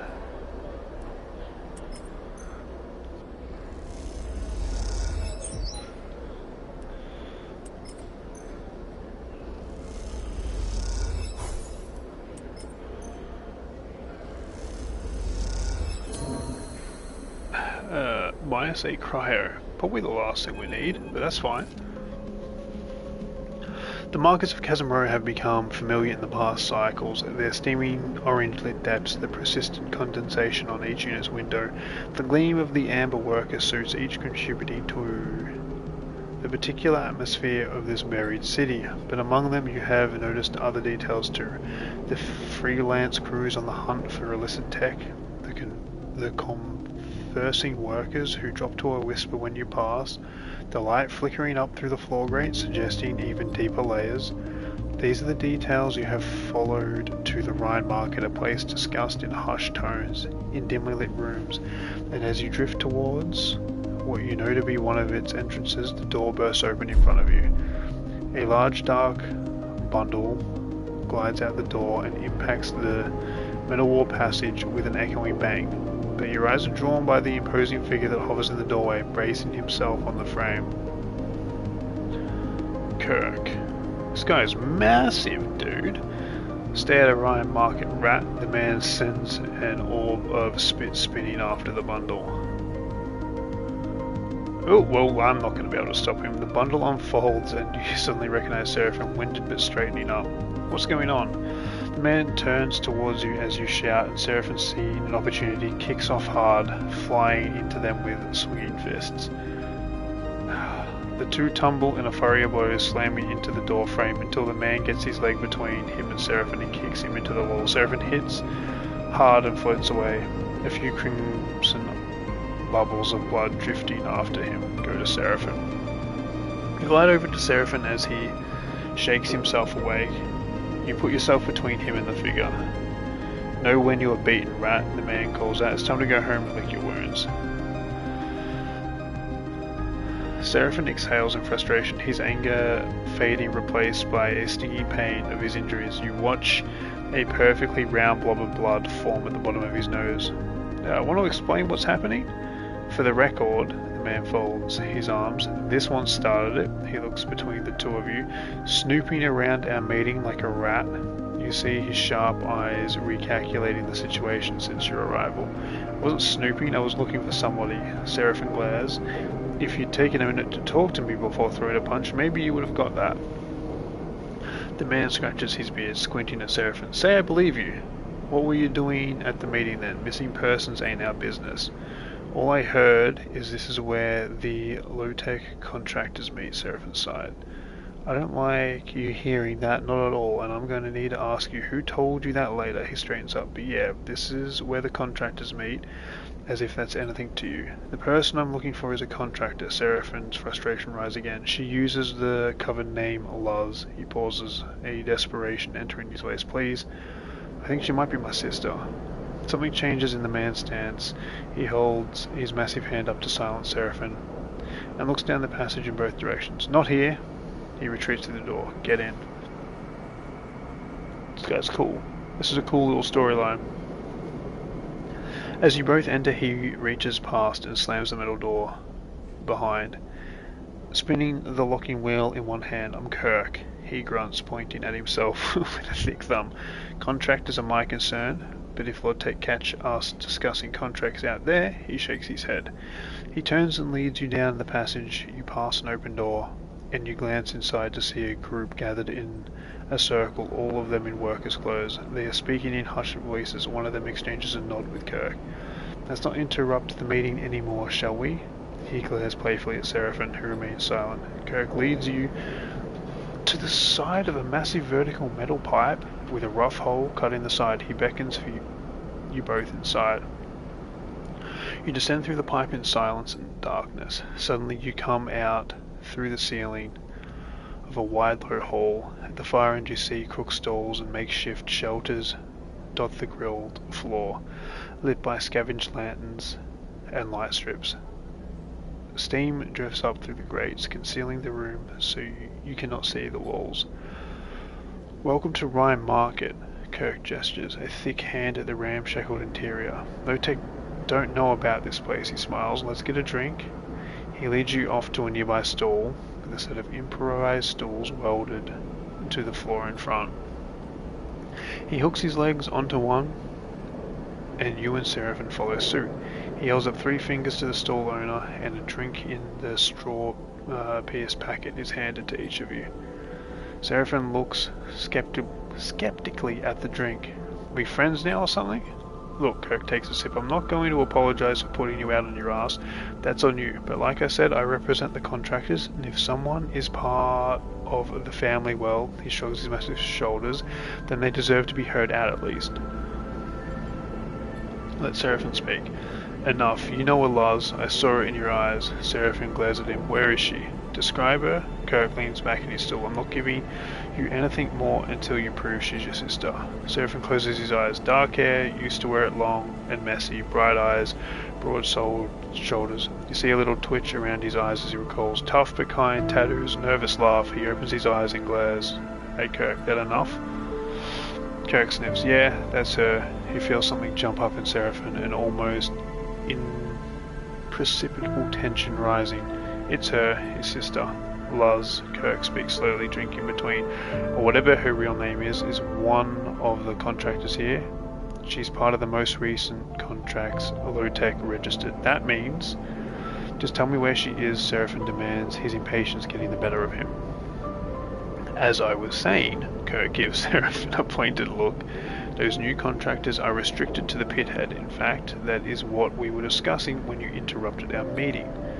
Seraphin looks away in frustration but holds his tongue. Since the war, the low-tech syndicate have been trying to lock down Wellspring. They went from a loose association of mining groups to an autocracy and started enforcing contracts with some serious overreaching terms. Your sister, she's on one of those contracts. Low-tech are acting like they own her and the others because according to their contract they do, which is exactly what we want to do something about this cycle. He forcefully taps the bar with a finger. We are voting on a strike action and a full blockade of Flotsam. We will bring the syndicate to the table too. Seraphin knocks his drink away and kicks off from the table, disappearing into the market. I'm just going to stay with Kirk. Seraphin's trouble. Kirk watches Seraphin go with disappointed eyes. I don't understand what he didn't understand by they're imprisoned and we can't get to them, but fair enough. Your friend will go to the low-tech syndicate, I know it. He sips from his drink. They won't help him there, Kirk's bright eyes meet yours. The syndicate will do nothing for him, or for you, trust me. I want to help you, Sleeper, I want to help your friend, but I need your help in return. I want to help. Good, Kirk nods. I knew you would. Kirk places a plastic pass card into your hand. It glints with the mark of the low-tech syndicate. A blurry ID photo laminated into its transparent interior. This will get you into the pit head. You can see for yourself what is happening there. Don't follow your friend to low-tech. Go to the pit head, find Loz yourself. He meets with your eyes, and when you do, come back to me and we can discuss how to free her and everybody else like her. If you go up to low-tech, if you meet with him, I can't help you. He releases your forearm and drifts back into the crowd, disappearing into the steam darkness. You catch up with Seraphin in the bustle of the Rhine markets amongst the steam and the crowds. I can't have been the only one who saw this pitch coming from a mile off. Cyril is bristling with anger. What kind of idiots does he think we are? We should go back to him. No way, Seraphin glares at you. You heard this guy. He was about to recruit us for his great crusade against the syndicate. Seraphin starts to push through the crowd towards the exit tunnel. I'm no one's tool. You shouldn't be either, Sleeper. He shoves his way forward. We don't need to get tied up in this, we just need to get her out. Seraphin forges ahead, and you are caught in the crowd behind him as he disappears from view. You curse his impatience. You float there for a moment, buffeted by passing people, clutching onto low-tech's pass, trying to decide what to do next. Right. So we unlocked... Okay. I was a little worried for a second there. I was like, man, if Lame's coming to get us and we're stuck here without a pilot, this kind of sucks. So, find Lutz or meet with low-tech. Let's end cycle. I think we don't want to meet with low-tech. They seem bad. God, what a shit garbage roll. So it says that that's a low-tech operations. We want to go to the pit head. And we want to access the pit head.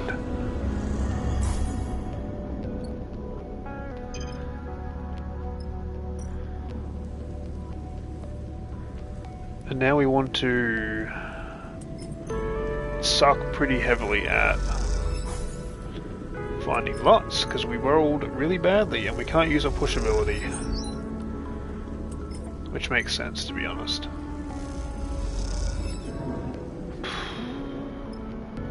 We got food here at least. Sneak a meal. Dude, we're not gonna steal food. Hate to be that guy.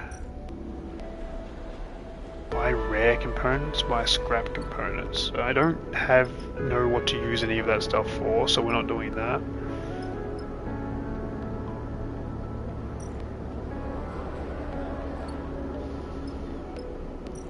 We'll just buy food like a normal person. It's very expensive. Food is very expensive.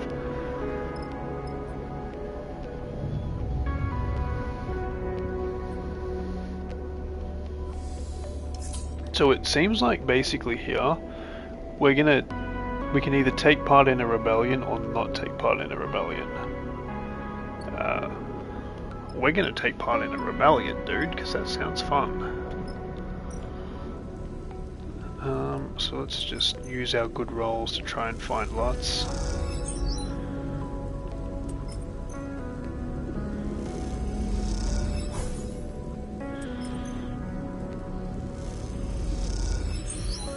Perfect. The shaft descends towards a sump in the depths of the pits. Here the air is freezing cold. To prevent the ice from melting into goblets of floating water, if your breath carried water, you would be able to see it in the air by the absence of steam in each exhalation. Only serves to remind you of your own strangeness. Not that anyone else notices the workers' heads are low, their eyes fixed on their work, shutting chunks of ice and tools up and down the shaft. At the end of the nearby tunnels, you see the bright sparks of ice cutting in progress, slabs hanging in the air in the strange way that they do in zero-G. You lose some memories of a time before Darkside, before Lane, before Freedom come to your mind. The familiarity of the cold, the sparks, the endless toil. It chills you more than the packed ice on either side ever could. You reach the bottom shaft, a metal grill marking the terminus. It squeals as you push it open, the barred doors set into it.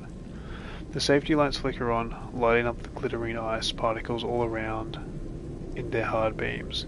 It is as if the stars are held there in this cavern. As your eyes adjust, the massive space comes into focus. It seems to have no up or down, just countless darkless shafts and terraced pits cut into the side, all around silhouetted by their work lights. Contractors cut and haul and gather. This is where those locked-in workers are being held, caught in a contract clause that permits an endless shift. The atmosphere is grim. Yeah, no shit. At the center of the cavern floats a construction of welded-together habitation units. A heavy twisted cable stretches from this improvised structure past you and up the shift behind, tethering into a central power source. On each of the 6 sides of this strange apartment block, a set of struts project outwards, bracing the construction against the cavern walls. The block itself is wrapped in insulation, clad in protective plates. It glows with small amplitudes and lights. You approach the nearest entrance. Everything is bitten by rust, by decay. If the bars on the entrance weren't clear enough indicator, it is obvious now that this place is a prison. The door scissor open. How the fuck are we gonna get out of here? The door scissor open, letting out a blast of warm air. You quickly duck inside and seal it rapidly behind you. The cramped interior passage glows warmly, but its rugged condition keeps it from feeling cozy. You follow the corridor, ducking beneath the hanging wires and loose insulation. This is where you were told to find Luz, or whatever her real name is. You come out into the communal mess, counters and food preparation units fitted into the walls, cushioned stools and couches scattered around. A couple of contractors are stretched out in the space, one of them snoring loudly in a corner, another sipping from a food packet on a stool. Lutz. She does not look anything like how I thought. Suddenly a door from the far side opens to the cavern, letting a fury of ice shards that quickly become scattered orbs of water. You watch the figure as they guide into the warm light of the interior. With their dark hair and bright eyes, you know this is who you were looking for. You meet eyes with her, and something sparks in that dull clean room as if she recognizes you. Sleeper! She looks in a haze, her hair stuck to her forehead with a sweat. Her eyes still adjusting to the interior. I've been looking for you. You what? She squints. You see her scan, taking your clothes, the way you hold yourself, your face. For a moment you feel exposed, aware of the damaged skin and industrial markings, your doll-like features. You feel the familiar sense of being objectified, but also something warmer below, a recognition of what you are. She blinks, exhales and shakes her head, realizing she's mistaken. Give me a sec, alright? Just finished cutting 100 cubic meters of ice. She pulls back her hood. Haven't seen you down here before. They just contract you or something? The tension drops, but you get the feeling she isn't quite looking at you. She crosses to a food unit and pulls out a packet, slotting it into a warmer. She thumbs it. First sleeper I've seen in a long while. She doesn't take her eyes off the slowly warming food. You'll do okay down here. I know you folks are tough and stick with the job. That's good. The rest I can show you. Once you've eaten, She laughs a little to herself. I'm not here to work. I know the feeling, but if you're on a contract, they've got you. She pauses, her eyes not leaving the warmer. You'll get used to it. It's difficult at first, but you will. You're not listening. She turns to face you, and you see a wet shine in her eyes. What are you talking about? You realize what you need to tell her. Seraphin is on Wellspring. The warmer chimes let her know that the food packet is ready, but she doesn't seem to notice Seraphin. She takes a ragged breath and settles herself here. Not here, at the cart. She nods and shakes her head. Well, if he trusts you with his name, I guess I should trust you with mine. She comes closer. I'm Tala. Tala. Does that feel like I should know? That name sounds familiar. Why do I know that name? Tala, Tala, Tala. Was Tala in the first game? I don't think so. I don't recall a Tala. I'm Tala. Now where's my idiot brother? I'm not sure. She laughs. Well, that sounds like Sarah.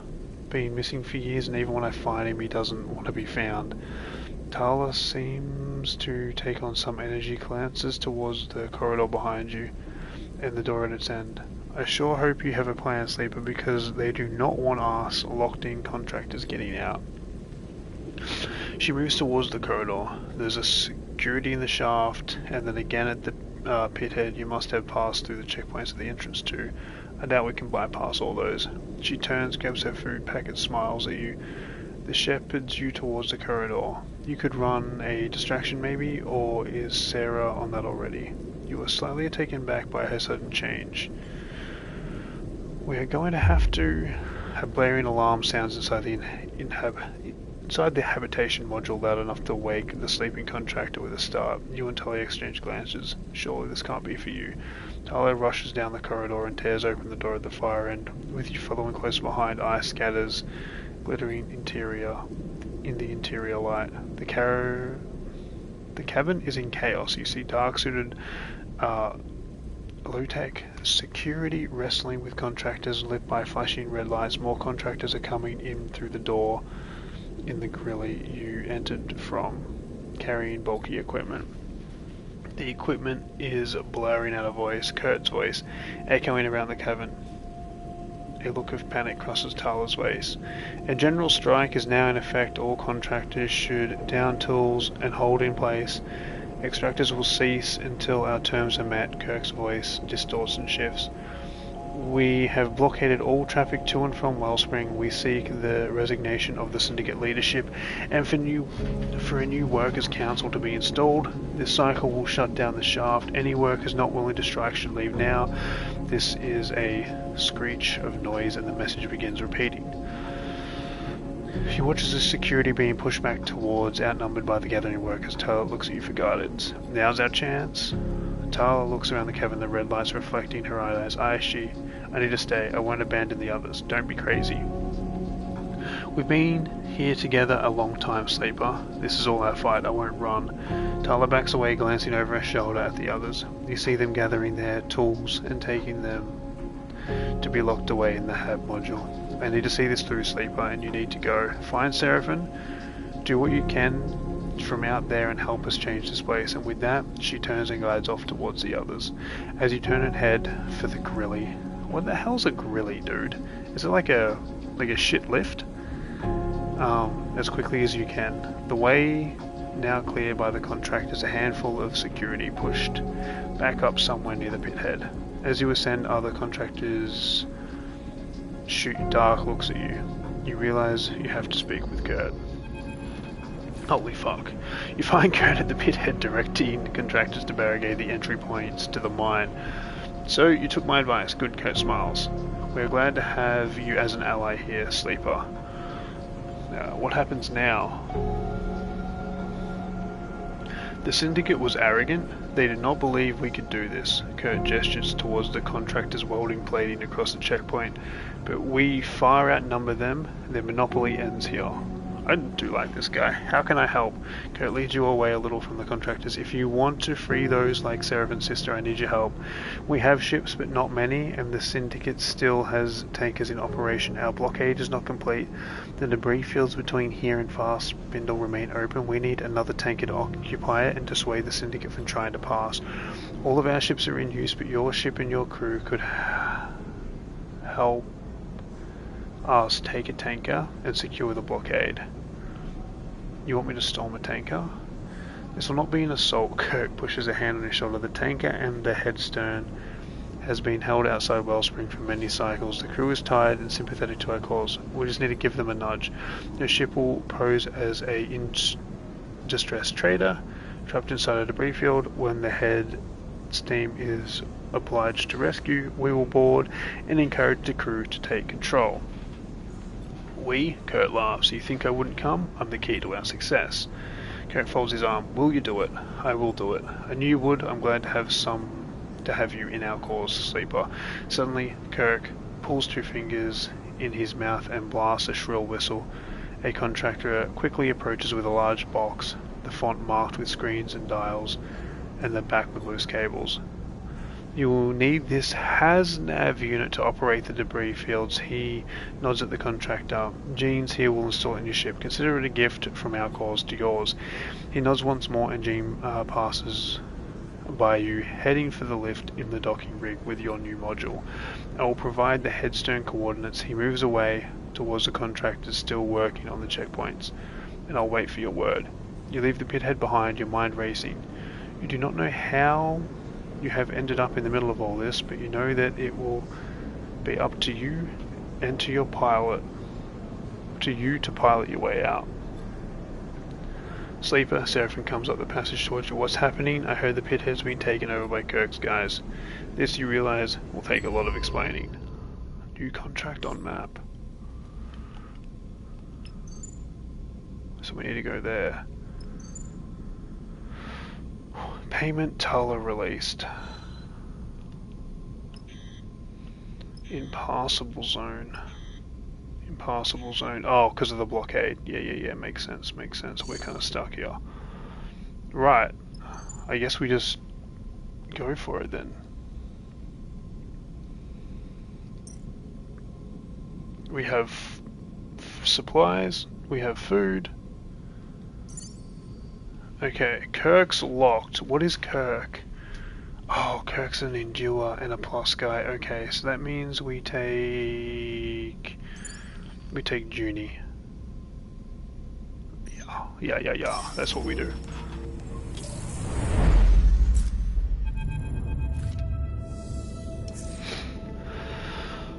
The headstorm looms large in the cockpit windows as it comes to a stop. I can't believe you talked me into this, Seraphim sighs. This is not a good plan. Convincing Seraphim to take Kurt out to this low-tech freighter wasn't exactly easy, but with the pithead on lockdown, there weren't really any other options. A voice crackles over Seraphim's terminal, loud enough but quiet enough that you can't pick up what's being said. What are they saying? Seraphim glances back over his shoulders at you. They're telling us to prepare for docking. He swallows nervously and turns back to the console. Good, keep them talking. You look behind, you see Kirk floating in the doorway. Seraphim flicks the comm switch on and begins speaking to the low-tech ship, thanking them for responding to the distress signal, trying his best to play the part of a nervous trader suffering an engine failure in the debris fields. Kirk jets his head for you to follow him into the corridor, and you unclip from your seat and float out behind him. If it's okay with you, I'm going to play the captain on this one. His flat stare suggests he isn't asking for permission. Okay, Kurt, you're the captain. Captain Kurt. Kurt nods, I appreciate it. Let me tell you how this is going to go. He starts moving down towards the airlock and you follow as he talks. The headstone has been holding here cycle after cycle while Wellspring tried to quash our little rebellion. He smiles at the idea. Now the blockade is in effect, well, they know they have to hold out longer still. While the message from low-tech operators get less and less frequent, he stops by the lockers, swapping his low-tech uniform for an old flight jacket. This is a ship full of tired, unhappy, underpaid and underfed workers. You both arrive at the airlock. We just have to nudge their anger in the right direction. There's a hiss as the airlock cycles. Low-tech are coming aboard. Kirk catches your eye and gives you a wink. Lambert. Cold low-tech captain. The airlock door scissors open, revealing a drained-looking low-tech captain flanked by security officers. Lambert, captain of the headstern. He presents himself immediately, but with little enthusiasm. We've been in communication with your pilot and are docking as requested to provide support. He looks between you and Kirk, his eyes lingering you a little too long, no doubt taking in the strange vinyl skin, dark glowing eyes, and doll-like face of your frame. He directs his attention to Kurt. How fares your crew? Thank you, Captain. You notice the immediate change in Kurt. His deflated posture, his softer speech. We're surviving as best we can, but now that you have come to our rescue, he sighs and holds out an eager hand to Lambert. We're very grateful indeed. Lambert limply shakes Kurt's hand. Not to worry, the Low-Tech Syndicate takes its stewardship of Wellspring and the surrounding environs seriously. It's our duty to offer aid to traders and travelers alike. I'm afraid we don't have much to offer by the way of supplies. Our stores have been depleted by our long posting here, but your crew is free to enter our ship and make use of its facilities while you make your repairs. Kirk continues, playing the submissive captain, nodding enthusiastically and uttering a stream of thank yous. Thank you, thank you, thank you. It feels like he's pushing a little though.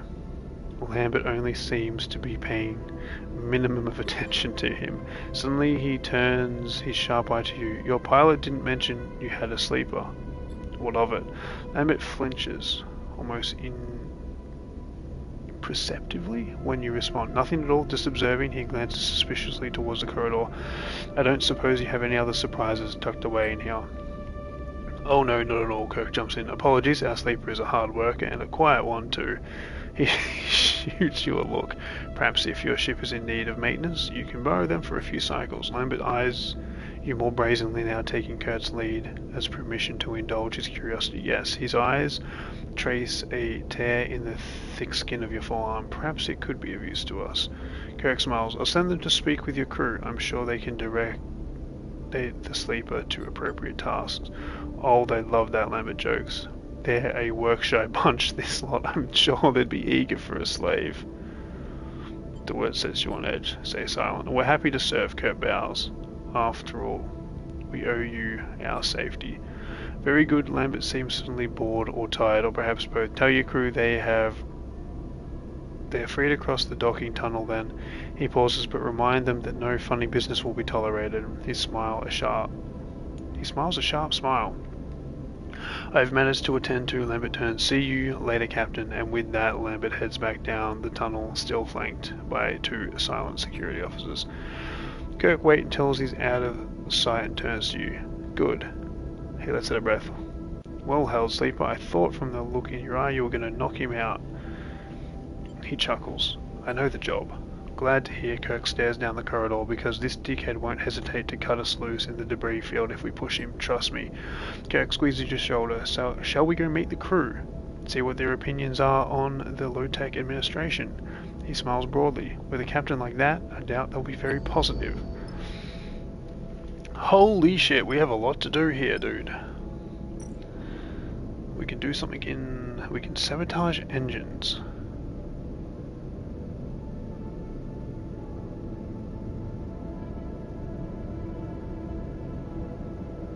Okay, so what have we got here? We've got 2 pluses. I can sabotage the engines. And we can criticize contracts. Interesting. Navigation control.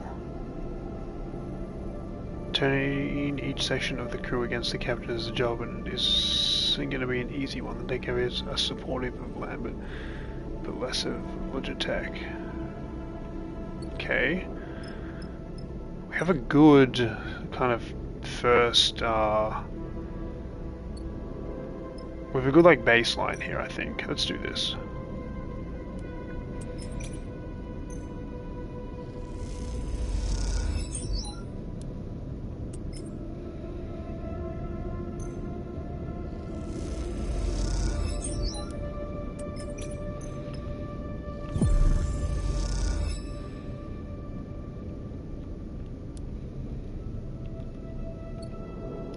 fuck that up by pressing too many buttons at once.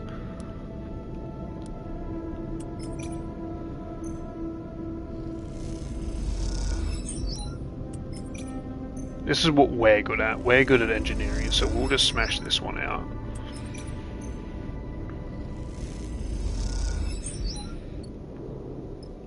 I probably shouldn't have done it like that, but it is what it is. Here we have we can drop a 5.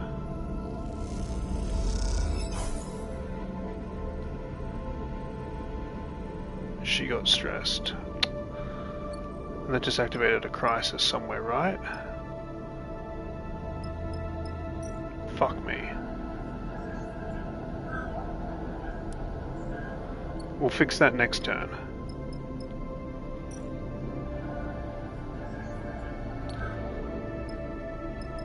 We'll fix that next turn, that's fine. Junie, you kind of fucked us there. I really didn't think you'd mess that up.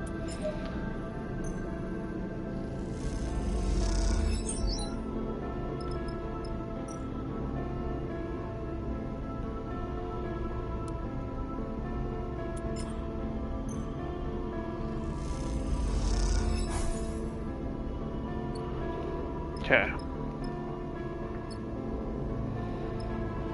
Let's end cycle. We're gonna have to go stop that crisis from getting too big. So let's go down here. Let's throw a 3.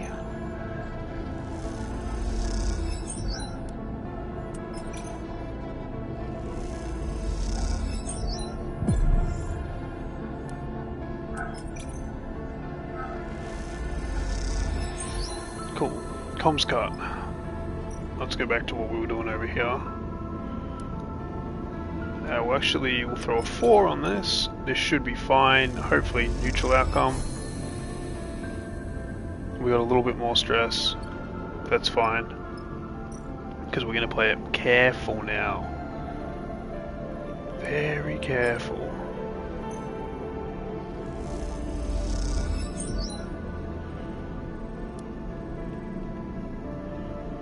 We're going to throw a 4. She's going to do a good job and not mess this up. Good job. I knew she would. Then we're going to do this. We've got that. We're going to come over here. This one's going to be the hardest, I think. We don't have any pluses on that. Let's have a rest.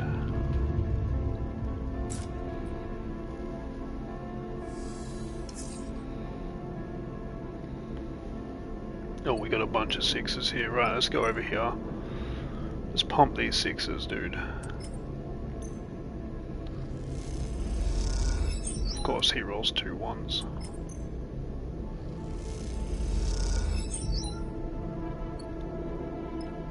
What if I do this? Am I able to...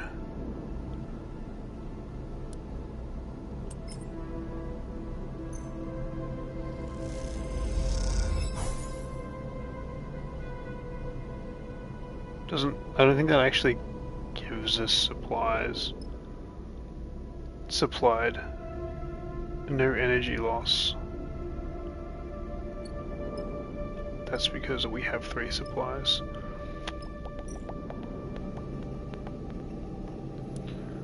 Do this. Finish this off with a positive outcome. Now we have 3 turns not to mess this up.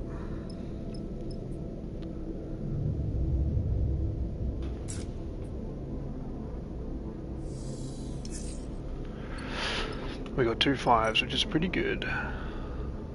Not the best, but this will do.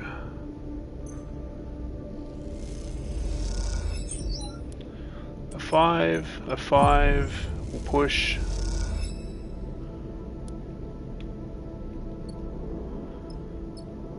Sorry.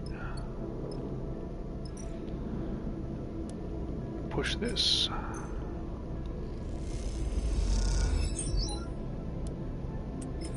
We'll do this.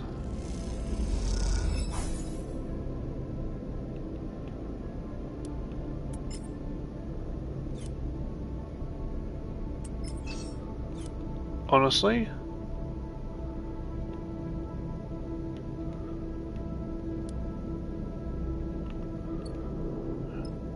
think we run it on a 4, right? And he wins this for us. Good job, dude. Kirk rushes into the bay you are crossing. It's all kicking off, sleeper. A wild glee in his eyes. Lambert's lost control. He guides you through the headstem, a ship you have become surprisingly familiar with over the last few cycles. Perhaps it is the influence of getting to know the crew and their complaints around Lambert and the Syndicate, but it's the twisting corridors, thick pipes and cold metal have taken on an oppressive feel, cycle by cycle, hour by hour. Now, as the shouts of conflict echo down the corridor ahead, where a room glows with warm light of the galley, you feel an oppressive pale being scraped away, replaced with a new and exciting quality. Enough! Lambert's shout echoes like a shot as you enter the crowded galley. From what you can tell, more than half the crew have crowded into this space and are clumped around, some perched on side units. I order you to return to your stations. Lambert floats slightly above the crowd, his hands held in a gesture of futile calming or nervous surrender. You see him glance over his shoulder, and tracing his view, you see security officers tensely gathered at the back of the room. Warn Kirk. You turn to Kirk, ready to indicate the mass security, but you are met with a wild smile that makes you pause. Just wait. Kirk wince. You turn to see security moving through the crowd. If you will not retreat willingly, I have no other choice but to use force. Is he gonna aura farm this? Is Kirk gonna aura farm this? Because that would be huge. Lambert's voice breaks with anger. Disperse. As you watch as the guards from behind Lambert, and then one moves forward and grabs him, forcing his arm behind his back. The act is met with a raucous cheer from the assembled crew and a yelp from Lambert himself. He is forced through the crowd, who part and jeer, heading directly for the corridor from which you entered. When Lambert is close, Kirk nods to the security officer holding him, and they stop. Lambert looks up in the confusion and stares directly into Kurt's grin. You are officially removed from duty as captain of the Headstone on authority of the Wellspring Workers Alliance. Kirk's tone is direct and clipped. This is done with the authority of a majority ballot of your crew. Workers Alliance, you have no authority, you're pirates. Lambert spits at Kirk. There will be consequences. On that we agree. Kirk nods to the security officer, and they wrench the struggling Lambert from the room. Kirk watches Lambert go, determined, set in his heavy brow. What will happen to him? Lambert can enjoy the hospitality of his own brig. Kirk pats him on the back. We have a celebration to muster.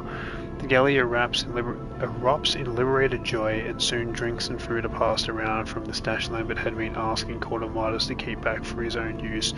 You settle on the counter and look as the crew celebrates. You watch Kirk move effortlessly through the room, giving and receiving thanks in equal measure. Despite his intimidating appearance, you see in him something softer coming to the surface, something reserved for those he has struggled alongside. Fresh allies are old friends to him.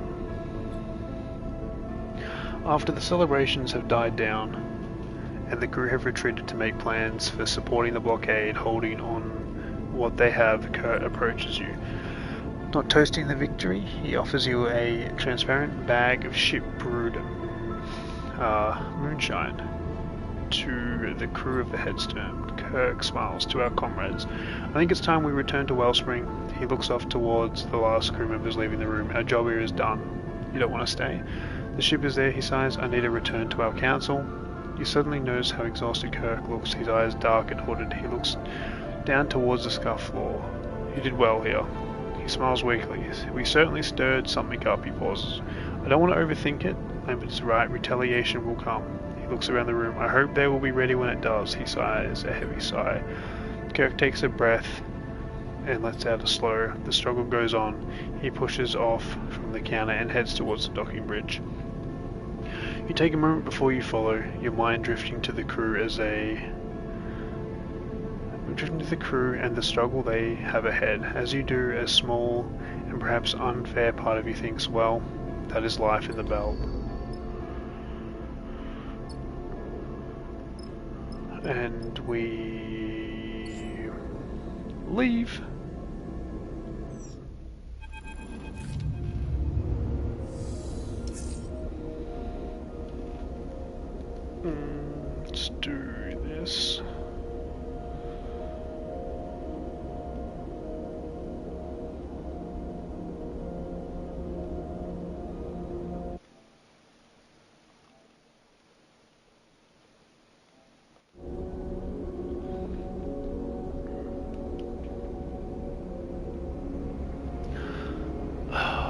The cut thrums with tension. The streaming city and its brash inhabitants have quietened, not to silence, but to a low rumble of conversation. The blockade is holding, the syndicate is waning, and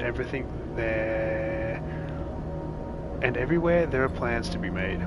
You and Seraphim float idly in Chasm Row, many stories deep in the wound of the wellspring side, waiting on Kirk not far from the place you met him. A meeting Seraphim still has lingering bruises from. Kirk is inside somewhere, and like other low-tech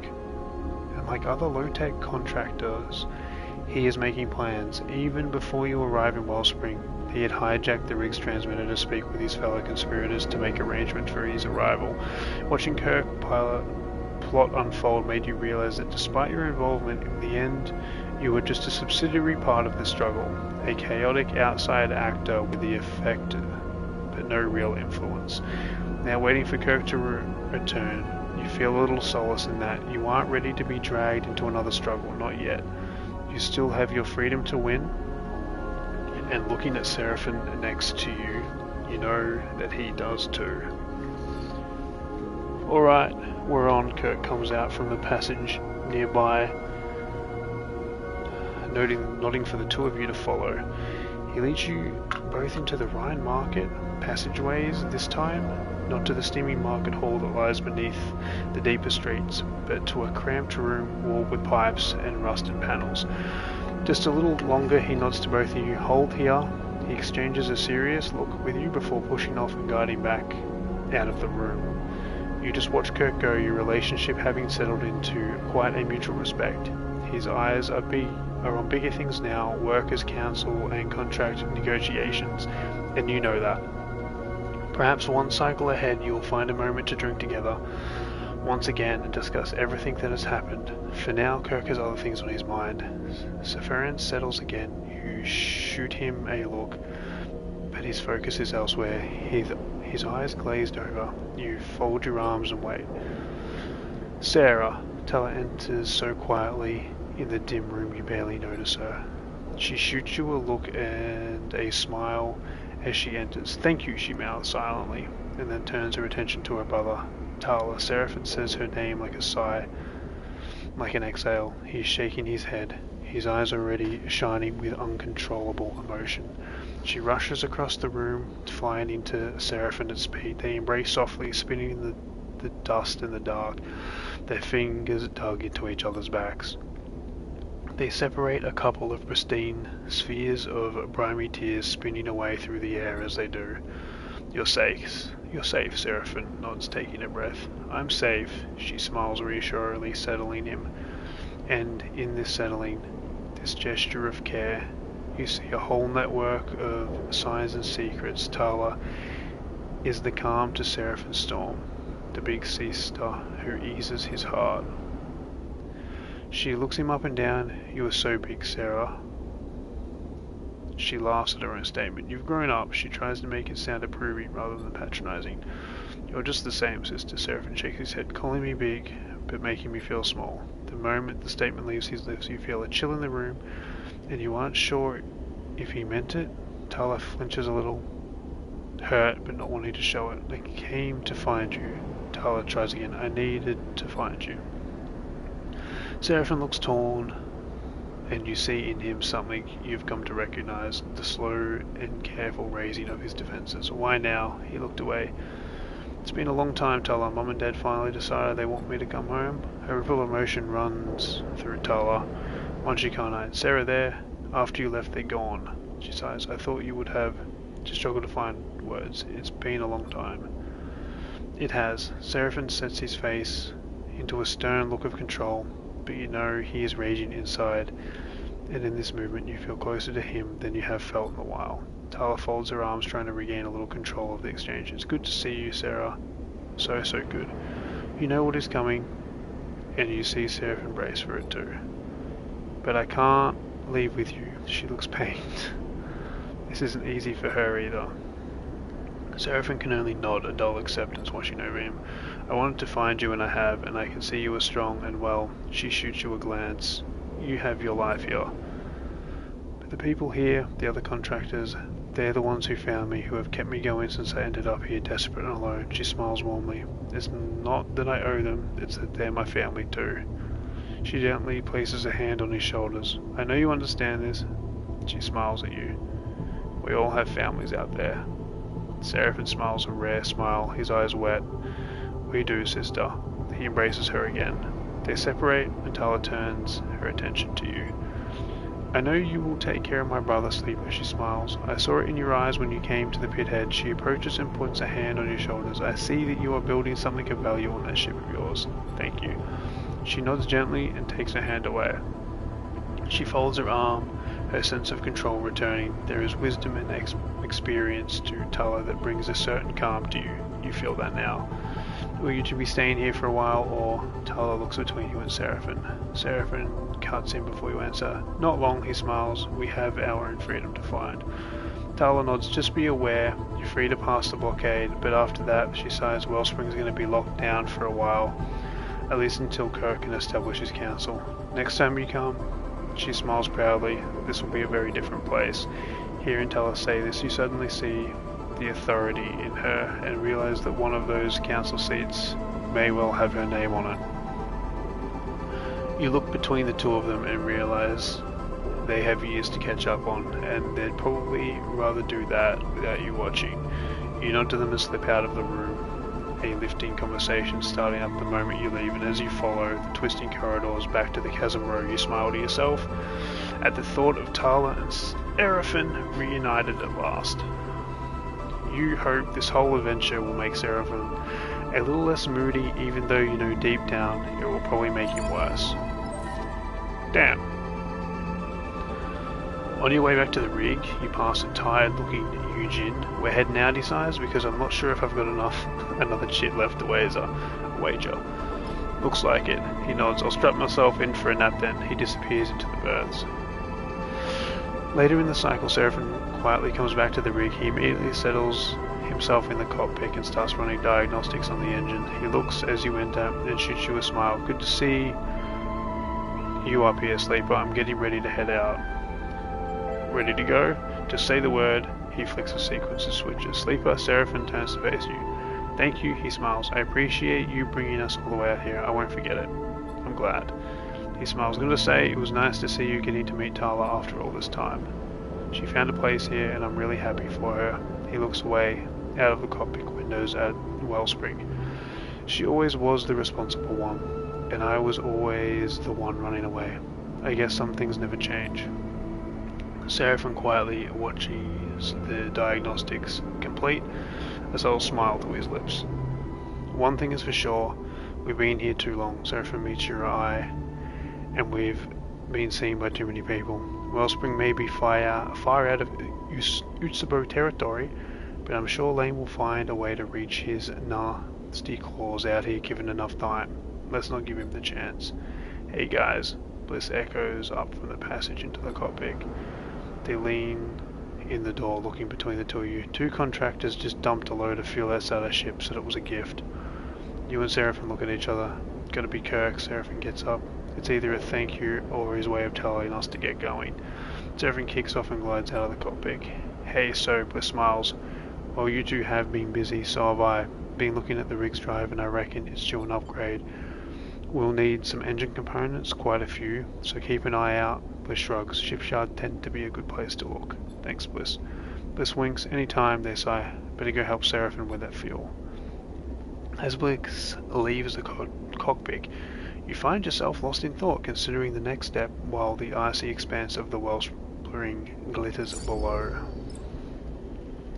You are free to leave. You now have a hazmat travel installed, and you may freely travel through debris fields on the map.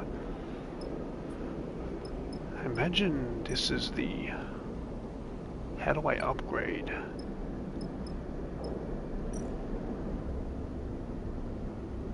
To increase the engine, we need to squeeze more power out of the turbines. That means new components. I have 5 of those. What are these components? These are engine components. And I believe they cost 50 a piece, don't they?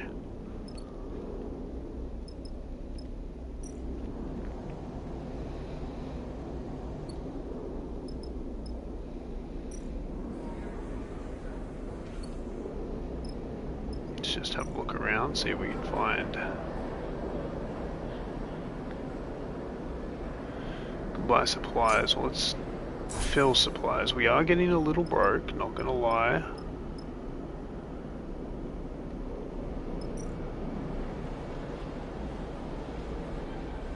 Buy rare components. If I buy one of them, that's not what I want. Wasted 50 cryo on that. We're kind of getting poor, bro. We're kind of getting poor. We got to level up though. Let's do.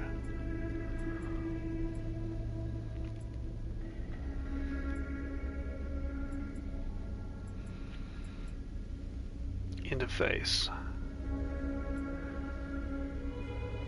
Let's do endure. Investigate Hexport. Meet cadet in the scatter yards. I don't think there's anything we can really do. I suppose we can work a job or two here, if we have one. The depot maybe?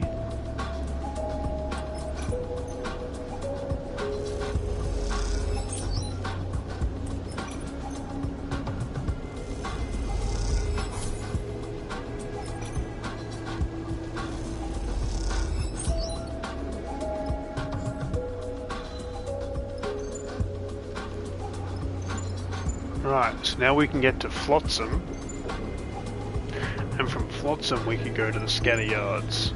We can also go to the Hollow.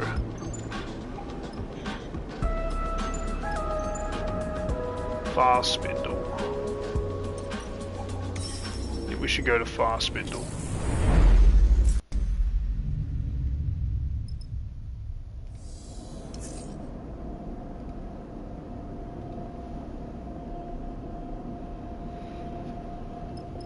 We got a pretty good,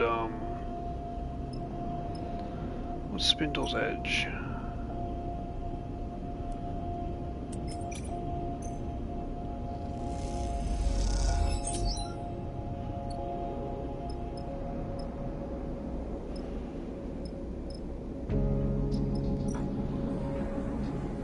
Got a pretty good run.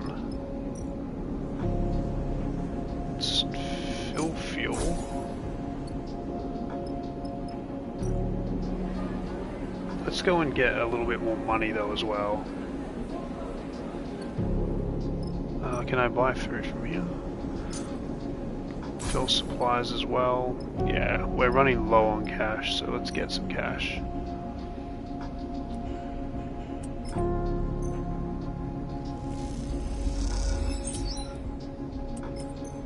It'll take us a couple days, but we'll get some money here, I reckon.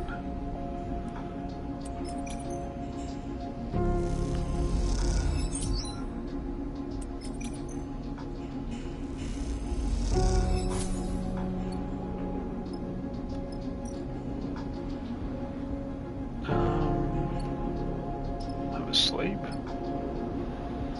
I'm gonna go to the toilet real quick. I'll be back in a little bit.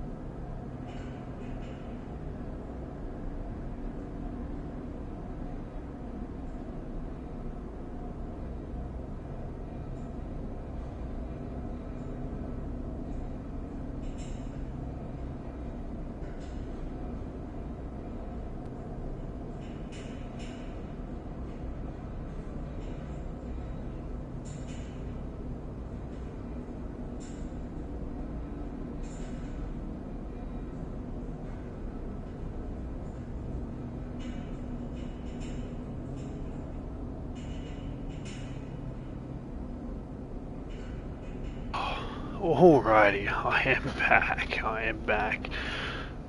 Oh, I reckon we keep going, dude. I love this game, but I've been reading for how long has it been? I've basically been reading for like 4.5 hours. I'm getting a little tongue-tied. I'm not sure if you've noticed. It gets a little rough, man. Let's just farm some money. And then I want to go... Honestly, let's go to the scatter yards is our next big thing. We've done everything else. But I want to have just a little bit more cryo on that. Just as like our, oh no, everything's going really, really bad. Cryo, you know. I'm not sure how much of the game is left, I don't know. Oh, sleeper. You got a moment, Eugene finds you in your berth. I have news about Aphelion. Eugene has a seriousness you rarely see etched into the highlines of his face. You remember that ship he is talking about? The Aphelion Path, the last surviving interstellar fraction ship in the Helion system, if his stories are to be believed. I've been putting out some feelers for that little lost ship, and something came back. He glances around as if the information might leak to some unwanted source. I've been working with a contact of mine, a signalcaster working out of the Hollow. He's got some promising data. He followed the trails from a hidden wreck we found and calculated the possible vectors. The thing is still in the Helion system. It's in the shoals. He folds his arm across his broad chest, watching your reaction. Do you trust the signal chaser? He sucks in a breath. As much as I trust anyone. I haven't told him what exactly we were tracking. We just gave him the signature. There's a chance he hasn't figured it out, but the problem is the signal chaser's gone quiet for a few cycles now. Eugene shakes his head. Maybe he got wise to the value of what he found, but I doubt it. Maybe he just took a holiday. Eugene grins at his own joke. I reckon we pay a visit to the Hollow, turn up my ghosted contact, see how viable the data looks. It looks good, we go out and get that ship. It doesn't? He shrugs. No harm, no foul. What about Vesna? What about her? Maybe she's involved, I doubt it, but he holds up a finger. Could she come sniffing around after the fact? When a whiff of the data gets out? That's what she does. This is all I've got, Eugene winks. Keep it between us, alright? We'll let others know when we hit the Hollow. But remember, what's at stake here, sleeper? An interstellar ship, a ticket out of Helion. He pats you hard on the shoulder. It will be worth it. With that, he drifts out of the bunker whistling. Now we got two places to go. The last two places, I reckon.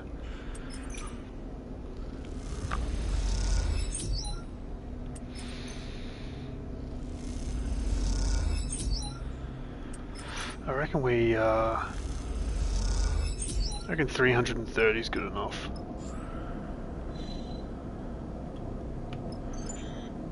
Okay, so we gotta go to Flotsam.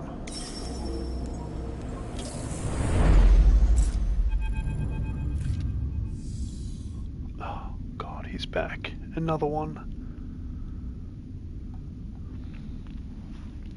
The rig guides safely through the debris clouds and the cockpit empty apart from you and Seraphin. So sleep, I've been thinking. Seraphin gives you a sly look over his shoulder. I've been thinking, I'm sick of running.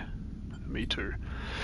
I mean, even if we want to keep going, but the way we've been, we're running out of belt beyond Wellspring. It's mostly rocks. Emaciated scavengers. Whatever. And well, I'm a city boy at heart. But not only that, Seraphim meets your eyes. We've been building something here, sleeper. The crew, the ship, he smiles well. He just got this HasNav suit for free. He thumps the new unit on top of the flight console. What I'm asking is, how do we feel about taking Lane on? You want to go to war with Utsubo? Not war, he smiles, but something else. You've seen what's happened in Wellspring? with Tyler's doing. He shakes his head. Kirk is a fool, but he's onto something. Get on the inside, organize, undermine. That I can get on board with. I like the sound of that. I bet you do. Seraphim smiles. He's enjoying this. Just think about it, Sleeper. We'll find a way back onto Darkside quietly and make some connections, and then we start something running. He turns back to his console. It'll be a hell of a thing. Utsubo are ruthless, the way they run Darkside. There's going to be plenty of people fed up with them, and they've gotten worse under Lane. Worse since he pushed the other gangs out. You smile and shake your head at how fast Seraphim can bounce back when he wants to. As you do, you can't help but consider the plan. Look, maybe it's crazy, but we need a safe harbor either way. I've got a connection in the scatter yards. He'll tuck us away, keep us quiet from everyone. You see Seraphim has his coin in his hand and he's turning it over between his fingers as he speaks. If we want, maybe he can help us get into Darkside, but even if we don't, it's a good place to rest up and make a plan. He turns back the controls to deal with the rapid beep from the HasNav unit. The scatter yards, you've heard of them. They have a reputation as a fiercely independent set of shipyards just starward of Darkside, a hiding place right under Lane's nose. If you've got things to do elsewhere first, go ahead, but the moment we are back in the wash, Lane will be looking out for us. Seraphim turns his focus back to piloting the ship. As you watch the debris flit past the ship, you turn your focus to what's ahead. Okay. Okie dokie. Fucking hell, God, he's back again.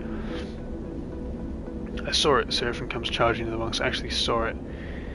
He's wild-eyed and breath is ragged. Are you okay? Seraphim takes a moment to catch his breath, suddenly aware of how frantic it sounds. Have you noticed how supplies have been going missing every so often when we travel? Yeah, I was wondering what the hell was up with that. I thought you guys were just like eating them. I have.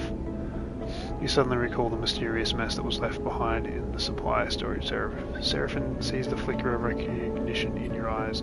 So, after it happened a couple of times, I decided to keep an eye on the supply store. Seraphim lowers his voice.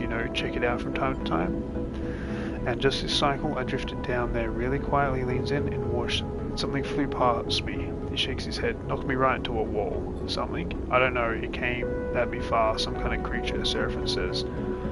The last word with emphasis. Is there really a creature loose on the ship? You look around the berth, suddenly aware that something could be hiding nearby, tucked into a vent perhaps. We know this thing likes supplies, right? Seraphim is glancing around for hiding places, so we lock them down tighter. Keep it out. That way it will get desperate, and then Seraphim raises a finger. It will make a mistake. What are you talking about? Bliss leans in from the corridor. I hear you all the way from the workshop. Seraphim saw the supply thief. Bliss looks between the two of you with a raised eyebrow. From the way you were talking, I'm assuming it's not human. It's something small and dark, something fast. Seraphim looks at Bliss. We're going to lock up the supplies to drive it out. Bliss looks at Seraphim. If it's an animal, we don't have to make it any more scared and desperate than it already is. How about we lock up the supplies but leave some out in a special place to try and bait it? And then grab it. Seraphim minds the act. No. Bliss looks between the two of you. We show it has nothing to fear. We tame it. It didn't seem very tameable. Seraphim rubs his sore ribs. Plus, we've already wasted enough supplies on this thing. You want to give it more? Seraphim turns to you. What do you think, Sleeper? You look between the two of them, still processing the strange situation you find yourself in. Let's try and tame it. Seraphim sighs. What a waste. What did Seraphim want to do? Eat it? Alright, Bliss nods. You'll have to come down to the supply store every few cycles and put out some more food. That way it won't get desperate and do anything dangerous. And I'll lock the supplies up tight. Seraphim folds his arms. It won't get into any more. The plan's set. Bliss and Seraphim leave the berth, heading in separate directions. You watch them go. It seems your ship has a stowaway. The question is, how will you deal with it? Oh, it's you. A familiar voice echoes down the tunnel behind you. Oh, Fem! What's up, dude? It's been ages. You turn in the passage to see Femi towering over you. He shakes his head. This just keeps getting better. Been a while, Femi? Yeah, I guess. He frowns and glances over his shoulder. Remember Nina, that sister of mine you thought you'd take on a contract? Well, she's taken some inspiration from your little trip. You can see the anger burning in Femi's eyes, but there's a tiredness there too. He folds his arm across his broad chest. that Crample Crunch has been in repair since we got out of Hexport, caught up in that whole mess Femi size. So, stuck here, she gets bored and decides to sign up with another crew, take a job. I said no and she went anyway. Femi glares at you. What's that to do with me? Nice attitude, Fem shakes his head. I asked around, turned out Nina signed on with some idiots heading out to Cutter's Edge. Femi says the name with emphasis that you can't place. They're as green as you, meaning they have no idea what they're doing out. They're doing going to a place like that. So, you, Femi jabs your chest with a finger, are going to take me out there and get her, and I'll show you the way. Okay, we can do that. Taking some responsibility, Femi smiles. That's what I like to see. Look, I know how these things go. I got chits I can pay. Femi grimaces. Can't pay for the parts the crush needs when no one sells them anyway. 250 cryo. Femi folds his arms across his chest. No bargaining. In the meantime, I'm going to try and get the crush ready to make herself run, he sighs. But the shape she's in, it's not the best idea to head out there alone. You suddenly see the desperation in his eyes. He would risk everything for Nina. I'll be waiting. We need to head out soon. He grips your shoulders. Don't test my patience. He kicks off and guides back along the passage towards the ship. And don't even think about skipping out of Flotsam without me. He calls back to you. Then we're really done. Okay, so I can't leave here now.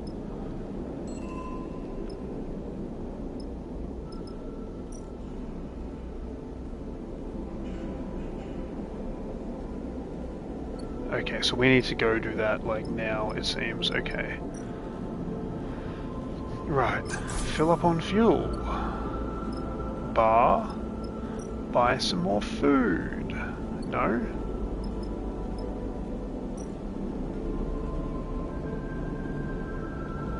Dude, where's your food?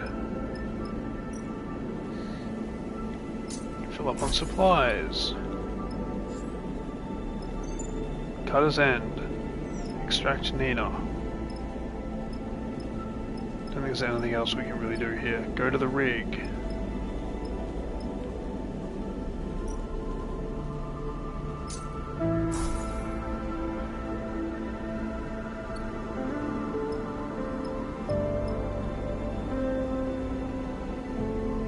Okay, I need to not see this stowaway. So if it wants to provoke the stowaway into revealing itself, it is getting hungry enough, it might just do that.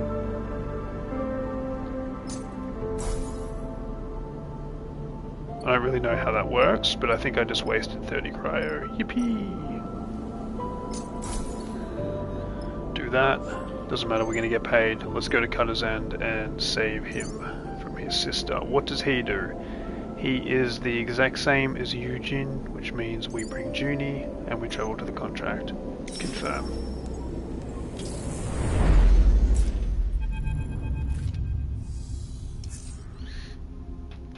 What the hell is happening out there? Femi is up and out of his seat the moment Seraphim brings the rig to rest near the asteroid, known as Cutter's Edge.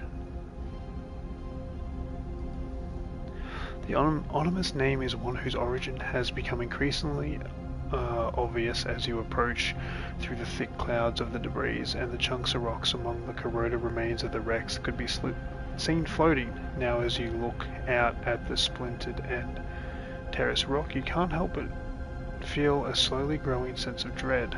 Look there, Femi comes close to the cockpit glass and points to the terrace quarry cut into the rock. The mine's awake. You look out and see the flickering lights and the glowing dock markers. Femi shakes his head. That's not right. Neither is that. Seraphim nods towards the asteroid, and you see a ship now, tucked into the shadow of the rock, flashing signal lights at you. I'm guessing that's the crew we're looking for. Visitors, huh? The voice waves as weakly as it comes through the ship's comms. Are you lot friendly? Seraphim glances back at you, raising the eyebrow. It isn't long before you and Femi are suiting up, an agreement having been made between Seraphim and the pilot of the other ship, a man called Bard, to meet in neutral ground in outer space. Fem is silent, his anger evident in the way he forces his legs into the trousers of his suit. And then You are out, the vast shape of Cutter's Edge flickering with strange lights below you, and pinpricks of the pilot's suit light slowly coming closer ahead. Cagey Spacer. You two are sight for sore eyes. You see a crooked grin from Bard framed in the hard lines of the ramshackle spacesuit. What brings you to the arsehole of the Starward Belt? His sharp eyes scan you and Femi, checking your suit and gear. We're looking for someone. Bard's eyes flick to you, and then you notice a familiar reaction across his face, the acknowledgement that he recognizes you as a sleeper. You don't look like bounty hunters. He glances between the two of you and then smiles his crook smile. Well, he kinda does. He nods at Femi. You brought a freelancer out here, Femi interrupts, his voice flat and direct over the comm channel. Nina, where is she? Bad pauses, considering his answer. Whole crew was down the throat of that thing. He jerks a thumb towards the asteroid. You're welcome to wait. The tone in his voice suggests the opposite. But I'll have you know that we look after our crew, so if you're here to settle a debt, I'm here to take her home. Femi cuts him off, and I'm not waiting. Thing is, big man, they're deep in the quarry on the tip-off, so unless you want to go chasing them around the dark maze of that place, you're shit out of luck.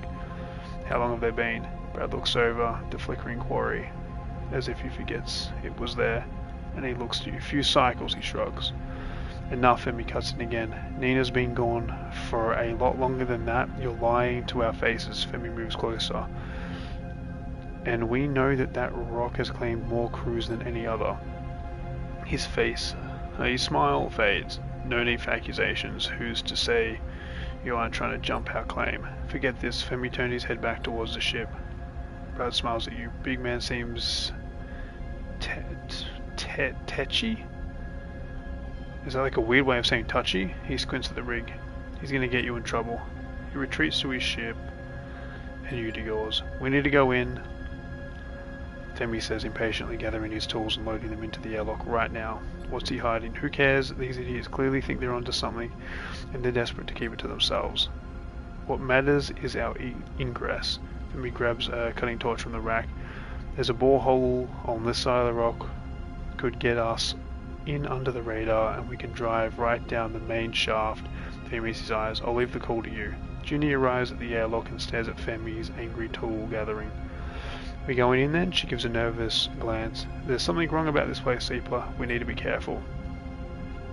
You get ready to depart, well aware that you are heading into a situation you don't quite understand. Cool.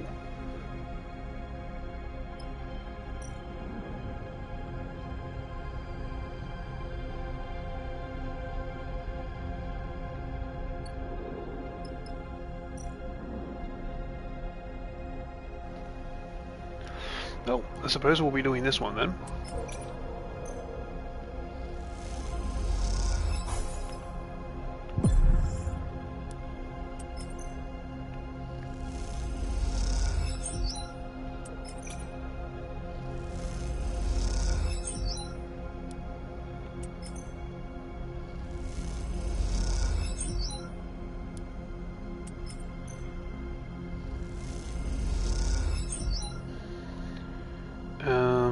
I don't think we can really do either and or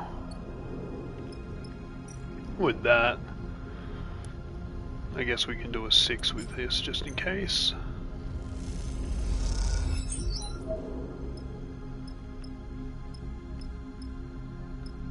I mean, we're just going to take the main access, I think, just for the fact that that's what we're good at.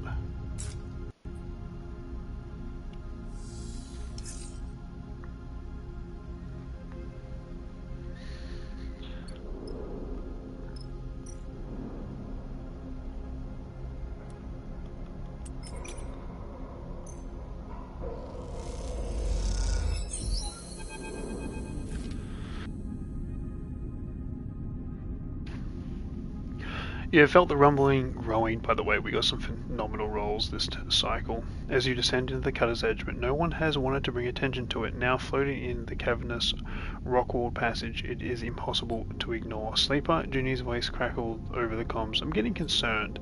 You squint down a tunnel beyond the limits of your suit, lads. You swear you see something flicker there in the unseen passages beyond.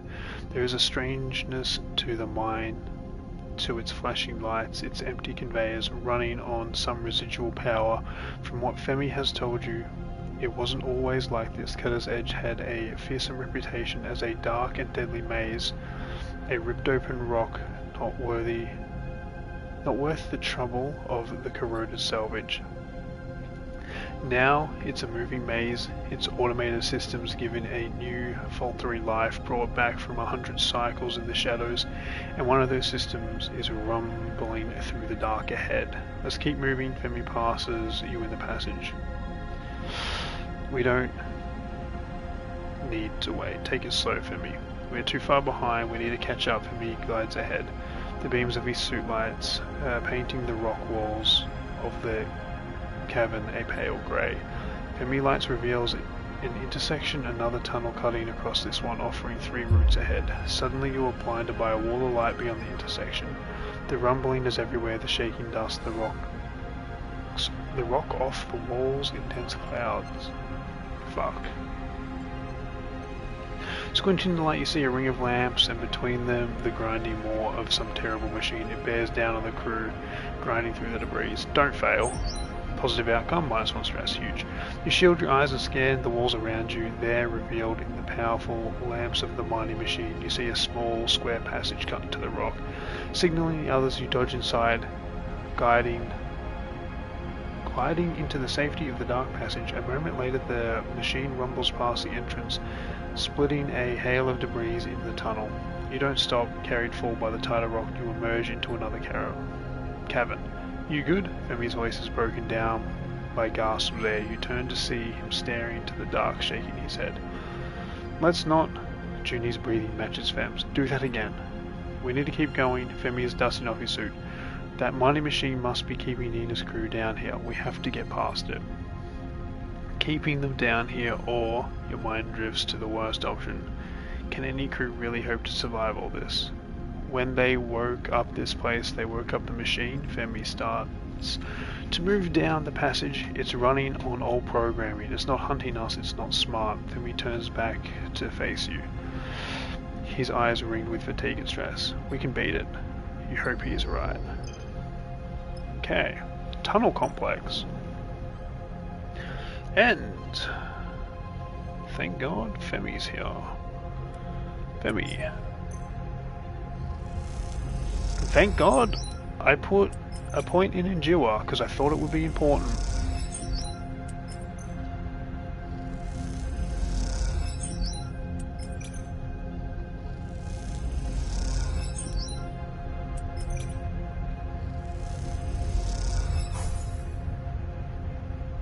+1 stress. Oh, it's not the worst. Let's have a sleep.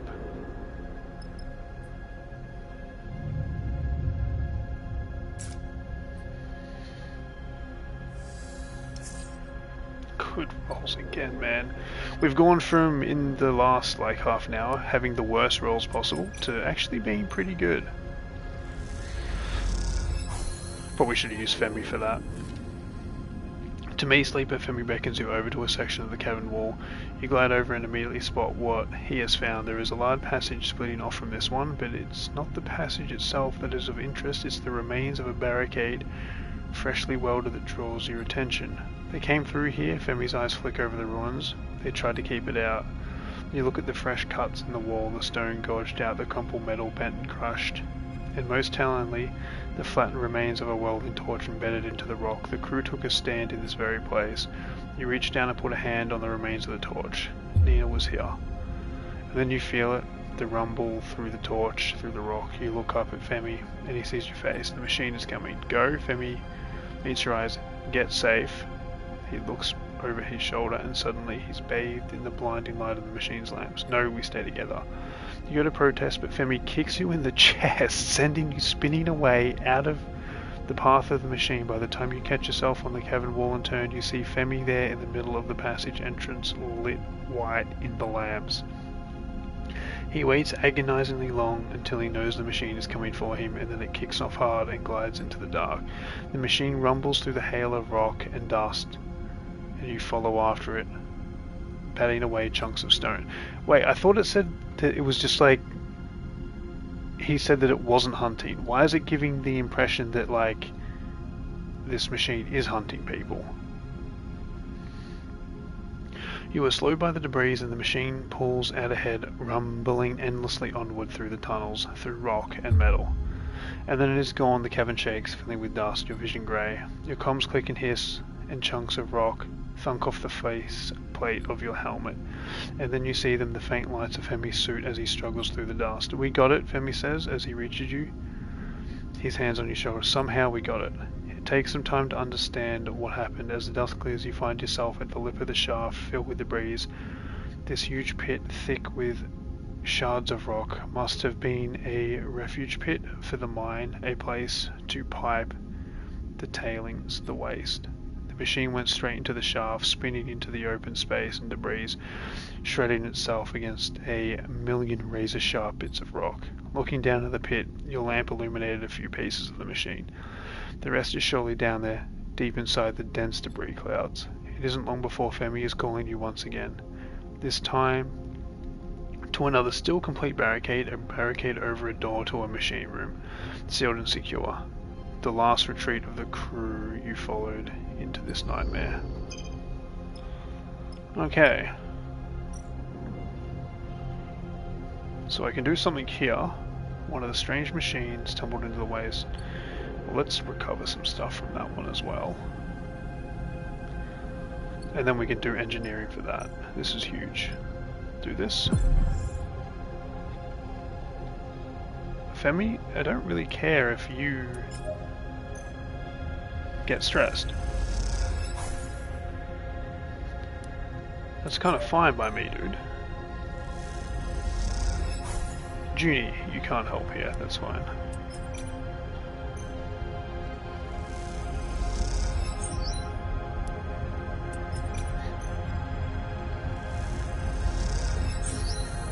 We got, actually some nice stuff there. We got one engine component and one rare component. And here, we can do this.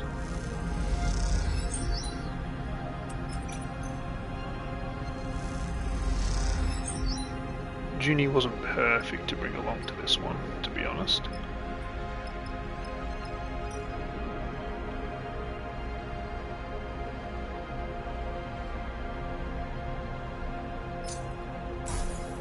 Fuck me, I had to just use food to stop the beast from doing something terrible. Luckily I checked that. That makes these a little harder.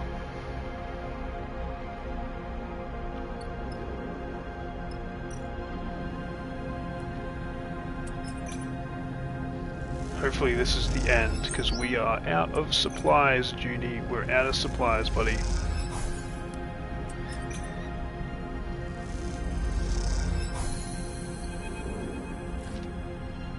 As the barricade door is bent open, you are blinded once again by a wall of light. You and Femi raise your hands, instinctively squinting into the lamps and the dust. You feel a flash of fear in the pit of your stomach, bracing yourself for what's to come. Femi? The voice comes crisp and clear over the local comms. What are you doing here? Tina drifts out of the light in an old dust-caked suit. She looks between the two of you with a blank expression, blinking rapidly.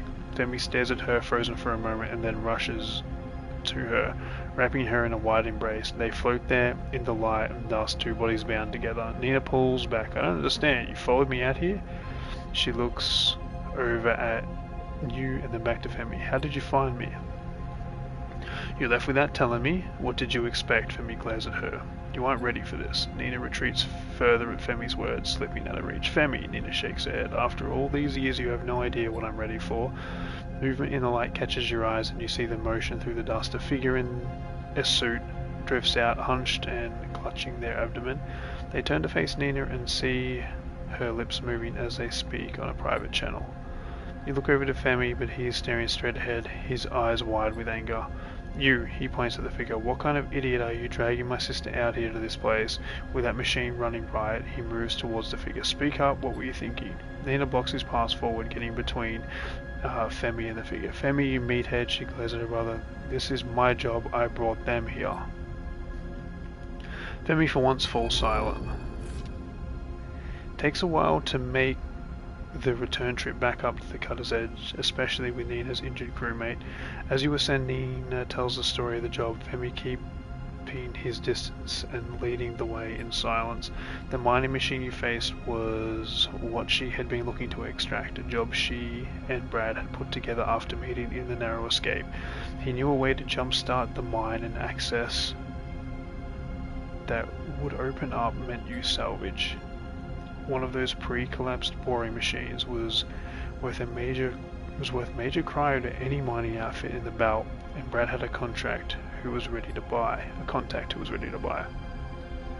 It was going well until Harita here, Nina nods at the crumbled looking crewmate, hooked the mining machine up to the main line. Something went in its automation core and it lost its shit. The plan was to barricade it and put together a shock trap to fry the core. Nina looks ahead and back at Femi's suit, far ahead up the tunnel. But that's worthless now that my brother shredded the thing. He was just worried. Always is, Nina sighed, and you get the feeling that she's trying to resist the habit of bad-mouthing Femi. We're lucky you came by. And you move through the facility, you notice most of it dark now. The power from Brad's jump start fading away to nothing. Soon this place will be a quiet ruin once more. You'll ascend up through the quarry and out into the outer space where Brad is waiting. Friends of yours? He shakes his head at Nina. Maybe you could have warned me they'd be coming. Not something I knew. She looks at Femi, who has broken off from the group and is heading for the rig. My brother doesn't tend to give anyone warning. I'll take them from here. Brad pulls an arm around Harita and guides them back to the ship. Look, mate, Brad turns to you. No hard feelings, thanks for getting them out, even if you did screw up the job while we're at it. He grins a cooked grin. Guess that makes it square. He guides away towards the ship. I should ride back with them, but I'll see you at Flotsam. Nina gives you a smile. Thanks for helping my brother. I know he appreciates you, whatever he does or doesn't say. You watch her go and glide over to the rig as the last flickering lights of the Cutter's Edge fade. Cool. Recon Darkside. Find a fraction ship. Leave. We get paid 250 cryo for that, so that's huge. When you arrive back in Flotsam, Femi rushes out of the ship the moment the docking channel is connected, and he is off out of the airlock and down the passage. So much for getting paid. Well, go after him then, Seraphin sighs, not looking up from his diagnostics. You find Femi in the passage between the docks, watching as Nina glides towards them.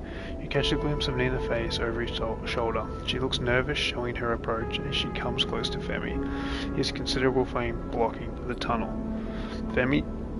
Aye, Nina starts. Femi holds up his hand to quiet her. I'm sorry. His voice flat, quieter than usual. I'm the one who's sorry. I made the excuse to myself that I was trying to protect you. Femi looks down, but I was trying to control you. I've been suffocating you. He meets Nina's eye, and I can see that now.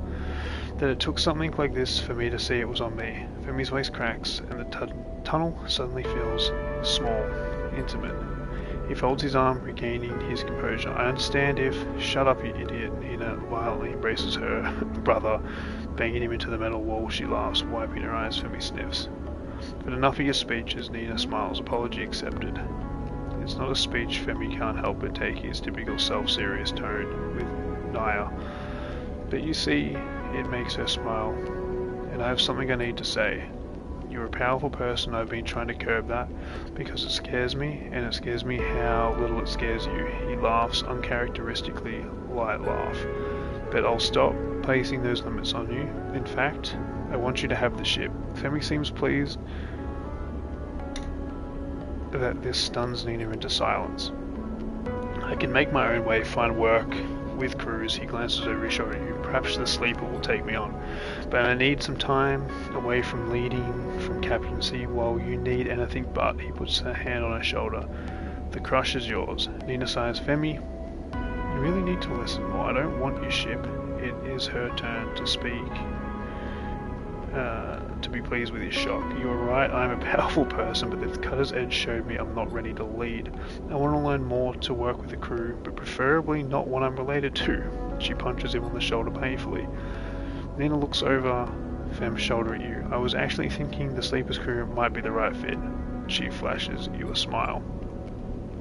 You suddenly feel the attention of the moment shifted to the apparent role in which this family drama. Nina puts her hand on her hips. Well, Sleeper, what do you think? We take Nina.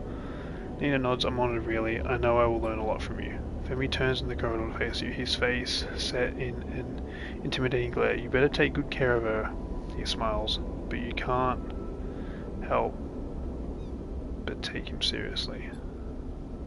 How about we find somewhere to celebrate? Nina pushes Femi down towards the corridor. Come on. Later on, you find yourself in the narrow escape, in a quiet corner with Femi. You see his eyes are on Naya, who is at the bar trying to get the attention of the server. What's the secret? Femi turns to you. How do you stop it weighing you down, your crew, your connections, all those people that rely on you? Femi frowns. How do you bear all the weight? I live for it. Femi nods. Is that all there is? He looks down at the table, smiling. He takes a long sip through the straw of his container, the last dregs of something amber and potent disappearing as he does. Then he looks up. She's gone, isn't she? You look up over the bar and you can't see Naya of the crowd. You turn to Femi, confused. She never was good with goodbyes, he smiles. She'll be waiting at your ship, don't worry. He sets down the drink. Time I left too. He squeezes your shoulder. I've got things to work on. Look after yourself, Sleeper. He pushes himself away from the corner and drifts off the bar. You watch him go. One more body passing through the belt, trying to find a way to the future, to change the future. We got the Little Sister trophy for recruiting her, and we got paid.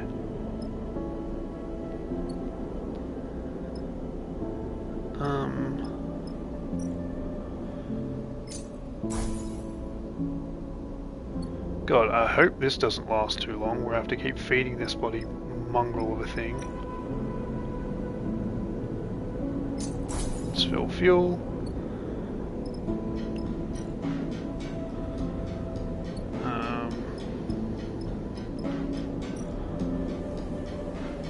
Let's buy some cryo. We have 2 6s here. Let's use them.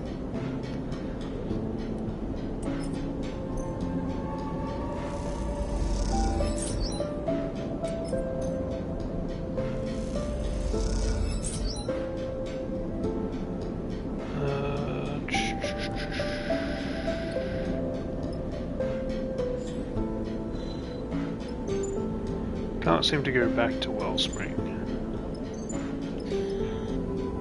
Greenbelt. We went to Greenbelt, right? So it's just this. It's just the scatter yards. Do we go to the scatter yards is the question.